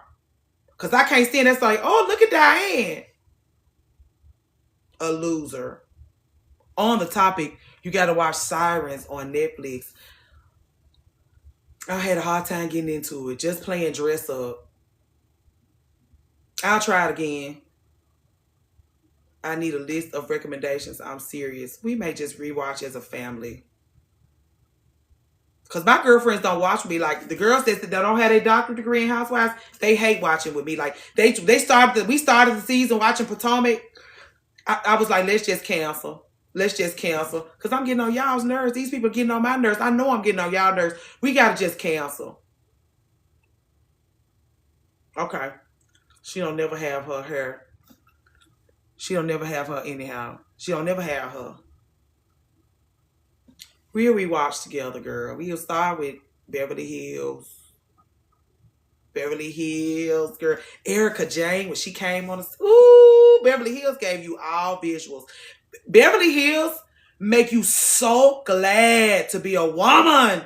Beverly Hills is visuals down to the ground. Beverly Hills is the franchise that will let you know you can do or be or do or be or do or be any goddamn thing and still be all glamorous and beautiful. Beverly Hills. I love Atlanta, but Beverly fucking Hills. It'll get you to dreaming and shit. Beverly Hills. Beverly Hills. And we have a beautiful, whimsical woman named Lisa D. Vanderpump to thank for that. She had geese. Her backyard. We just going to go over there and marvel at Lisa Vanderpump's home. Y'all want to talk about home decor? We're going to watch season 1 and 2 and 3 and 4. And when that fool get over there, we're going to take a break. The Kardashians literally show me the lifestyle. I don't patronize their business. I love the way you enunciate your words. I love interior design. I don't fool with those. I don't fool with those girls. It's enough of y'all fooling with them. Y'all will come back and bring the good news.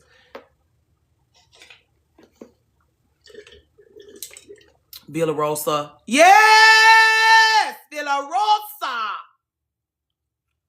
She'll have you to dreaming. She'll have you dreaming. Hey, Doc. She'll have you dreaming. Your imagination will be running. Wow. Your imagination will be running. Wow, when you come away from Lisa Vanderpump house. Yes, Shalia. That's what she named her home. She had a white... She got geese, a glass bridge. You get excited. When it's time to go over Lisa Vanderpump house, when they film it, Thank God. You hope Lisa Vanderpump don't meet nobody at no restaurant. You hope she stay home from the parties. Her pool, the way she entertains. Nobody has been able to come on the scene and do it better than her, and some have tried. Nene tried with that big white house she bought. Still nothing. Because the animals make the things whimsical. She loves animals. That's her love for animals. The pigs. Her love for animals. Girl, please, leave me out of it. Shalia. It'll have you calling Beverly Hills the best franchise they got. The swans, the baby horses, the flowers everywhere. Like, these are the things that we want women to aspire to. Not those raggedy ass marriages. Not you pulling up. Like, who cares if you pulling up in a Bentley and you don't have no furniture in your house? Then we go inside of Lisa Vanderpump's house and we see custom furniture with custom fabrics and beautiful flooring and beautiful walls. Her husband did not share a room. Her husband did not share a room. He come visit around her shit. Her closet. There's not been a house like these housewives got 2-story closets and still can't go head up with Lisa Vanderpump. They got winding staircases in their closets and shit and still can't go head up with Lisa the Vanderpump. They really could just take all the other faces down and put her face up there and we don't have to talk Mount Rushmore anymore. I sell Girl Scout cookies for Lisa Vanderpump. I sell Girl Scout cookies for that lady I was telling y'all about at 8:30. And I sell Girl Scout cookies for Lisa Vanderpump. Just so you see what kind of people I sell Girl Scout. And Beyonce. You know how y'all feel about her. Please excuse. I do sell Girl Scout cookies for Beyonce. And I sell Girl Scout cookies for Sir Self. And then that's it. And my dead mama. I sell Girl Scout cookies for my mom. Pool boy who tried to sue her when she kicked him out. I know. She a minion. The way that Lisa had a staff and everyone at her beck and call. Who feel the way about Beyonce banish them? You know how they feel about us calling. They say, as soon as we mention her name, they be like, hey, Rosemary. You know, they be like, we don't worship idols. We don't worship idols. Okay. We don't either. The girl is a legendary. Listen, what you want me to say? What you want me to say?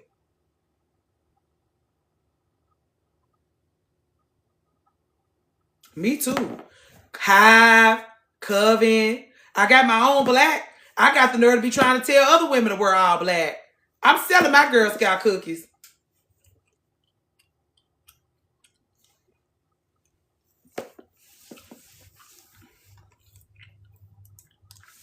Anyway, y'all. I don't even know how we got on that. Oh, talking about Nene. Y'all want to talk about Nene coming back. Y'all don't want to talk to me about Nene coming back. Because I'll fall down a 30-minute rabbit hole. Love me some beef. I'll bake them damn cookies. Oh, you will bake the Girl Scout cookies. She said, I'm in the lab baking the cookies to be sold. I definitely have an appreciation for it. My mom was a Taurus.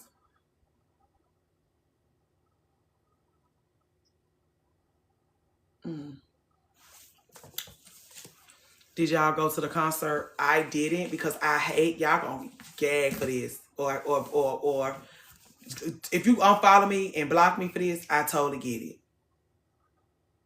I did not go to the concert because I hate partying with other Beyonce fans. Every time I go to a Beyonce show, I just want to sit and cry. I want us to all sit down, shut the fuck up, and cry. Y'all being too loud and rambunctious in here. I came in here to sit, take a deep breath, breathe all the beauty, the fabulosity, the inspiration, the aspiration, all of the things in, and weep my eyes out. I can't weep if you keep whipping your fan. Dog! Okay! Click, click, click! All right! So next time, I'm gonna go in the box.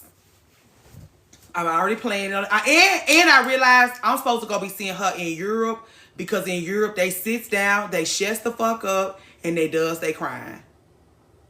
I'm supposed to be seeing her in Paris.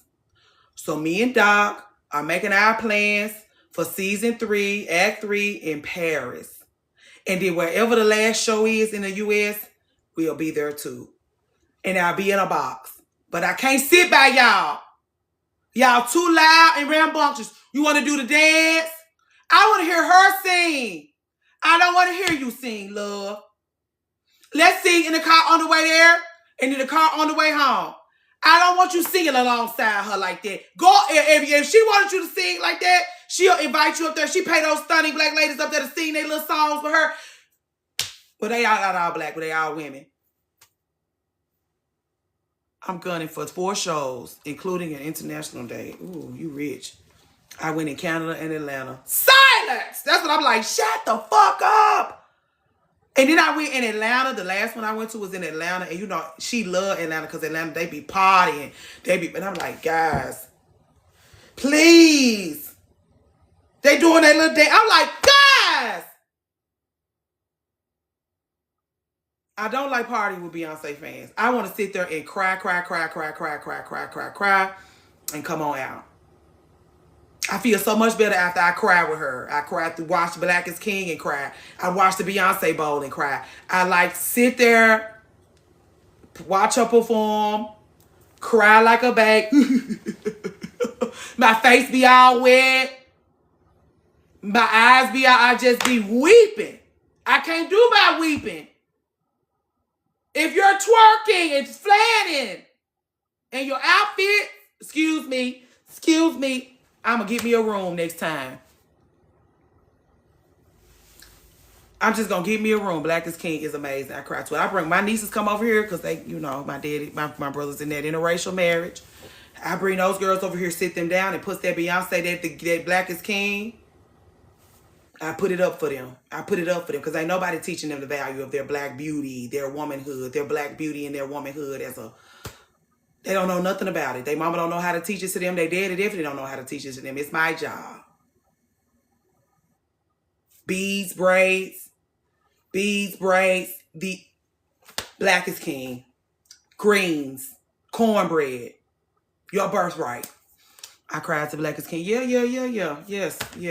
When my baby came home from the hospital, it's the first thing I put in front of him. It's the first thing I put in front of him. When those girls come over here, I put the Beachella up on that Netflix, and they be like, your Taylor Swift don't know nothing about, because that's all they mama put them in front. Taylor Swift. Your Taylor Swift can't do that, can she? Your Taylor Swift don't know a bitch ass thing about this, does she? You ain't never been in all like this, have you? Did you know you can do this? Did you know you can do this? Did you know that this is a shiny beacon standing up here for you?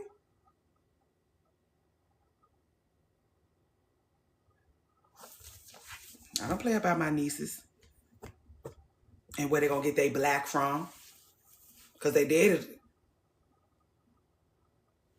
This is love. The love compare. I'm not trying to compare those girls. I'm just saying, my nieces come over here and they don't be in awe. They don't know what's going on. They don't know what is this. This is Beyonce. This is dancing. This is singing. This is passion. This is art. This is love. This is an experience. I can see the goosebumps. You ever seen goosebumps on a little person's arms and hands when they see something like that up on the television? You ever seen them get goosebumps? You ever seen the hairs on the back of their necks stand up when they see something and they don't know what the fuck they looking at?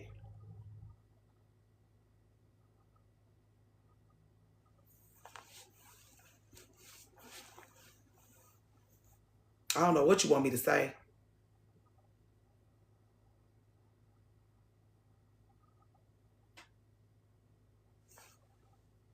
Taylor Swift don't look like them.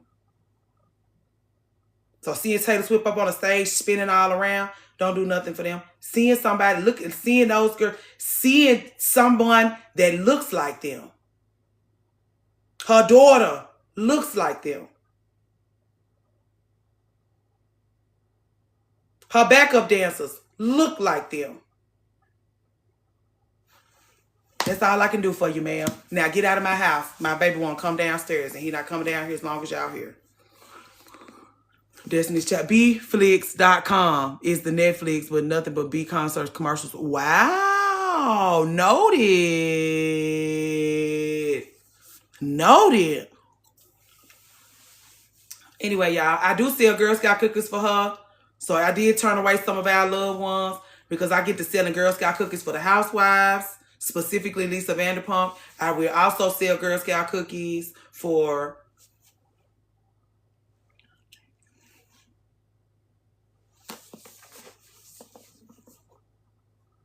I'll take my lashings once the live is over.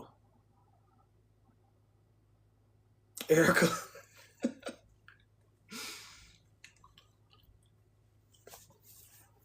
Anyway, y'all got anything else? I think I talked about everything. Miss Madam C ain't here no more anyway. I was talking about all the stuff she wanted me to talk about.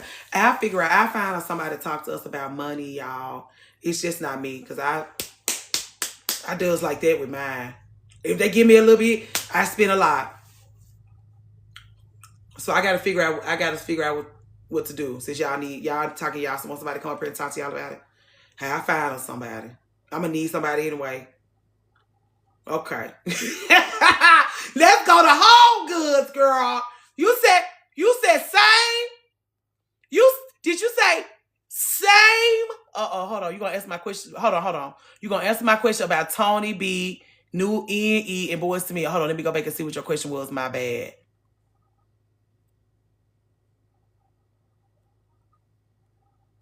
The way Beyonce shows up and people compare her to, okay, my bad. Okay. My homegirls, we don't worship Beyonce type. That's why you need to quit being her friend. She's stupid. Anybody going to Tony B? No, I'm not going to that concert. No, I don't. I already don't like concerts. So I save my concert money for people who gonna like change my life with a concert. Not just doing a bump with a bunch of other women. I could do a bump in my living room with a bunch of other women to Toni Braxton. Hey, Elle, we still in here. Oh, and this is another lady I sell Girl Scout cookies for. I sell Girl Scout cookies for Elle. I sell Girl Scout cookies for Beyonce. And I sell Girl Scout cookies for Lisa Vanderpump. Those are who I sell. I noticed that all those people are women that I sell Girl Scout cookies for. If they start an MLM tomorrow, I'm going to be up top. I'm going to be selling my Girl Scout cookies.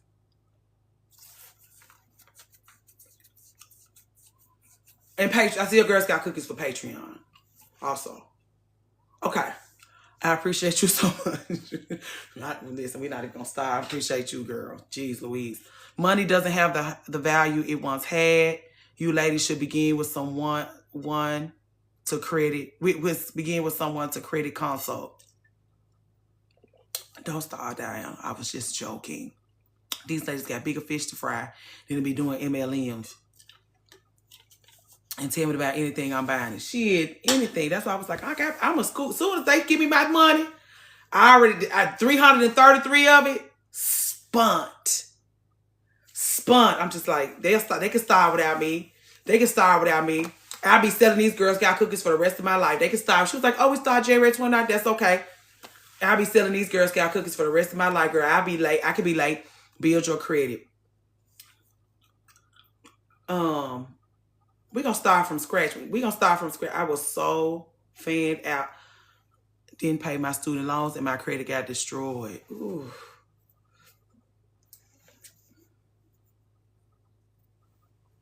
Credit is king, business or personal. But how do? Yes, this like, you got to start from scratch with these folks, Kelly Blocker. Like, you got to start from like teaching them, what do you mean you selling Girl Scout cookies? Like singing their praises. You know how people be like, knock, knock, knock. Have you heard of Jehovah's Return? Like that. Knock, knock, knock, knock. I got a small Bible for you. I want to talk to you. I'm trying to spread the good news. Did you want to hear about Beyonce? Did you want to hear about Elle? Did you want to hear about Lisa Vanderpump? You want to hear the good news? Like that.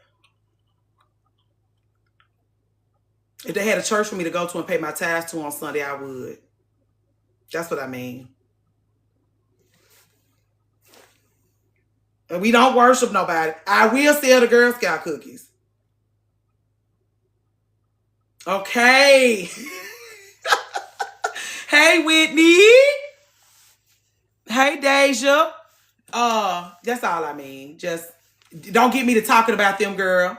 Cause I had you talking good about them too. I had you don't worry about me. Just don't talk to me about Beyonce, Elle, or Lisa Vanderpump unless you want me to sell you something. That's what I mean. Just don't talk to me about it. It's people that you be trying to talk to me about.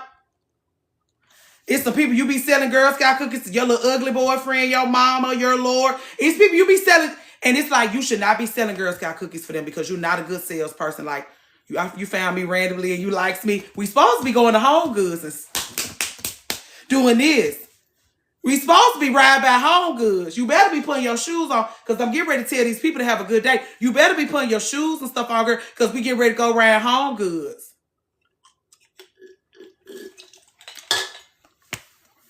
Think everyone should try Sacred. Ooh.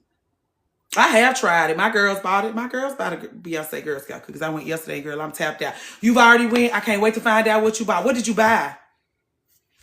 On Summer. I forgot you live around here. It's the Home Goods on Summer? I didn't know it was a Home. Oh, I bet they got good stuff. I switched my Olaplex with Sacred. Why are you using Olaplex? Why are you using Olaplex? Let me guess. You watched a TikTok or a YouTube video.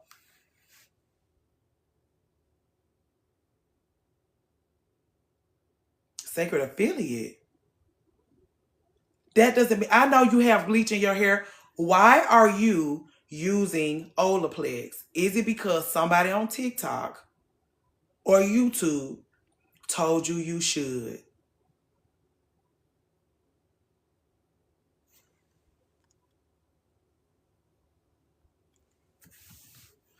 Y'all get to using that Olaplex. You like it. You make it a part of your regular beauty regimen. It's only for repairing. It's only for repairing. It's only for repairing. It's only for repairing. Once you get repaired, you need to come out of there. Switch. Once you get fully repaired, you need to change products. Y'all use that Olaplex.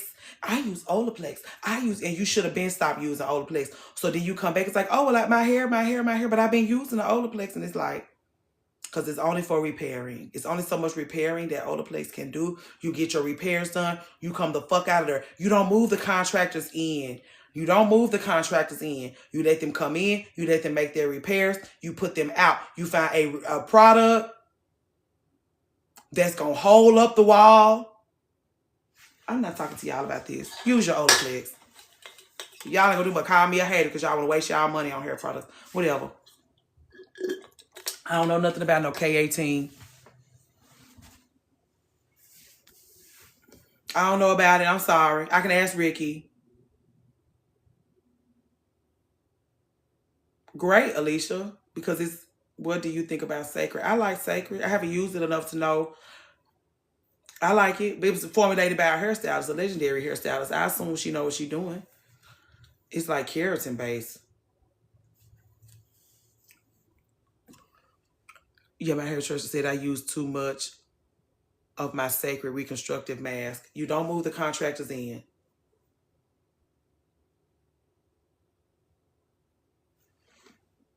Keratin is a protein.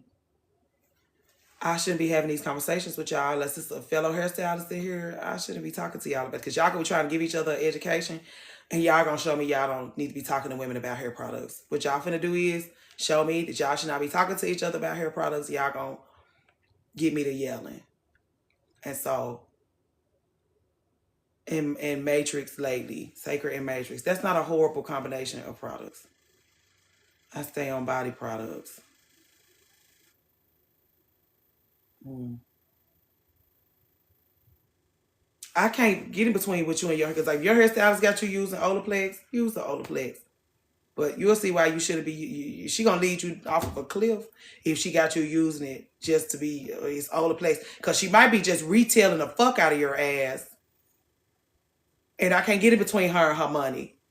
And so if you eat her Girl Scout cookies and drinking her Kool-Aid, that's who you trust.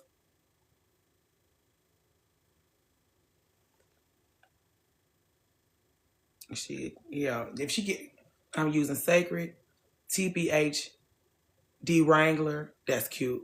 And Mael, and sometimes in Lady of the House We Trust. Y'all paying people. Y'all not paying me for y'all's bleaching and y'all's relaxing and y'all straightening and y'all's locking. The person that y'all invest y'all money in like that is the people y'all should be. I know, girl. I was just messing with you.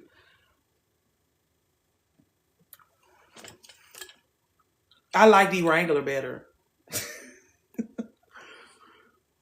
I just bounce between Design Essentials and Sacred and hope for the best. That's a nice combination of products. Anything restorative and reconstructive, you should not be using that regularly.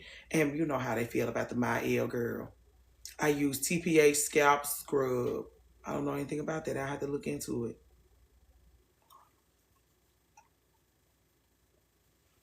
But anyway, that did send me over the edge to when y'all be talking about because I have a girl who come to me to get her trims on a regular basis. And she be using that Olaplex and it's taking her years to recover from letting Olaplex be the only product she used because when she sit at those tables and throw the ball back and forth and they ask her what product she used, she can say Olaplex and it's like we finna be able to tell if we can't already.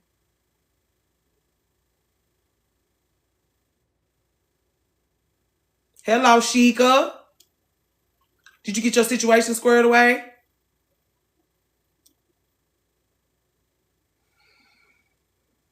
TBH. Okay, I bought that for my story time.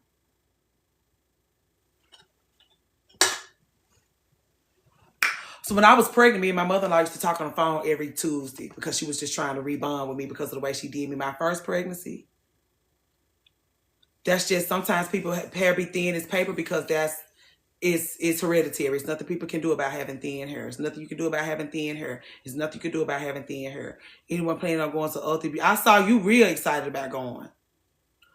Um, Oh yeah, there ain't nothing you can do about having thin hair. If your hair is thin, your hair is thin. It's nothing you can do about having thin hair. I can't put no product in it. I can't put no product in it. I can't do nothing to it to make your hair thicker. We can use a volumizing shampoo. That's just to sell you something.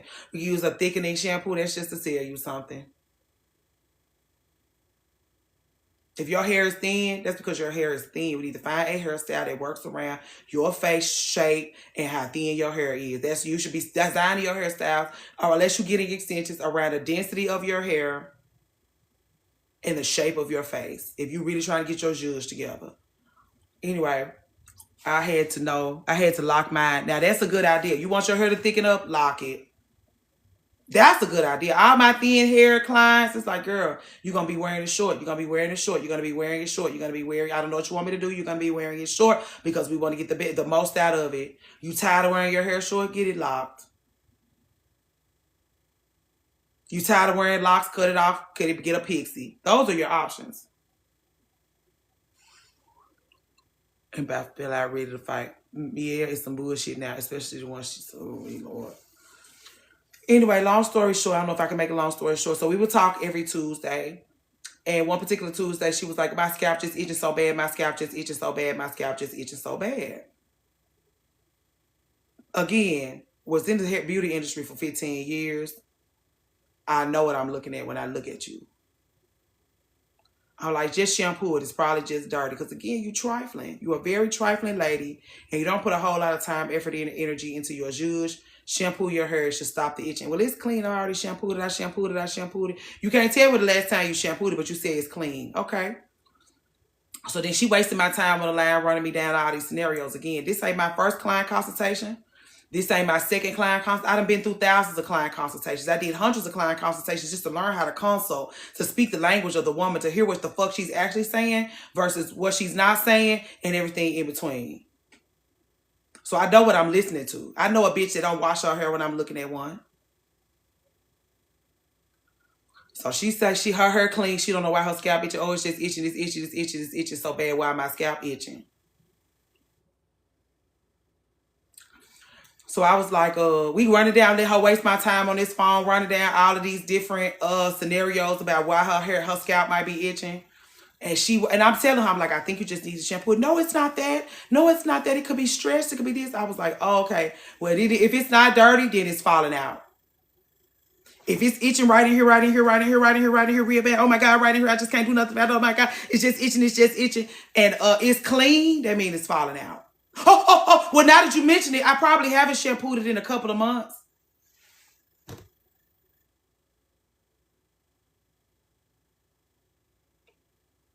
Y'all want to get on this line and talk to me like y'all know more about the shit that this shit kept my lights on. It put my brother through college. It bought me a BMW. It sent me all over the world. Now all of a sudden, it might have been a couple of months. Now that I think about it, it might have been a couple of months. All I had to do was tell her the shit was falling out. Now she want to tell the truth. I know how to do a consultation. I know how to talk to you about your hair, girl. Anyway, for Mother's Day last year, I bought her the full Taraji P. Henson line of hair products. All the little apparatuses. She got offended.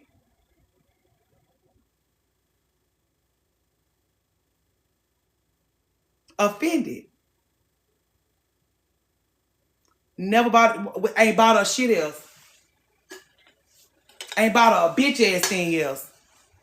Story time over. What else is going on?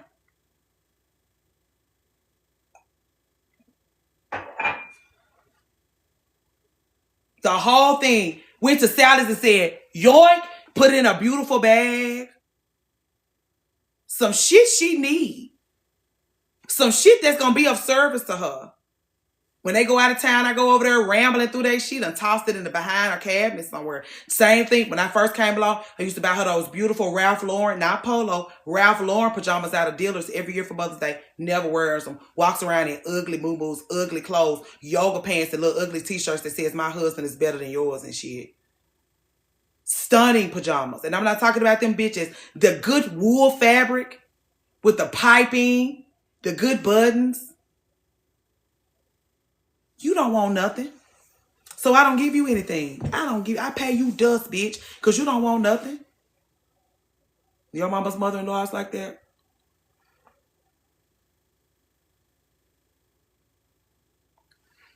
Story time over.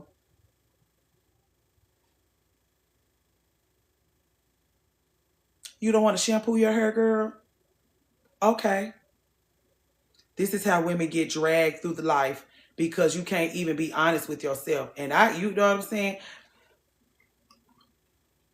You're just so honest. I see why you stay away from me. Hey, Shambria, I see why you stay away from me. You can't fucking take it. Is she mad you took her son? She don't care about her son like that. I didn't take him. I said, listen, once he pissed me off, I give him back to her. Like, what's going on with your son? You okay? What the fuck going on over here? What you sending to my house? Good afternoon, Marky Will. Marky, girl, I'm so sorry. To the pedicure, she never used it. I used to send her to the spa. But they was like, just get her. Like at first I was like, oh, I'll just get her a spa day once a month because that's just always how I thought I was gonna handle my mother-in-law. And they was like, well, don't get her no massage because she don't like to be touched. Don't get her no facial because she don't care about skincare. You might be able to get her a pedicure. She was just going in there and getting a polish change and getting her nails polished. She wasn't even getting no pedicures and manicures. She was using that gift card to get, hey, Mimi. She was using that gift card to get a polish change on her toes. Going to Ghouls now. Now, if you live in Memphis or anywhere near Memphis, you know how Ghouls is. Going to Ghouls to get a polish change. And now you mad at me because I done bought you some shampoo, conditioner, scalp tonic, all that. I ain't even read the bottles. I just bought, it's a Black Woman owned product line. It smell good, look good. I saw a lot of it when I was cleaning out my mama's. Let's just go with this. She know her mama didn't teach her. No, her mama taught her it was a sin to be a lady like that. Her mama taught her she was going to hell if she did too many. Thank you, Mimi. If she showed up as a vibrant, beautiful, well-loved, well cared for, polished woman, she would go to hell. So she's trying to stay out of hell by wearing her yoga pants and never shampooing her hair. And she sell Girl Scout cookies for Jesus all day long. That's why I be like, you don't need to be selling Girl Scout cookies for him, girl, because you made me not want none. You made me not want none. Not even being a baddie, just being halfway decent looking. Like, you on the phone with me talking about your scalp itching, and it's because it's dirty. You such a good Christian. Your shit is filthy. You can't make, shampoo has to do with it. You can't make that kind of stuff a priority. Like, if I be like, oh, you just need to shampoo your hair. Me telling you to shampoo your hair, just me saying it as a hairstylist, it's going to sound like I want you to be vain. It's going to sound like I want you to shampoo it, flat iron it, put a couple of clip-ins in it, get some layers cut in it, and now you got this beautiful, voluminous situation. When I say you should shampoo your hair, you think this. You think I just mean clean it. I'm not trying to get in between you and your Jesus. I'm not trying to send you to hell. I'm just trying to convince you that you might need to clean it. That's why it's itching. So don't ask me if me telling you to clean it make you think I mean this.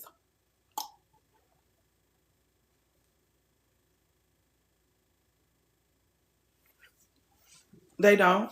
But again, your mama didn't teach you that. Totally fine. I'm trying to tell it to you as a professional. You should give me my 10s because I know. No. You look at me and all the work that I put into this thing, you take my credibility away because of how much time, effort, and energy I put into my judge. You're going to hell. I can't listen to you, girl. I just meant my scalp itching. I just thought you was going to tell me to put some oil on it, get a hot oil treatment or something. I'm not going to tell you that. I'm going to tell you to get you some shampoo and conditioner and go to work. And since you didn't, that's what I'm saying. People look at me, they're like, you're not going to see about her. We go to the family reunion. I'm this, she's that. They're like, you're not going to help her? You're not going to help her? I'm not. I tried helping her, and she condemned me for it.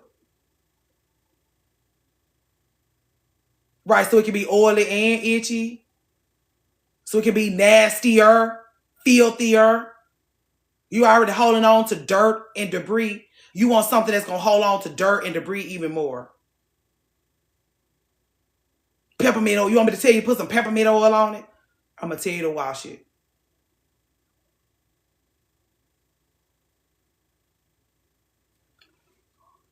And not washing hair is causing their face to be, we're not even going to get into the skin. That's what I'm saying. I could tell you need to shampoo your hair because of your skin.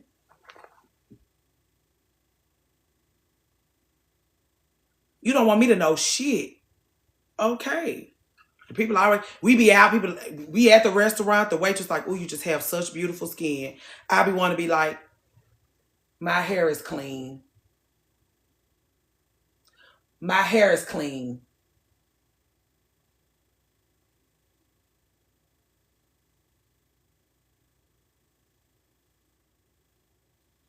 A snark fest. That's why I was like, I terrorize my folks. A full-blown snark fest. And I don't feel no kind of way about it. You cannot go that long without people being able to tell. Anyway, it's 1:30. I think we did good today, y'all. We're not gonna run this thing into the ground. I'll be back tomorrow morning at 8:30. If y'all have something y'all want to discuss with me tomorrow, y'all can put it in the thing on the other side of this. I guess you don't see it from on the other side in the thing. We never made it to 150K. Camellia really, what did I miss? Let me see. Edit, update. Edit. Hold on, y'all.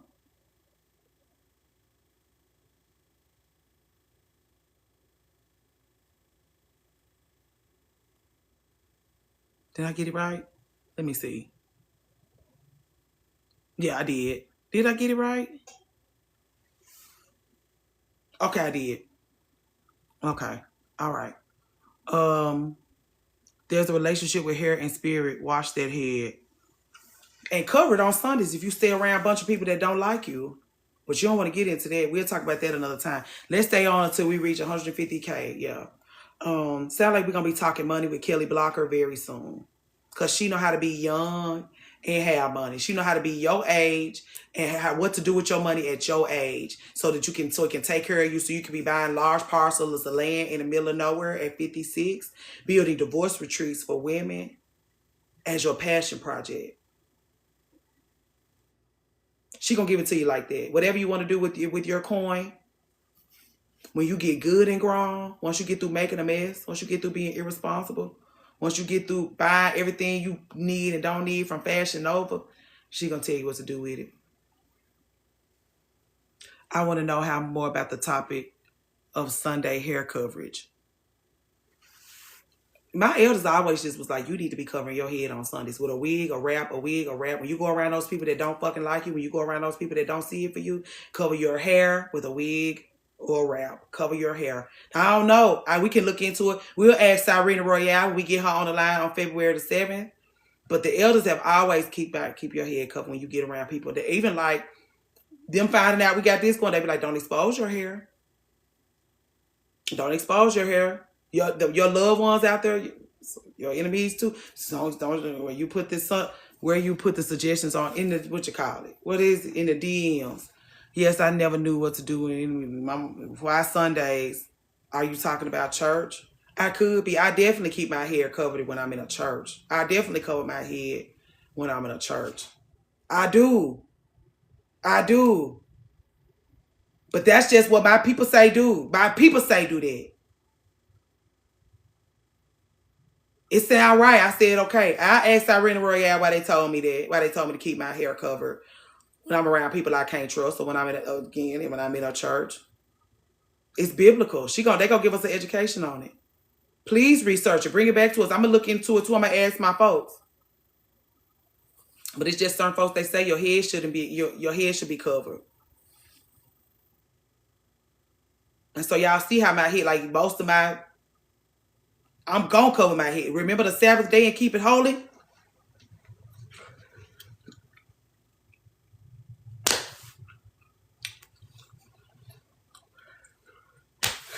Y'all see I got matching, they matched my robes.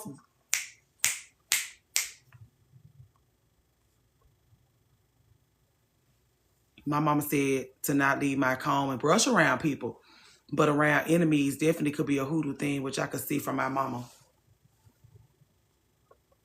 10K left. Oh yeah, y'all not far. I wish I could do me some clicking. I just want y'all to know I be on other people's lives clicking. I pay my dues, protecting your crown so you can't be attacked. Y'all saw Eve's Bayou, one of my favorite movies. My mom told me to burn my hair too. I started burning, like when I used to do little trims on Sir Self's hair. I did start burning, but it's so much, girl. Lord, hell, I'm like, I just thought I did. I'm gonna tell you what I did when my mama died in Canada. I sent my brother. Well, my brother went up there to do the final whatever because we was in the NICU. I did ask, like, he was like, "You want anything? You need anything? You want?" I don't want no ashes. I want a lock of her hair, and I got a lock of her hair, and I keep it in the place where I keep her. I do have it. It's one of my most, like, if they like the building is on fire, I'm getting it, and you can have all the rest of this stuff. I'll get another one. But that lock of her hair, my mama had beautiful, thick, stunning hair, legendary for her hair. She got this painting, and her afro is made of butterflies because she was famous for her big, beautiful, when she got to be in her 50s, just big silver, like her hairline, silver, and it just went a crown. a crown. Like if they made a black queen, like a black girl magic. I used to be like, you look like a black girl magic emoji. She used to look like a black girl magic emoji with her hair. If the house burned down, they can have all this shit. I can never get another lock of her hair. I'm gonna get that lock of hair and be standing out in the yard waiting to see this motherfucker burn to the ground. I don't need nothing else out of here. Anything else can be replaced. I learned how to do hair from her head. That's sweet. How far along are we? Okay, we almost there. Y'all got anything? So yeah, the DMs. Y'all have anything else y'all want to talk about? So I'm gonna close it out because I at least have an hour between time to go get light switch from school where I could just be by my own self. We've been on here since 8:45 because I was late for work. I'm leaving early. As the personality hire, I'm leaving early. The rest of the day, you're on your own. I'm going to Chick-fil-A and I'm going to pick my child. I'm the personality hire. I'm leaving early. You can leave with me. You can sneak out with me. Or you can stay. I'll see you in the morning at 8:30.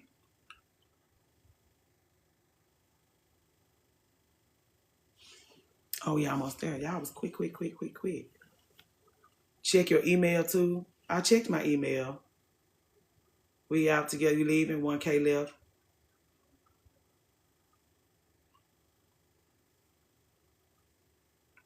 We do have a, we'll see. We made it. Y'all, we made it. Can we end the work day with this? I check. Y'all working. My boss not even here. Lee, let's all just go. Let's just all go right now. Yeah, the link in the bio for the Patreon. I'm leaving. So let's get to 200. I said I was leaving early today. I'll be back. I'll see y'all. Hopefully I'll be on time. If you want some Starbucks, send me your Starbucks order. We don't go to Starbucks. My bad. Panera, a local coffee shop. Let me just hang up. I don't know what I'm saying. I'll see y'all tomorrow at 8.